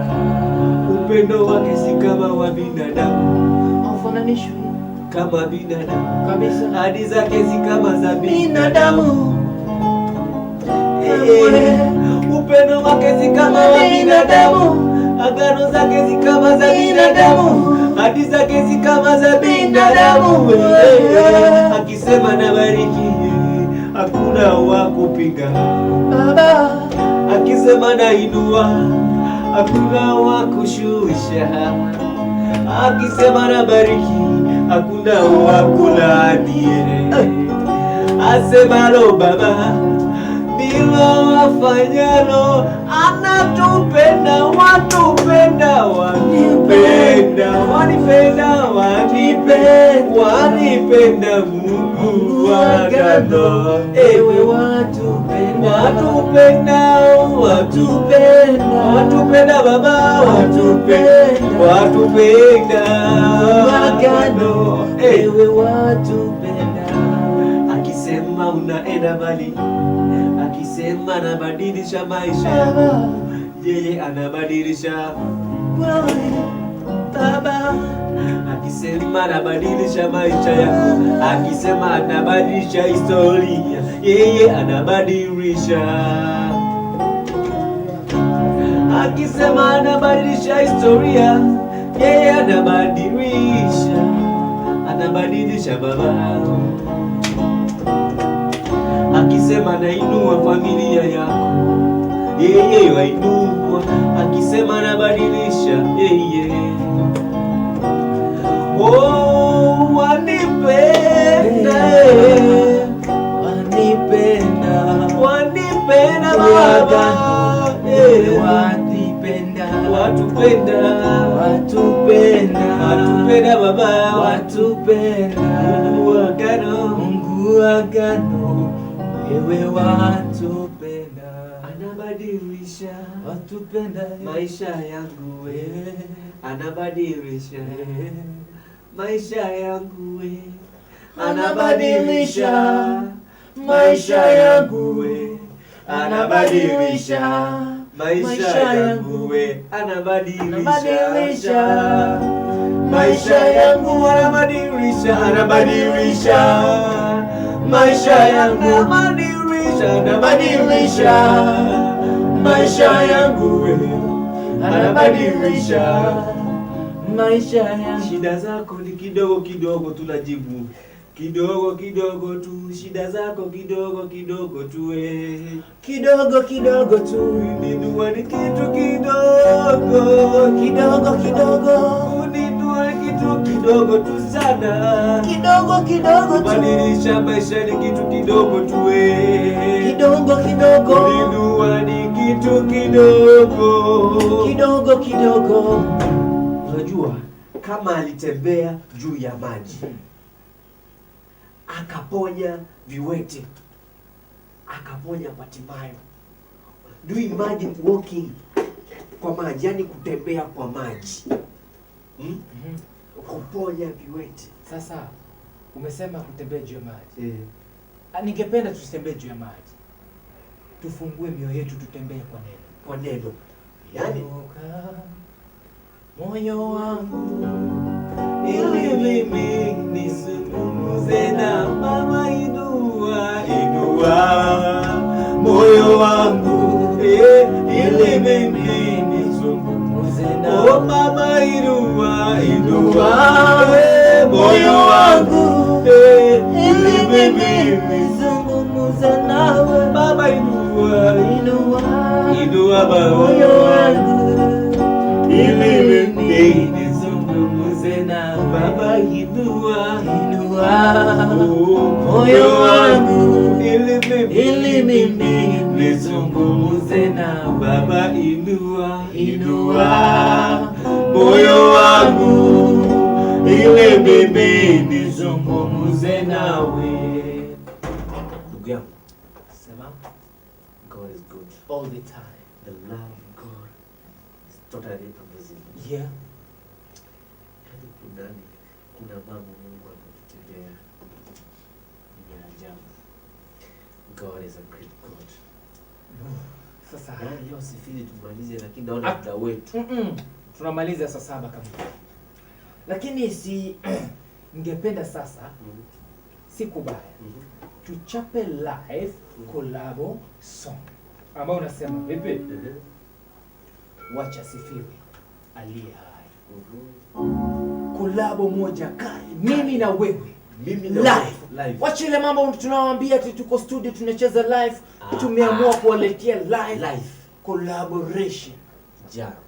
Ama ni vipi? Nani angependa tucheze live collabo mimi na Benjani? Kama unako pale inua mkono. Iza tunasema sebedu. Ni sebedu, unachezanga sebedu? Mimi nachezanga sebedu. Sebedu live performing. We want to unaanza ama nianze? Wewe ndio unaanza. Ingia katikati. Any song which is a live, our song is our song live. Sebedu. Beat ni mbaya? Ungeka beat ama tucheze tu? Tuweke beat. Tuweke beat. Maana tunacheza kitu live. Kitu yenye mtu anaweza record apeleke Sayari FM ichezwe. Anapeleka Otis TV FM ichezwe. By the way, hivi karibuni tutakuwa na radio. Unajua hivyo? Mimi nimeona hayo maono kwenye ndoto.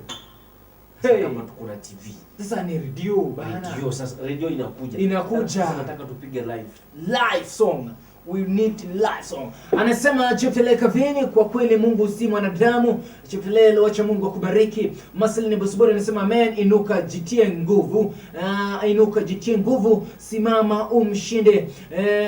Una kibali msaidie kama una kibali msaidie msidi wako, anasema msaidi wako yu ndani yako. Thank for the word Pastor Brian for today. Let God bless you. Hello.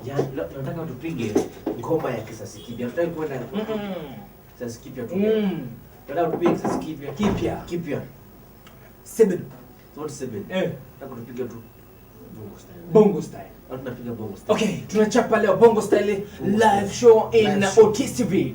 Vin and Bentley. Na kuna mali pengine unaweza tutafuta, usishangaa tutapatikana wapi. Nenda kwenye YouTube channel. Tupata Evangelist Vincent Omusa mwenyewe. Ukipenda pia nitakubariki, kuna nyimbo nyingi pale pia mimi nimeimba nyimbo nyingi sana pale. Alafu utafuatilia pia pale utanipata at producer Bentley on the beat. By the way, nilikuwa nimepanga last week nifanye video song, lakini shetani hatuachi bana. Ametuletea janga, tukampoteza mama mkubwa ambaye ni grandmother wa Brian.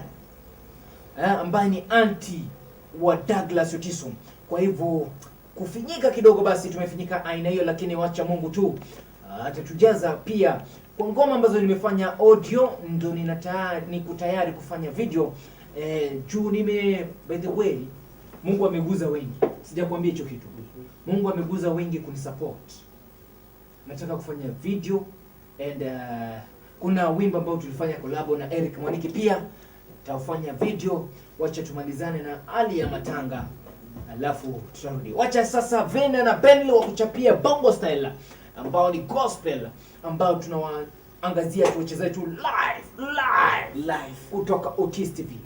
Sauti ni zile zetu. Tusimame.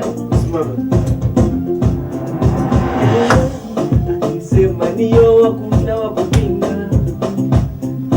Yesu akisema ndio hakuna wa kupinga.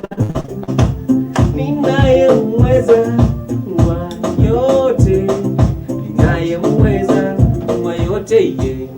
Oh my God. Ninayemweza wa yote ye. Oh Baba naweza. Unaweza. Oh Baba naweza ye. Unaweza ye. Baba unaweza ye. Unaweza ye. Oh Baba unaweza ye. Unaweza ye. Baba unaweza ye. Unaweza ye. Baba unaweza tu. Waseme wasiseme, wewe tu ndo unafariji. Wapinge, ila ni wewe tu. Is a brown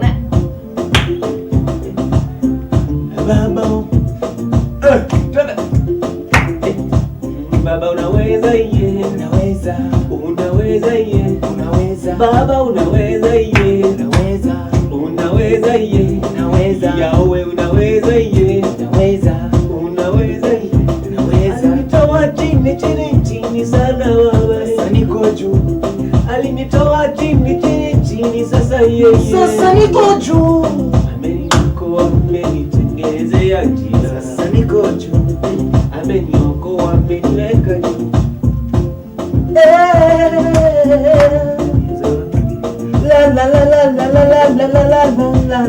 Akaniza Baba. Akaniza Baba. Ni Baba. Nikwambie historia yangu ndugu, fupi tu. Shida zilipitia kwa wazazi wangu. Maisha yangu yalikuwa magumu sana. Maisha yangu yalikuwa randa. Shule nimemaliza tu kwa wema wake. Ni baraka zake. Mami nina hema. Baba unaweza. unaweza ye, unaweza ye, unaweza, unaweza ye, unaweza, Baba unaweza ye, unaweza ye, unaweza. Igalusi nonyene konti, unaweza senya senya tusirie, nyasaye tusirie atambe, tusirie. It's Bentley and Finland performing. Nikwambie mpendwa mtazamaji, ufupi tu, Baba anakuona, Baba anakuona. Kwa shida unapitia, yupo nawe. Shida unapitia, yuko nawe. Sife moyo, sife moyo, sife moyo. Yeah, yeah. Baba baba baba baba baba baba. Ibaraka. Ibaraka zake, baraka. Baraka zake, baraka. Ni baraka zake, baraka. Baraka zake, baraka. Uwanjani nowaye, nowaye. Uwanjani nowaye, nowaye.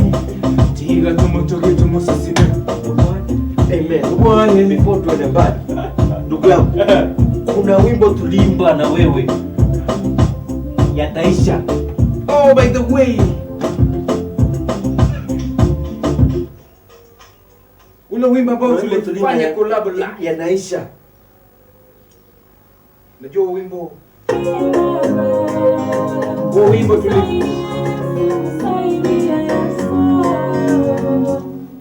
tuanzishe.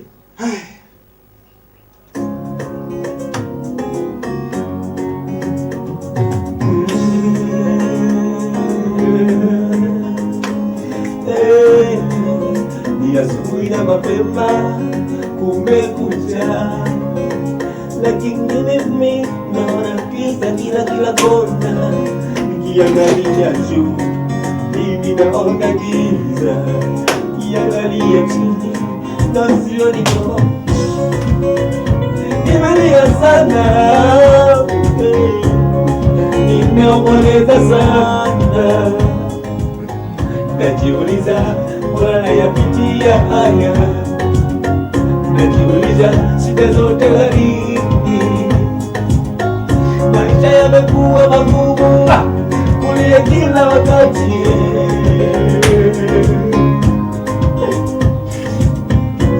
lakini Bwana nakuita nikumbuke, unisaidie.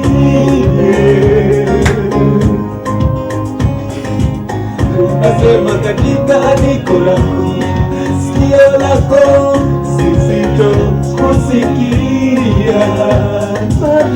Lakini leo naomba unisaidie, sikia kilio yangu.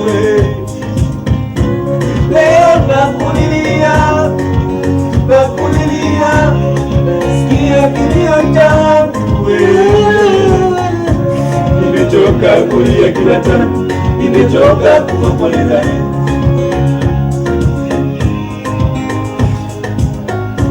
Nimechoka kulia kila time, nimechoka kuomboleza. Nimekuja kwako, oh, nisaidie Yesu, Yesu, Yesu nisaidie. Yesu nimechoka sana, nisaidie. Yesu nimechoka sana, Yesu nimechoka nisaidie. Yesu nimechoka sana, nisikie. Yesu nisaidie. Yesu nisaidie.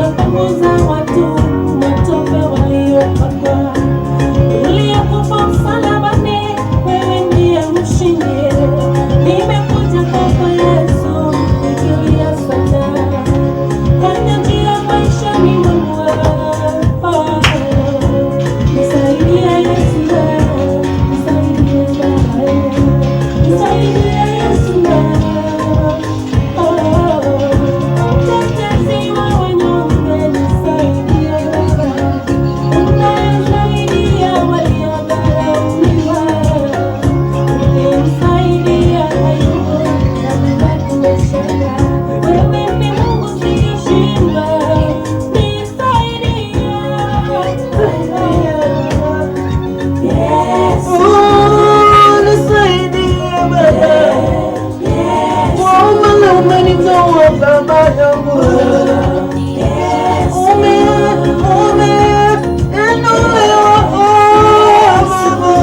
Upewe sifa zako. Usikate tamaa. Anayejibu maombi ni wewe. Anayetuongoza safari ni wewe. Sifa zote zikurudie Baba. Wewe ni Mungu usiyeshinda.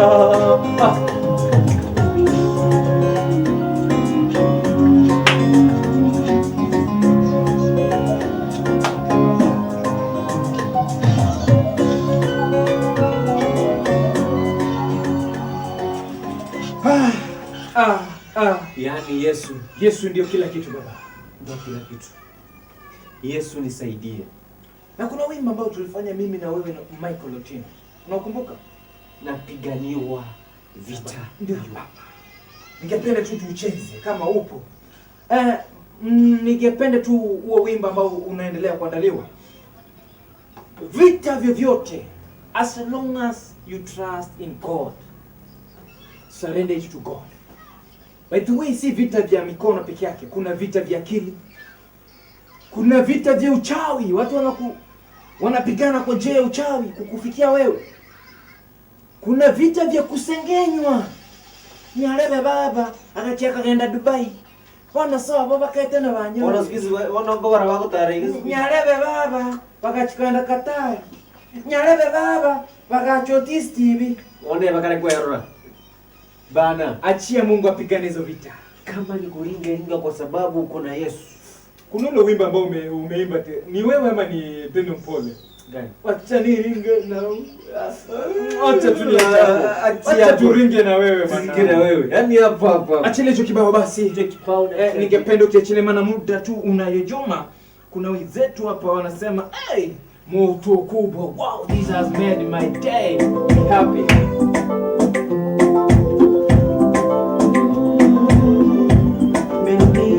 Once again.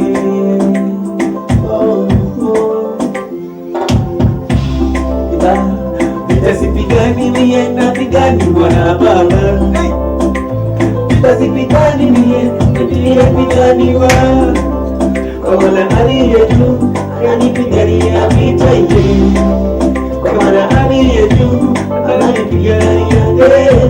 Sipigani mie, sipigani mie, mimi sipigani mie, sipigani mie. Vita vyangu vyapiganwa na Baba. Vita vyangu vyapiganwa na Baba. Yeye ni imani wape mami. Hata nikijaribu kupigana mimi mwenyewe siwezani. Maana yeye mkozi wangu mimi mwenyewe. Vita vyangu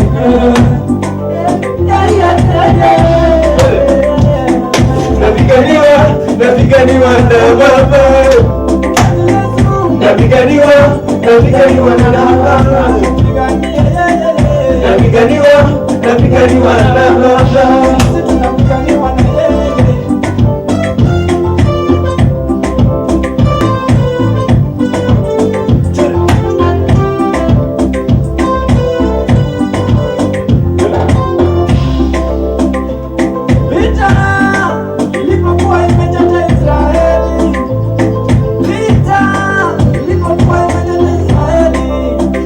Kuna mtu mmoja alikuwa akitusi watumishi wa Mungu.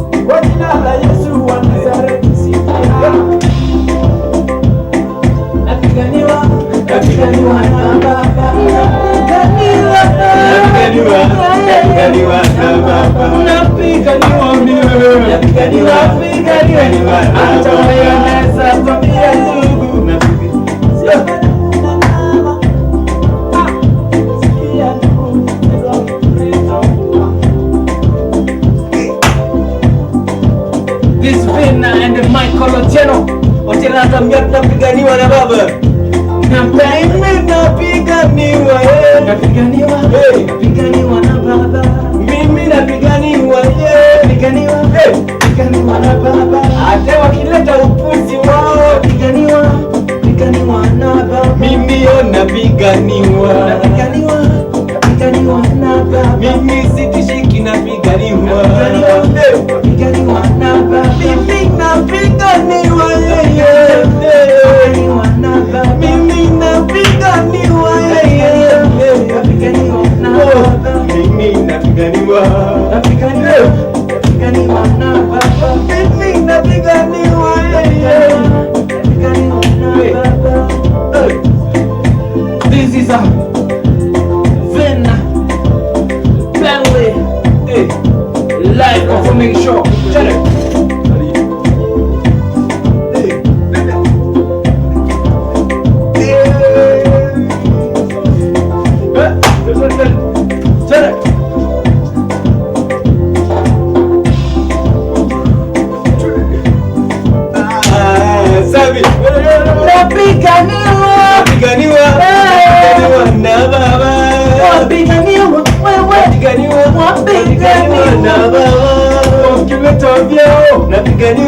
napiganiwa na baba. Hata wakusemea vibaya, napiganiwa na baba. Jione tu vizuri, napiganiwa na baba.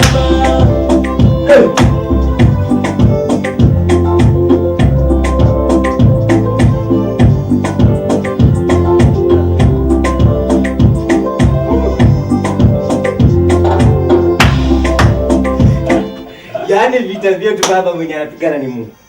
Wacha kuseme venye wanasema. But the aliye juu anajua. Do you imagine somebody like me? I'm Daudi. You are Daudi what? I'm Daudi. I'm Daudi. Yes. Yes, you are Daudi. Yes. I'm Daudi. Yes. I fanya this. And I'm Goliath. And you are Goliath. But I'm not really Goliath. Don't fear me. Ulinipiga unajua mpaka nikangua kwa kiti. I piga you like oh! With one sprong of stone. One. Takapisi. Not the two. One. And it was in the Ruche. The Ruche. We call it in Ruche. Ruche. It pamba you poo. And the man go to poo. And the nyoni comes and tocha him poo. Yaani vita vyetu vya nyama. Hata wakuwe wakubwa. Waone wao ndio super power. Wakati wale wakati walitumwa ile time waende kuangalia ule mji wale wenye walitumwa wengine warudi wakasema waliona majitu wamekula wameunga vizuri, lakini wengine walirudi na habari njema wakasema ule mji una nini, ule mji una nini, tumeuchukua. Mbona isiwe siku yako ikuwe leo jamani? Wacha kupigana vita vya minyama. Alafu pia unaweza pata kuna mtazamaji wetu anaonanga mambo mengi kuwa mlima kama yawezekani. Kama Goliath. Yaani unaona mambo mengine ni kama Goliath. Yaani unaona unasema hapa siwezani. Hiyo mentality nakwambia uitoe kwa jina la Yesu. Kwa jina la Yesu kwa maana wewe ni mshindi. Unajua mnenaji alisemaje? Let's make a good vineyard to God. Let's love each other. Yes. Sasa ukimpenda umpe maisha yako, wewe ni kama branch. Na ukikubali ingie ndani yako, huo mlima chenye kinafanya watu wengine hawaendelei. Ni kule kujiamini. Wao tunasema wanajua mimi naweza, mimi nitawezaje? Mimi lazima ndugu yangu apatikane. Lazima ndugu yangu apatikane. No. Be firm now. Stand firm. Yes. Sasa man, hata Bible. Siwende kijana mkubwa kwenu. Kabisa. Hata Biblia inasema fear not. Fear the Lord. Stand firm. Fear the Lord. Fear not. Biblia imesema mara nyingi sana kwa Biblia. But fear the Lord. Fear not. But fear the Lord. Alafu inarudi inasema yes, naweza yafanya yote. Lakini yote ni vanity. Alafu inakuja inakwambia hivi. Kuna wimbo nilikuwa nasikia, mimi nayaweza mambo yote. Yaani nayaweza yote kwa yule anitiaye nguvu. Na leo najua kama ulikuwa unajiona uwezi, ulikuwa unajiona uko chini. You have hope now. We bring you a good message. Good message. Give them. Good Give them. message is this. Give them. Give them. Listen this. We have you a hope message. Tunakwambia. Give them this. Unayaweza yote. Kwa maana kunaye ambaye amekutia nguvu. Na wale wa Israeli wa Egypt umekuwa ukiwaona, hautawaona tena. The problems umekuwa ukiziona. By the way, today it is over. Sema it is over. It's over. It is over. It's over. It's over. Breakthrough shall be a portion. Amen. I speak from now. Amen. Breakthrough shall be a portion. Amen. Na tulikuwa tumesema mwanzo, Mungu atagongelea misumari zile ndimi zenye zina speak evil against you today. Atazigongelea. Wacha tu tuombee wabadilike. Tusiombe hivyo. Wanyamazishwe. Kunyamazisha, Mungu ananyamazisha njia nyingi. Anaweza chukua msumari agongelee, ama akufanyie mazuri mpaka washindwe hata kupanua mdomo kuongea mabaya. Wacha tu wanyamazishe. Mimi siombei. Unajua kiboko cha Mwenyezi Mungu ni kikali sana ndugu. Tuelewa? Yeah.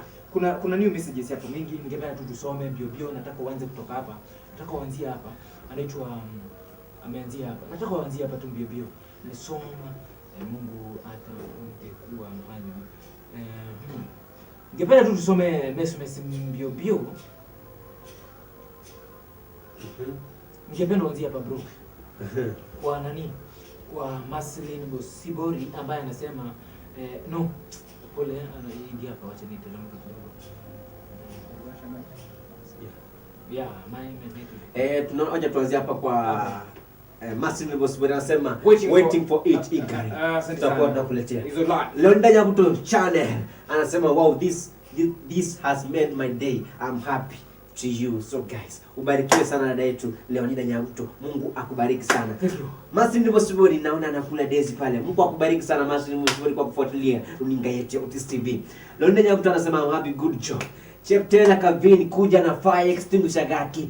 Chiba Kiamagoire Morini vitu. Irene Momanya anasema I salute you guys. We salute you too. Irene Momanya anasema naona mkonie, yani congrats. Maslin Bosibori anasema napiganiwa. By the way, vita zetu tunapiganiwa na baba.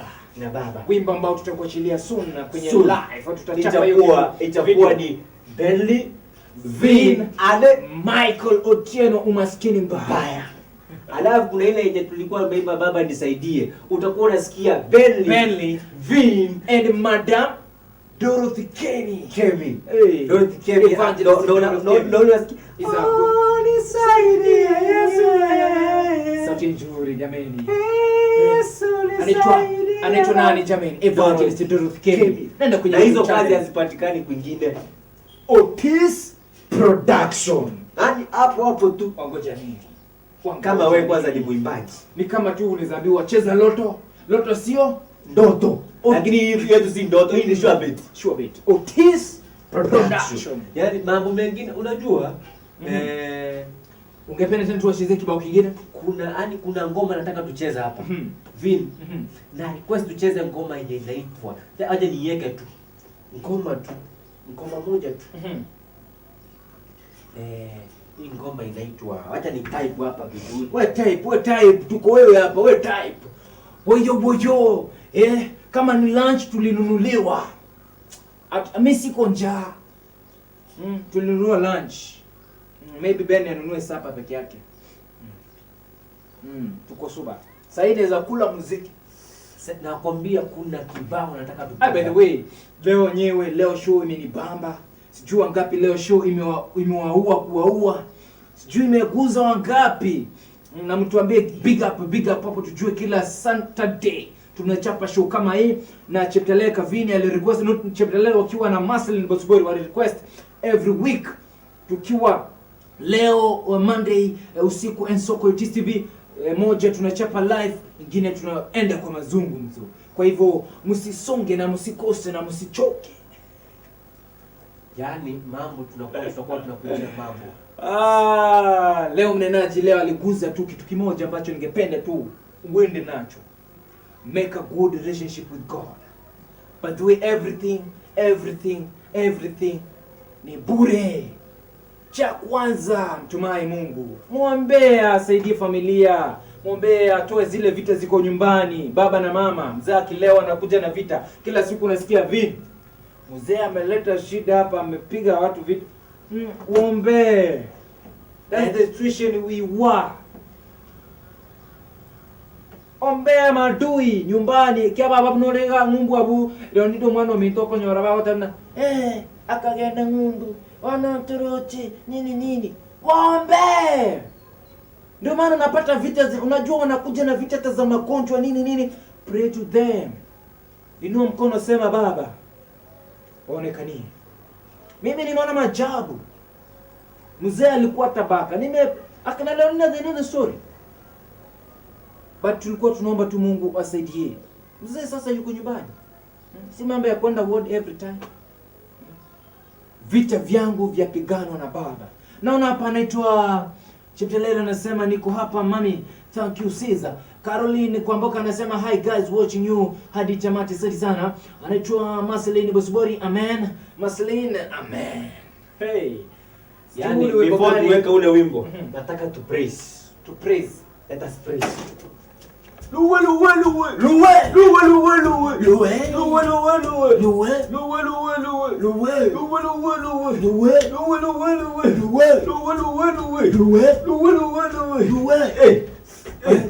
Kanyaga. Mapepo, shidani, uchawi, ugonjwa, kanyaga. Kwa jina la Yesu. Hey. Leo madhabahu fire. Na franga. Kuna nini wa inanibamba? Kuna time nilikuwa naangalia TV mahali fulani. Nasikia fire. Unasema kuangalia. Mimi siku ya kwanza nilienda katika tukuwa na TV by the way. Nilikuwa tunaenda kwa jirani. Unajua kwa jirani wakati alikuwa na TV lazima ujipendekeze na ufanye kazi huko ndio utakaa watch. Sasa tulikuwa tunafanya kazi, anatuambia tuende mtuletee maji, tunaleta bio. Hiyo siku Pastor Pius Mwili ndo alikuwa na hubiri. Akasema if you want something from God, when you want something even is the keyboard, you go to the keyboard of jirani, you touch like this, I receive it. Favor. Nani kibali? Sasa unajua nilikuwa nafanya nini? Naenda kwa kila gari. Favor. Sasa hiyo favor sasa nataka gari gapi jameni? Hiki. Yani even you may favor of the Lord. Have a favor. Have a favor of the Lord. Have a favor. Vini sijanunua lakini nimeendesha. Yani popote penye ulipo. Kama ni kazini penye huko. Have a favor. Kuwa na kibali. Unapata leo bosi anakuambia anakuja si hata mshahara anakuambia hii 10,000 shika hii 10,000 enda nunua suti. Enda nunua suti, enda ambia mama asante. Amekulea. Unasikia Leonida, today I need to go to buy for you a shopping. You go, you choose whatever you want. That is not your salary. That is for the kibali. Unasikia Brayo leo anatupeleka Camel Park. Kama jana nilipelekwa Camel Park. Nilikuwa nataka niingie. Jana nilikuwa Camel Park na mheshimiwa fulani, ningependa tu lakini sitamzungumza. Aliniita tu pale, anakuja kulizia MCA kwenda nyumbani pale. Tulikuwa pale Camel Park. Tulikula vibombo. Vini uliwahi imagine unaweza hata Camel Park ukae ukule. Wewe unasema hata hiyo gate si nikuanga naangalia hivi. Wacha kwanza Camel Park. Ulikuwa unaisikia hapa Summit Lodge bana. Wacha unaona view sasa. Kuja frame ile hapa chini bana. Unapata na picha hivi. Kono talindoto nekene omonene onchoiro bogima bwane namaene obogima bwakare bwaetire obogima bwakare bwaetire nigonare korora ebinto chindoto nigonare korota echapongoria nigonare korota esutimberete igotaboboka nanyora namachachabe bona teri mtoto nekene fini bona things are changing fini bona yana yetu echa tigeri kile post ndane kubeka chat kuna kile post gift by the way kana nashukuru tu sitamtaza jina ila namshukuru. Acha Mungu tu amsaidie. Nimevaa boss. Yani kekele tu koti juu utajua tu nimevaa suti. God changes by the way. Yani hata wewe penye ulipo Tunakuombea. Anaitwa Chris Kelba, anajaribu connect. Wacha nitume link nyingine. Tuma link maybe popote penye uliko. Jua Mungu leo, yani leo tumekuwa tukiimba God anabadilisha. Bado tunaendelea kusema God is going to change your life completely no matter what you are going through. Kwa yale ambayo tumetenda leo, wacha tupate ushuhuda kuanzia kesho. Kuanzia kesho, yani amekutendea nini? Amekutendea nini? No matter umekuwa ukilia, yani unajua kuna watu tumeishi na machozi. Kila siku ni kilio. Lakini nakwambia from today God amebadilisha. Sema amen. My sister anasema unajua nini? Leonida anasema in fact chapter like Kevin. Nilikuwa chini but hawa vijana have made my day aki. Alikuwa chini. Alafu unajua kuna kitu tulikuwa tumezungumza pale. Things change. Kitu cha pili. Kama we umeanza kuonekana afadhali, vita lazima. Kuongelewa lazima uongelewe. Lazima upigwe mangumi. Lazima. Wanasema dhahabu kung'aa lazima ipite kwa grinders, kwa moto. Hivyo ukiona unasemwa, unazungumziwa mabaya, unaendelea kutengenezwa, ndio kesho ndio utakuwa mtu, yani unaendelea kuchongwa yani. Ndio maana tunawaambia unaona mbao ukiwa kwa nini inarando, ingekuwa inasikia uchungu, ingekuwa inasema niache. Lakini after that mimi ni mtu niache. After that kitu kinatoka kitu safi.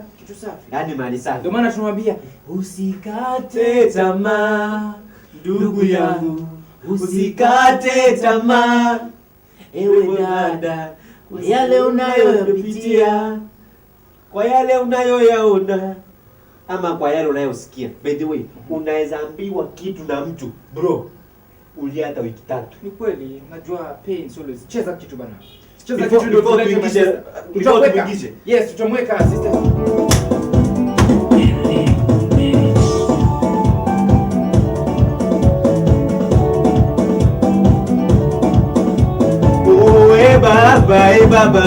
Baba pokea sifa hii. Baba pokea sifa.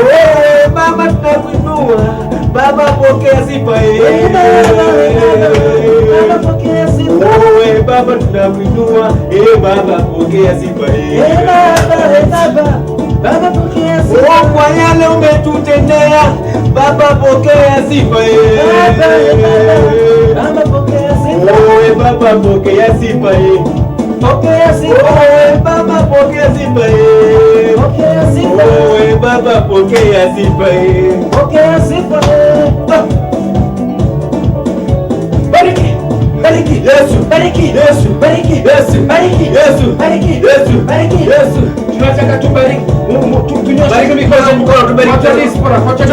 Tubariki. Bariki Yesu. Bariki Yesu. Bariki Yesu. Kuna wale ambao wamesumbuliwa na magonjwa jamani, wacha tunyoshe baraka. Twende. Bariki Yesu. Bariki Yesu. Bariki Yesu. Tumuinue tumuinue nawe. Tumuinue tumuinue. Twende. Zunguka. Cheza. Cheza. Cheza. Cheza. Cheza. Twende chini. Twende tena. Twende tena. Twende juu. Twende. Twende juu. Twende juu. Twende juu. Twende. Aya, twende. Twende.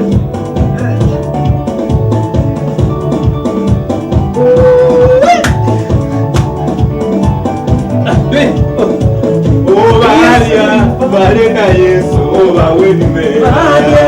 Barena Yesu baweni. Maria barena tata baweni me. Barena Yesu baweni. Maria barena tata baweni me. Barena Yesu baweni. Maria bakomusaba tata ye baweni me. Maria barena Yesu baweni. Maria barena Yesu baweni. Maria barena Yesu baweni. Hanya wetire mama tokira, hanya wetire mwana mito tokira, omwana nenkuru mare. Oh no, omwana nenkuru mare. Oh no, Ruma, Ruma, Ruma, Ruma, Ruma, Ruma, Ruma, Ruma, bana baba to Ruma, Ruma, Ruma, Ruma, Ruma, Ruma. barumero monya bali bale macho Mungu barumere tata amawele abachanire barumero manana amarere abachanire barumero Rumba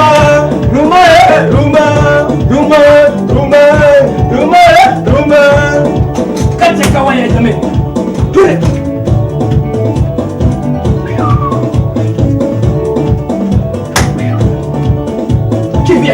kivyako kule mziki kivyako tule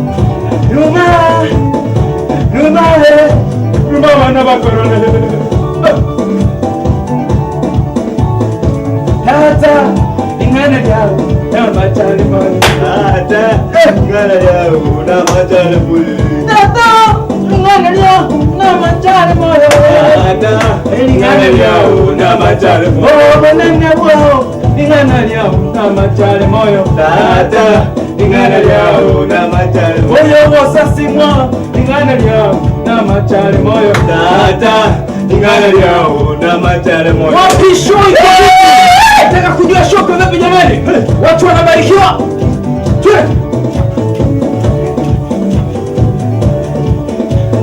Endo ya Yuda, Ngorumere, Endo ya Yuda, Ngorumere, Endo ya Yuda, Ngorumere, Endo ya Yuda, Ngorumere, Ngorumere,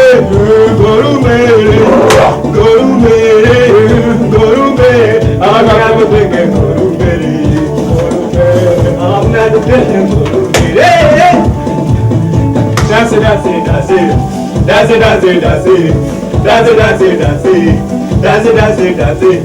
Penny karatenga.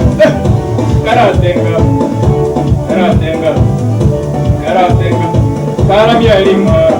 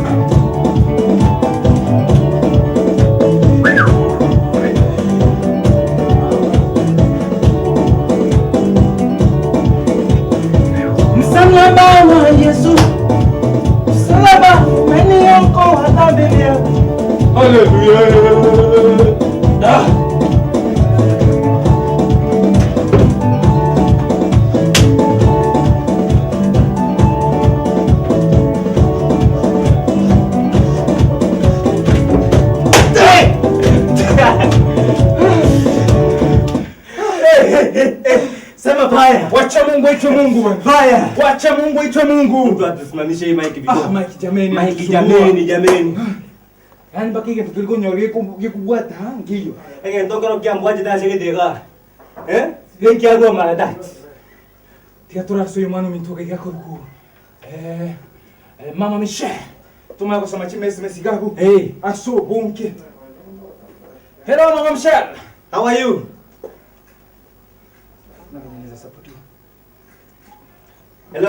Hello. Yes. Unatupata kweli? Kama juu. Bwana sifiwe.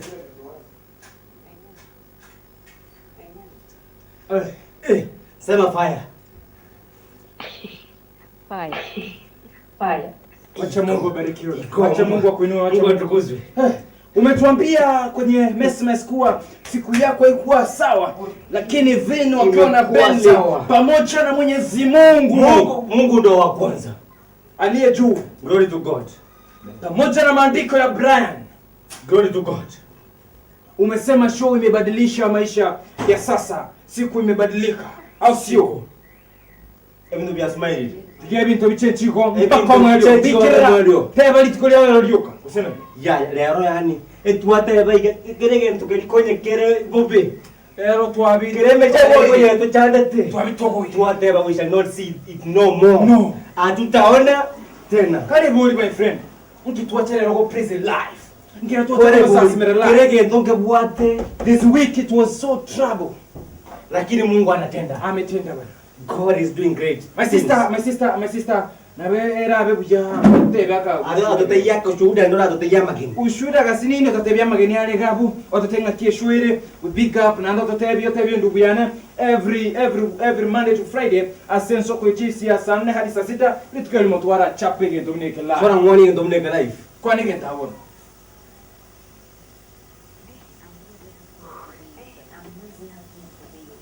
Thank you. Amen. And I wish mkwande mkifanya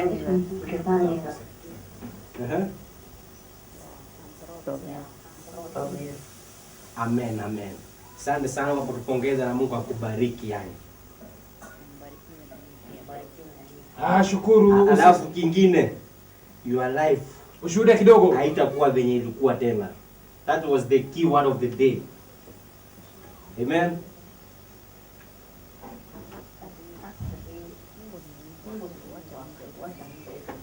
Amen. Tupe ushuhuda. Tupe ushuhuda tu kidogo jameni.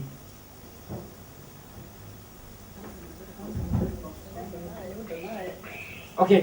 What I can say.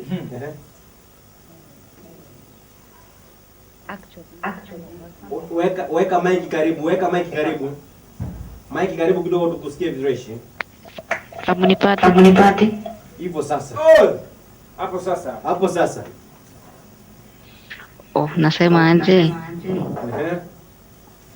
Actually, God is a God of power. Amen. So tukiangalia mahali tumetoka na mahali tumefika saa hii, it's by the grace of God.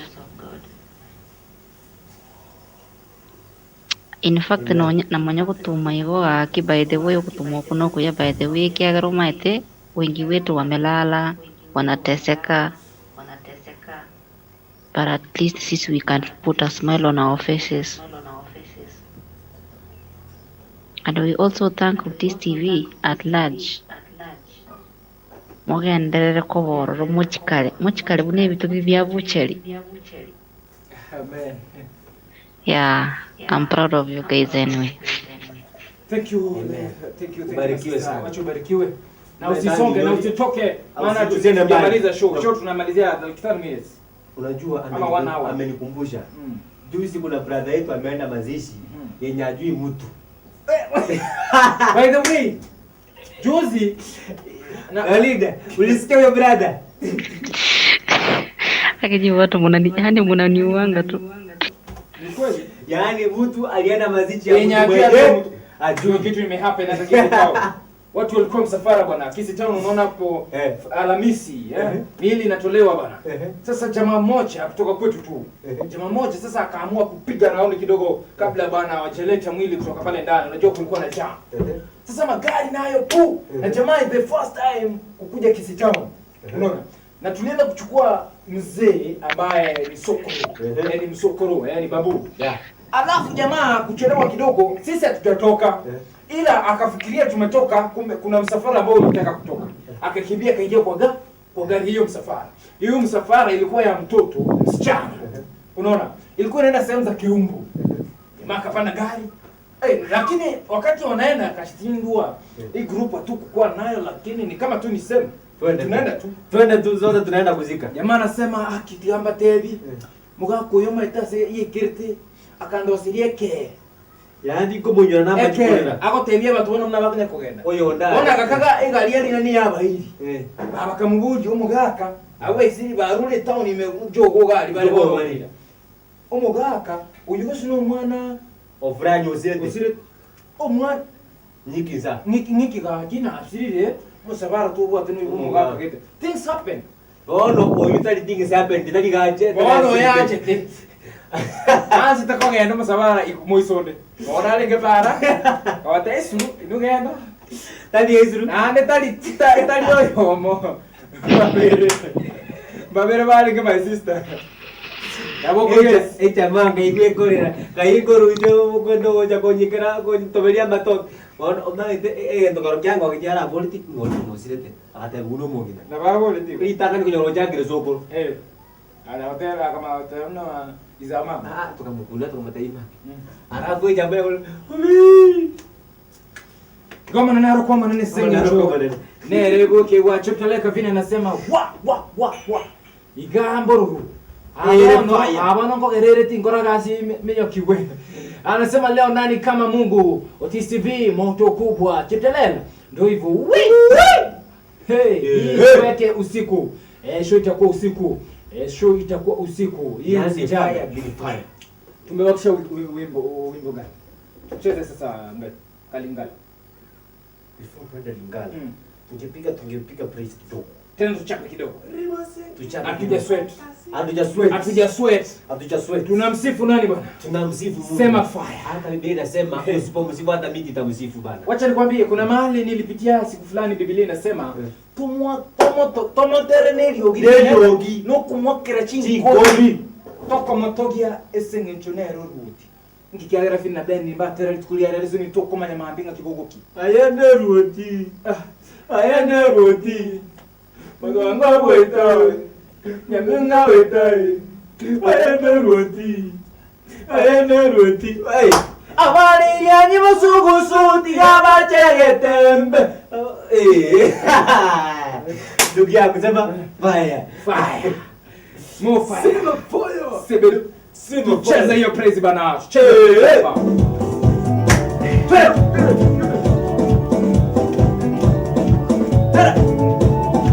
Aya.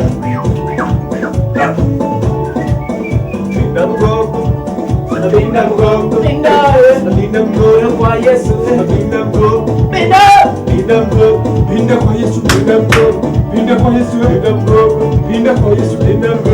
Oh. Hey.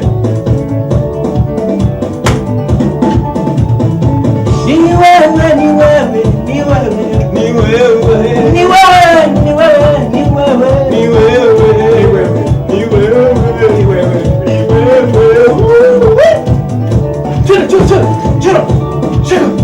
1, 2, go.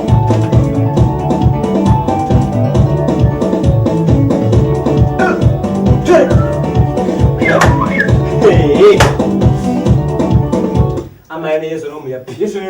Yesu no muyapi. Oyo bogo sasi mwana yo monane.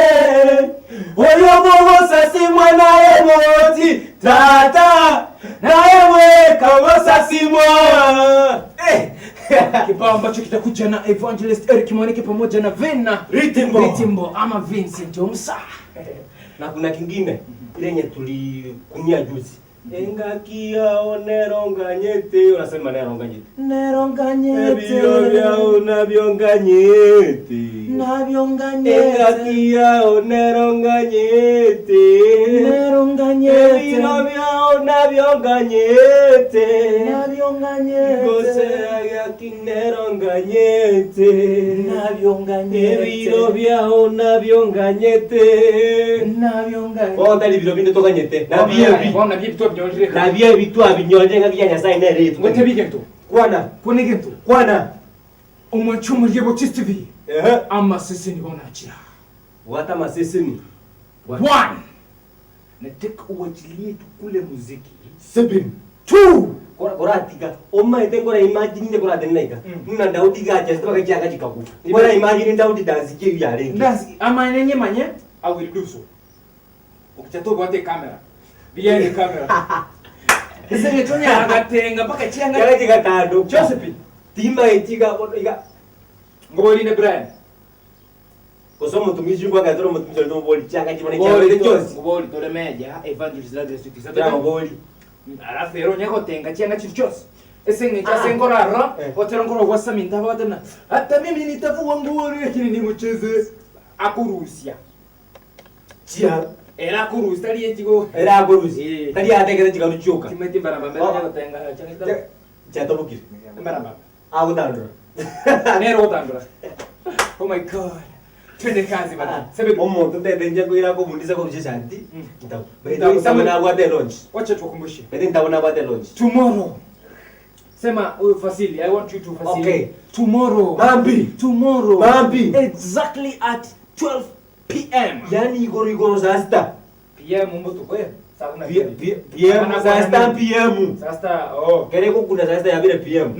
noon exactly at 6 noon sasa jamara goba by the way iko ini Kyogoro yani asomo chiwo Kyogoro Humble Church of God ekanisa iliyeko ku Humble Church of Christ we officially welcome you guys twabariganiri officially igabwe to support inde tomonyane ko musira none and nobody oyore nere nere talionde evangelist ani omo evangelist Samuel Ntabo mtoto wa mama aka Burukania aka ometade watabetiga zongo oyu wa maitigo raundi mtoto wa mama nakula kizungu oyu wa maitigo hotel kwa bigana ukuni bitukoria mambe no arafuta ligo anaenda ligo yuna hotel ligo ometa hotel you are mighty God which ime happy new year happy birthday you get a minute happy birthday I was saying happy birthday na terra happy birthday kama boli ne birthday yani tukoli bota gerta gante ya mwana ne birthday yani minute lakini umwana umya n'umuntu umya yani gakimambi agitwezi ipi kigamba teliyo kwa support the talent mumu malte bya sana uyo range ndeko irageka uyo legusi uyo randonsi onye kubate namba yae mukwanira abuna ndo moteri omuntu to yori boneka mvini litimbo bale na Bentley onani litikolia mambi na bwate launch asiganisa ya Kyogoro gari no tukale twezi no tukale ko sepetua yani ndo tutakula muziki pale bono nalia zote tena tali ndoto bono nike maana ma hivi ndo bikokorkana ngo litikulia mambe litikulia Sunday mambe kama sasa ni atokese kanisa ya gospel hapo inaitwaje Humble Faith of God Deliverance Church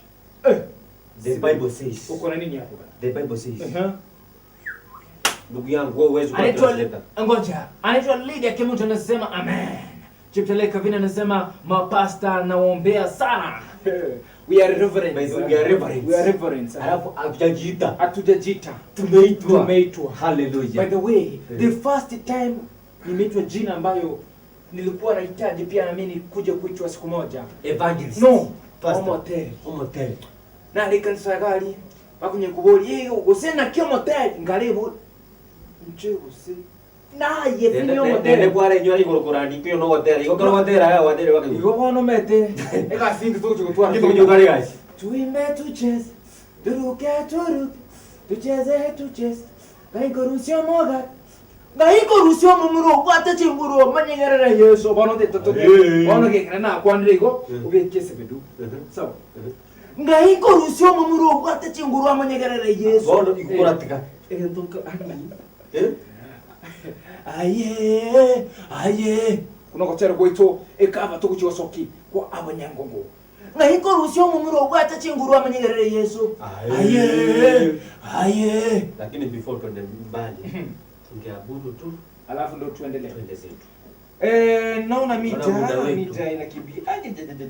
Muda wetu umesonga. Wacha tuabudu alafu tuwaambie watu bye. Tungeabudu tuende zetu. Anaitwa asante sana, naona mambo iko safi. Nataka tuabudu. Wacha tuabudu tu kwa dakika 5. Dakika zikizidi dakika 6-7 hivi. Ikifika 10 dakika 10 zifike na 50. Tumalize show. Sana kama tutapatana nyuma ya tent. Tuzungumze mengi pale. Alafu pia upande wa social media unampata ndugu yangu kama Evangelist Vincent Omusa ama Vincent Omusa. Huo ni upande wa Facebook. Nenda Facebook pale ukinitaka ukinisearch ni Vincent Omusa. Na mimi si other than ukienda pale unanipata @Belly on the beach. Nenda pale tafuta Facebook Evangelist Douglas Otiso Ministries. Follow pale. YouTube Otis TV. Follow. Alafu amekwambia pia yeye ni Omotel ga. Ingia pale utampata.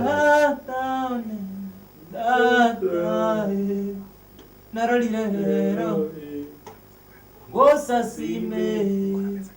Tungenda break kidogo hivi. Alafu upange hiyo worship tucheze dakika tu kidogo. Alafu wacha niangushe kitu hapa. Otis Production. It's Ben Lee on the beat. Otis TV.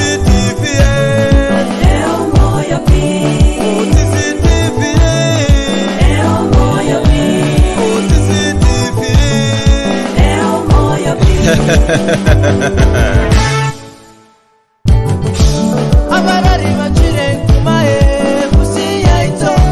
Abarari bachire kumae kusiya ito. Irene mejae egetinge kinai. Mama ngai Vini ritimbo high five. Wana nie Rayon pole ndani kazi. Chole aliye wochio motu. Oh yo.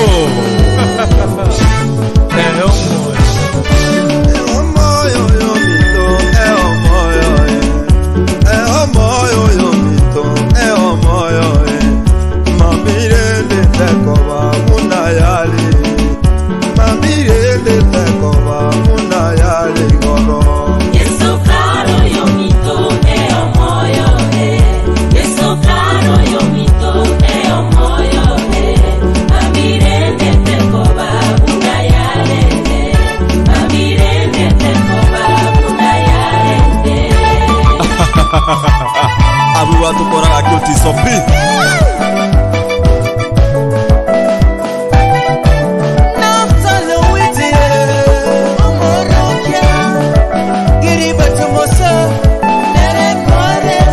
Amashabiki aito urabange mono nenu turabaiba.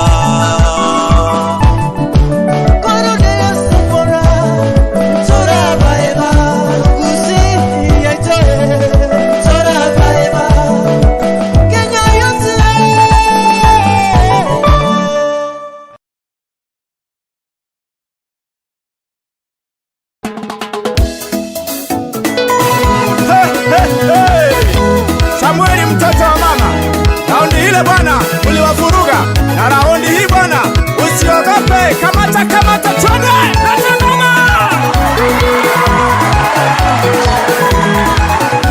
Niko hapa, mimi hapa siogopi.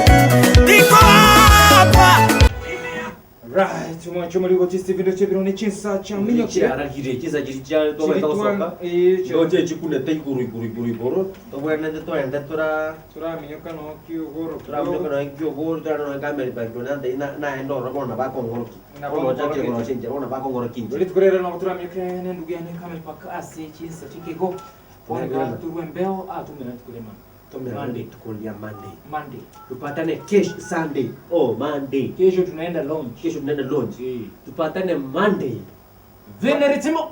Utampata saa ngapi? Monday mpate mwendo za high five. Pia mwendo wa saa 4. Tutakuwa tunapiga live show. Hivyo tutachapa Monday live show. Monday tutakuwa na live show. Pia tutakuwa na wageni, tutaalika wageni 2 3. Tutakuwa na show live. Kuna mwimbaji hapo. Waimbaji kama 2 hivi tutalika. Kama waimbaji 2 ama 3. Wacha tulika 3 bwana. Kwa 3. Ndio tuwe 5. Changanya hapo ndio tuwe 5 6 pamoja na tumbe yangu. Maana itakuwa nakula. Right. Amen. Wacha tuache. Tupatane kesho Monday. Na una feel tu tukuje kesho live. Na feel tu tukuje kesho live, lakini naona kesho tutaruhusiwa. Sio tutaruhusiwa yani. Sisi pia tunafaa tuende pale tu support. Si kupumzika tu support ndugu yetu. Ndio hiyo hali ya tutakuwa around. Tupatane wiki ijayo majaliwa. Mungu akulinde, alafu tukukumbushe you are going far. Amen. Let's on Monday get a good sermon from you. Let's on Monday get testimonies. A good testimony. Mimi nimesema sermon. Testimonies na unajua iko hivi. Testimonies iko hivi. Testimony walisema walimshinda kwa ushuhuda. Walimshinda. Unajua unaweza shuhudia mtu upate mwingine ameokoka kwa sababu ya ushuhuda wako. Unaweza shuhudia mwingine umtie nguvu kwa sababu ya ushuhuda wako. Hivyo tunangoja ushuhuda zenu. Mungu akutendee. Baba, katika jina la Yesu tunasema ni asante. Jehova Nisi, mwanzo na mwisho, wewe ni tegemeo la maisha yetu. Jehova Nisi, umetukuzwa na kuinuliwa katika nyimbo na mahubiri ya siku ya leo. Baba, angalia ndugu yangu Benly pamoja nasi na watazamaji. Tumekuja na tumesanyika mbele yako kwa madhabahu kukusifu na kulinua jina lako. Wacha sasa tubaki na ndoto ya kuamini kuwa umetenda. Wacha tuamini umefanya. Yale yote mfalme tulitarajia kutoka kwako umeyafanya. Kupitia kwa runinga yetu TV, takaza na uinue nyimbo, uinue na ubariki watazamaji, waponye walio wagonjwa, wabariki katika mikono ambao wanafanya kazi zao, bariki familia zao. Magonjwa tumeyakemea in Jesus name. Tumebea all families in Jesus name. Kwa hayo machache tumeomba katika jina la Yesu. Wacha tuone mkono wako. Kupitia hayo nimeomba na hata kwa mimi. Amen. Amen. Amen. Shalom, shalom. Mungu awabariki. Niko hapa wapendwa, mimi hapa siogopi. Nimekuja kucheza ngoma ya Yesu Mwokozi wangu. Nimekuja kucheza ngoma ya Yesu Mwokozi wangu. Aliyenibariki lazima nicheze ngoma yake. Aliyenikomboa lazima nicheze ngoma yake. Aliyeniinua lazima nicheze ngoma yake. Niko hapa, mimi hapa siogopi. Hata mkileta mikuki, mimi hapa siogopi. Mkileta maneno ya umbea, mimi hapa siogopi. Mkileta maneno ya kuumiza, mimi hapa siogopi. Aliyenikomboa mimi lazima nimucheze. Aliyeniokoa mimi lazima nimuimbie. Aliyenibariki mimi lazima nimucheze. Ngoma ya Mungu lazima mimi nicheze. Ngoma ya Yesu lazima mimi nicheze. Mama, ngoma we, inabariki ye, inainua we, inainua mama, inabariki ye, inaondoa mapepo, inaponya wagonjwa, inainua we, wanyonge wanainuka. Ngoma ya Yesu we, inabariki ye, inainua we, inatoa mapepo, inaondoa magonjwa. Ngoma ya Mungu we, mama, ngoma ya Mungu we, ngoma ya Yesu we, ngoma ya Mungu we, lazima nicheze, usinishike we.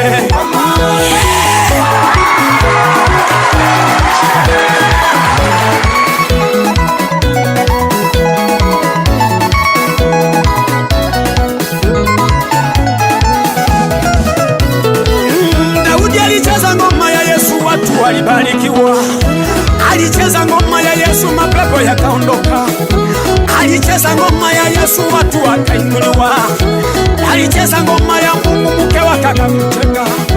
Baadaye kidogo bibi yake alipomcheka wapendwa, alipata ugonjwa wa tasa, Mungu akamfunga tumbo.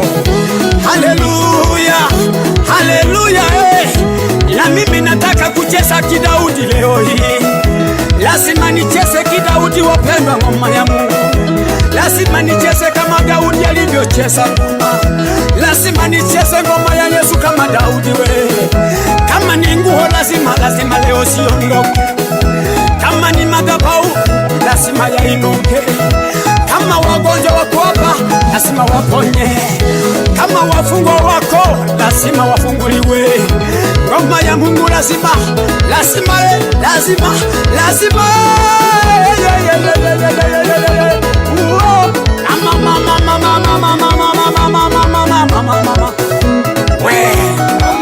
inabariki, inainua we, inainua mama, inabariki, inaondoa mapepo, inaponya wagonjwa, inainua we, wanyonge wanainuka. Ngoma ya Yesu we, inabariki, inainua, inatoa mapepo, inaondoa magonjwa. Ngoma ya Mungu we, ngoma ya Mungu, ngoma ya Yesu we, ngoma ya Mungu we, lazima nicheze, usinishike we. Hey, hey, hey.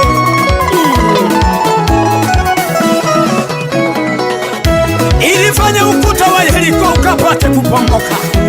Ilifanya ukuta wa Yeriko ikapomoka wapendwa. Ilifanya wana wa Israeli wavuke ng'ambo ile. Ilifanya wana wa Israeli wapate uhuru. Imefanya watumishi wa Mungu sasa wameinuka. Waimbaji wa leo wameinuka. Waimbaji wa leo sasa wameinuka. Kupitia ngoma ya Yesu wamekombolewa. Kupitia ngoma ya Yesu wameinuliwa. Vijana mko wapi sasa? Kujeni tucheze. Wamama wapi nduru? Cheza ngoma ya Yesu. Wasee wapi vigelegele? Cheza ngoma ya Bwana. Wagonjwa watapona kupitia ngoma ya Mungu. Ngoma ya Bwana aliyenikomboa lazima nicheze. Aka la mama ye. Kama ni nguo nitatoa kupitia ngoma ya Bwana. Mukinicheka kwa sababu ya nguo lazima nicheze. Ngoma ya Mwokozi wangu lazima nikuimbie, lazima nikucheze. Usinishike wewe, usinikamate wewe, usinishike wewe, usinikamate wewe, usinishike wewe, usinikamate wewe. Lazima nikule ngoma ya Bwana. Mama ye, mama we, mama we, ngoma ya Bwana we.